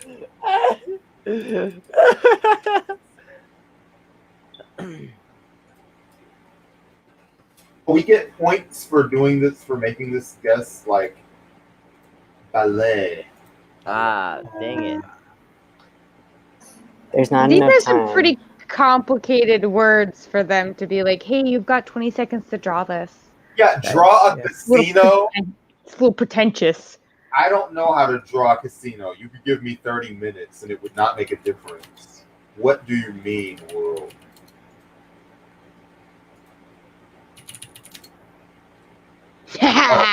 Shit!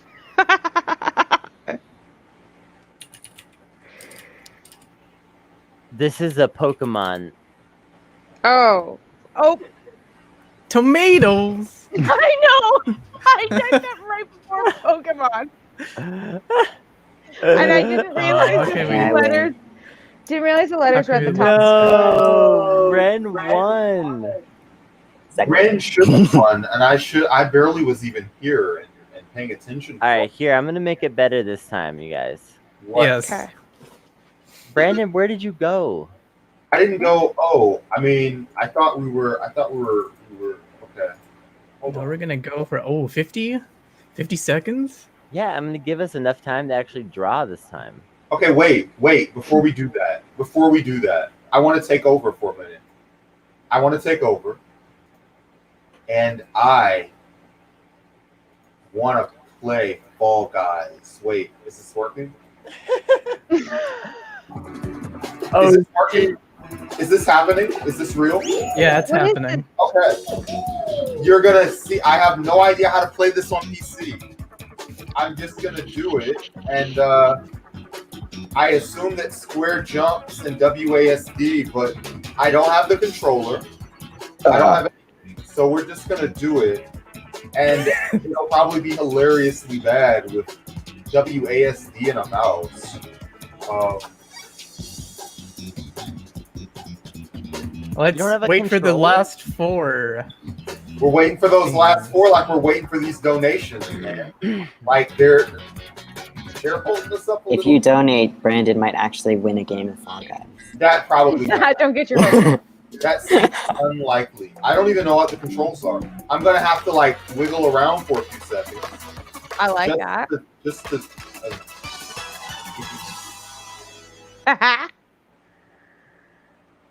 Is it just me or does my face look incredibly red? Yeah.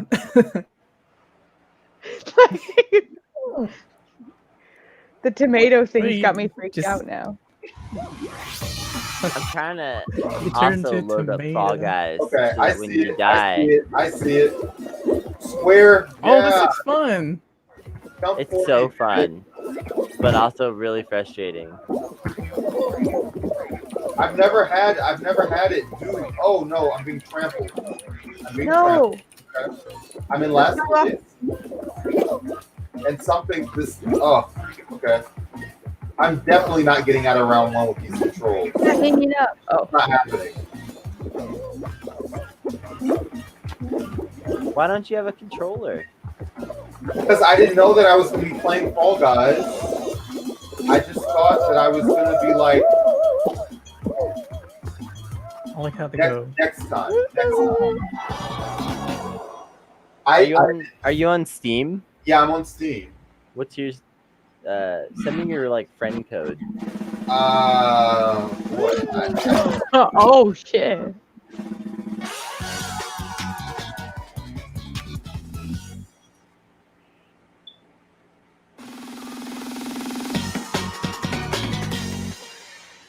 I've got a controller. I don't know how it'll do. This sounds like a weird version of Seinfeld music. Not this part. Well, we can spectate. Would y'all rather me spectate or would you rather me? No. Okay. Get out of there. Uno mas.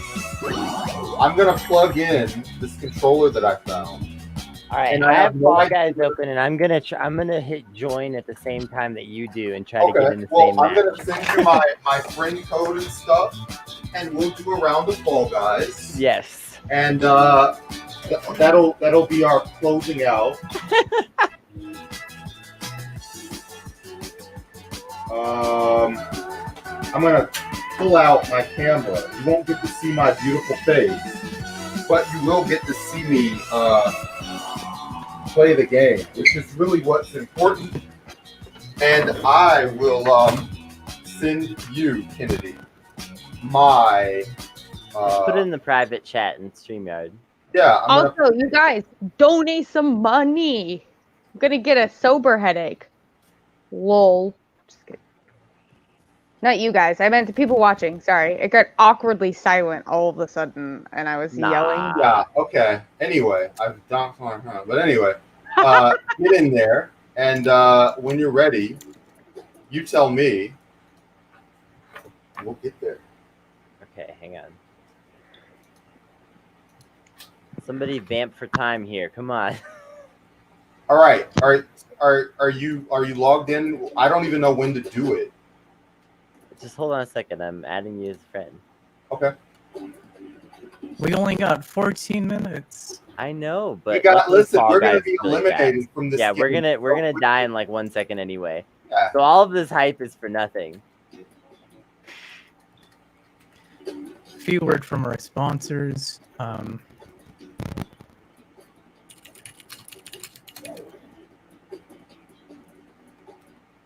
All right. Well, it's not coming up on Steam's search, of course. So we're gonna hit the button at the same time. Hope for the best. Okay. Okay. Hit it. 3, 2, 1, go. No one is sharing their screen, by the way. Brandon, share your screen. Bring your screen back. and bring the dream back. Yeah. Yeah. Yeah.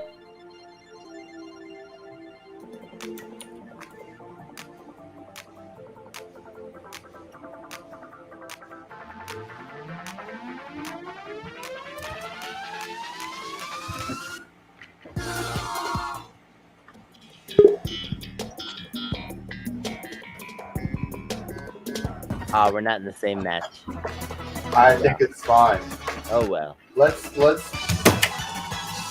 try to get through. And I'm gonna try to get us to round 2 together with this thing that I've never used before. Okay. You can do it, Brandon.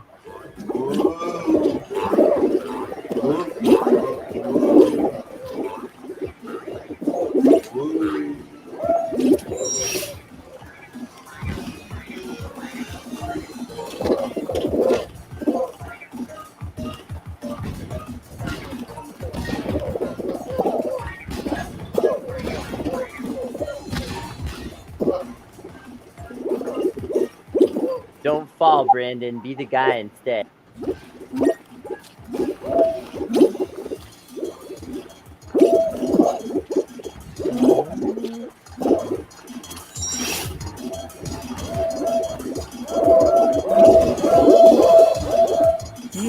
No.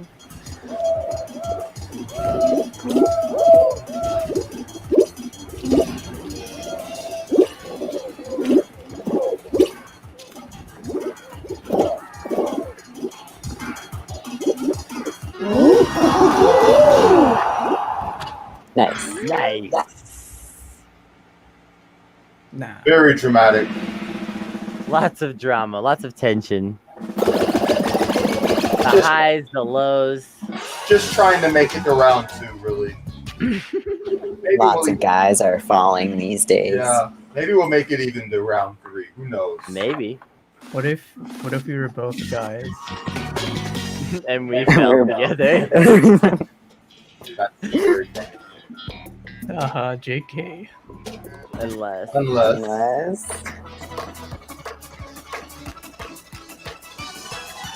I've never played this one before. So let's just try to win. That's all I can say.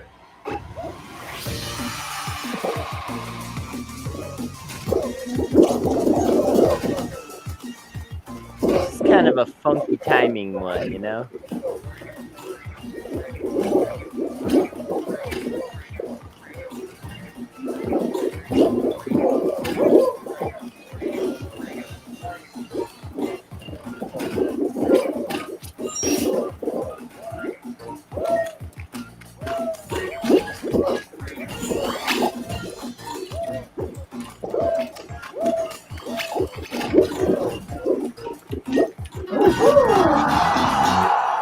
Cutting it close. Brandon, that was so close.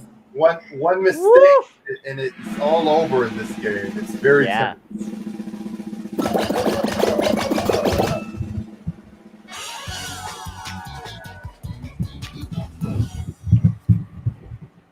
How much time do we have left?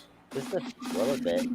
What if I were to win like the entire game and then just the stream cut off before I did it? The stream cuts off in like the second to last round right before you win. Yep. Yeah, that'd be brilliant. That would be the height of comedy. And just everyone refuses to believe that I did it. Everyone's like, yeah, you didn't win. You didn't win. You didn't win. You're a liar. I'm pretty good at Fruit Shoot. I think we're gonna make it through this round. I've jinxed it, of course, but like, I'm okay at Fruit Shoot. We'll see what happens. Fruit Shoot's pretty challenging. Oh no. Oh! Brandon's like, I'm good at Fruit Shoot, and then dies in like 2 seconds. Oh! Oh! No! I'm getting You're obliterated. not gonna make it. Nope, it's already over. Barring like a bunch of other people just totally screwing up. Oh no. You just A gotta go to the tragedy. max now.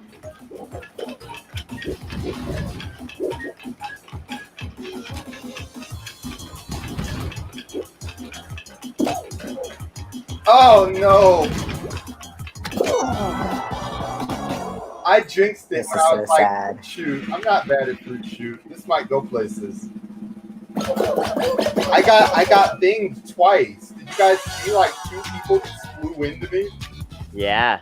It's just this It's game is brutal like out there. This game is like Mario Party. There's no skill involved. Like it's just all about.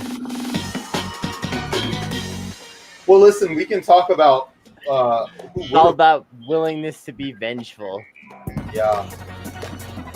What is Tiptoe? Oh, this is so terrible. Tiptoe's great. Yeah. This one is just like there's a tile that if you step on the wrong tile, you just instantly fall through and you have to start over. And so, like that. So it becomes a game of like trying to follow the path, and you want to be in the lead, but not too much in the lead. And people gather up on the main tile and try to push each other onto it. It's sort of like a game of chicken or something. It is. It literally is like playing chicken.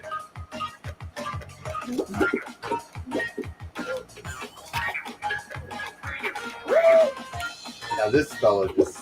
That guy got... Oh, dang. Some of these people are not... behind. Oh, get in there. Oh! No! Tragedy. So close, but so far. Purple-headed guy. I was so invested in you for like 3/4 of a second. Yeah, 3/4 of a second we were invested, but now it's over. It's all over. 10 qualifications. And it looks like we will crown a winner, I think. Oh no, no, fall ball first. Yeah. And this is like Rocket League except with it's like stupid Rocket League. It's like Rocket League for idiots. It's like Rocket League made by and for idiots.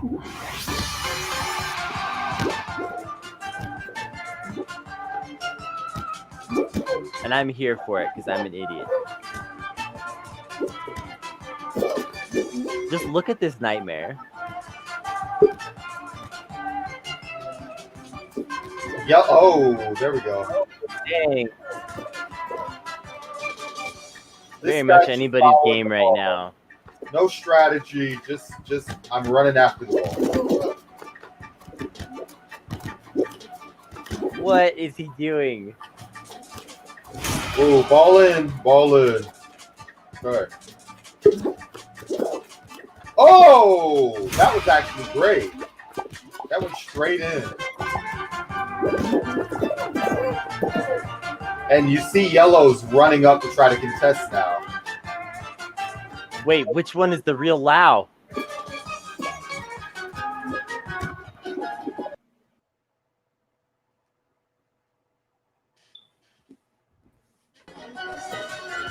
Which one is the real Lau? I'm the real Lau. Are any of us really real? How can Lau be real if our eyes are moving? Whoa. Whoa. Boom. What are you doing, Fred? Really, blue is able to play a This little guy's more. making me feel good about how bad I usually am at this game.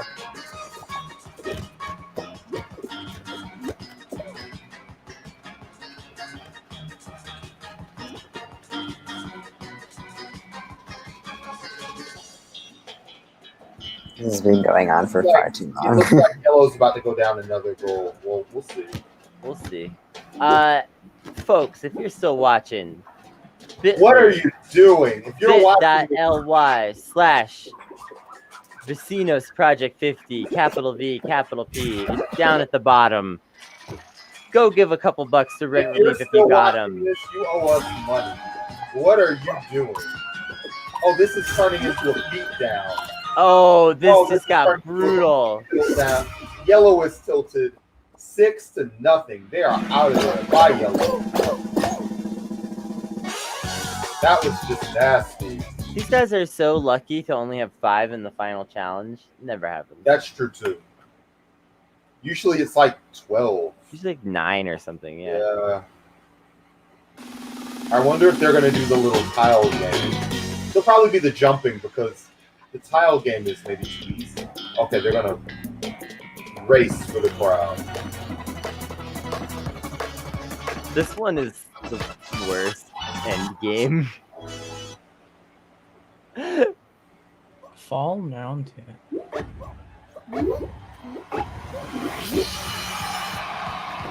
I'm rooting for the tomato because that's kind of like a banana.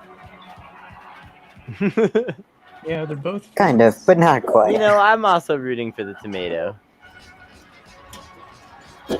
Oh, that was a terrible play. Oh, tomato. We're looking strong now. Oh, I don't think so. Oh, tomato, you had this. This was yours to lose, buddy. Got brutalized here. Just hate to see it. Oh, tomato. Oh. Get out of here, tomato. You really let us down.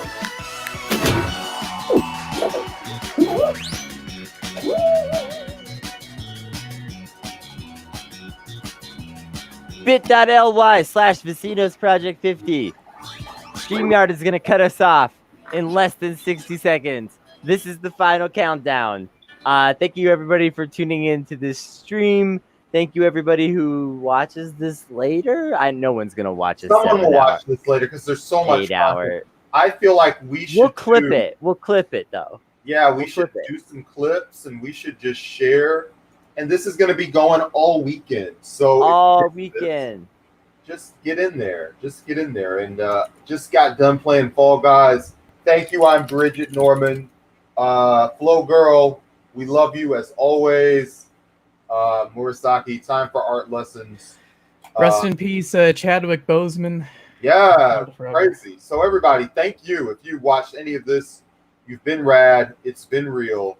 We'll see you again next time. Bye-bye. I don't know what happens. I guess they cut us off automatically.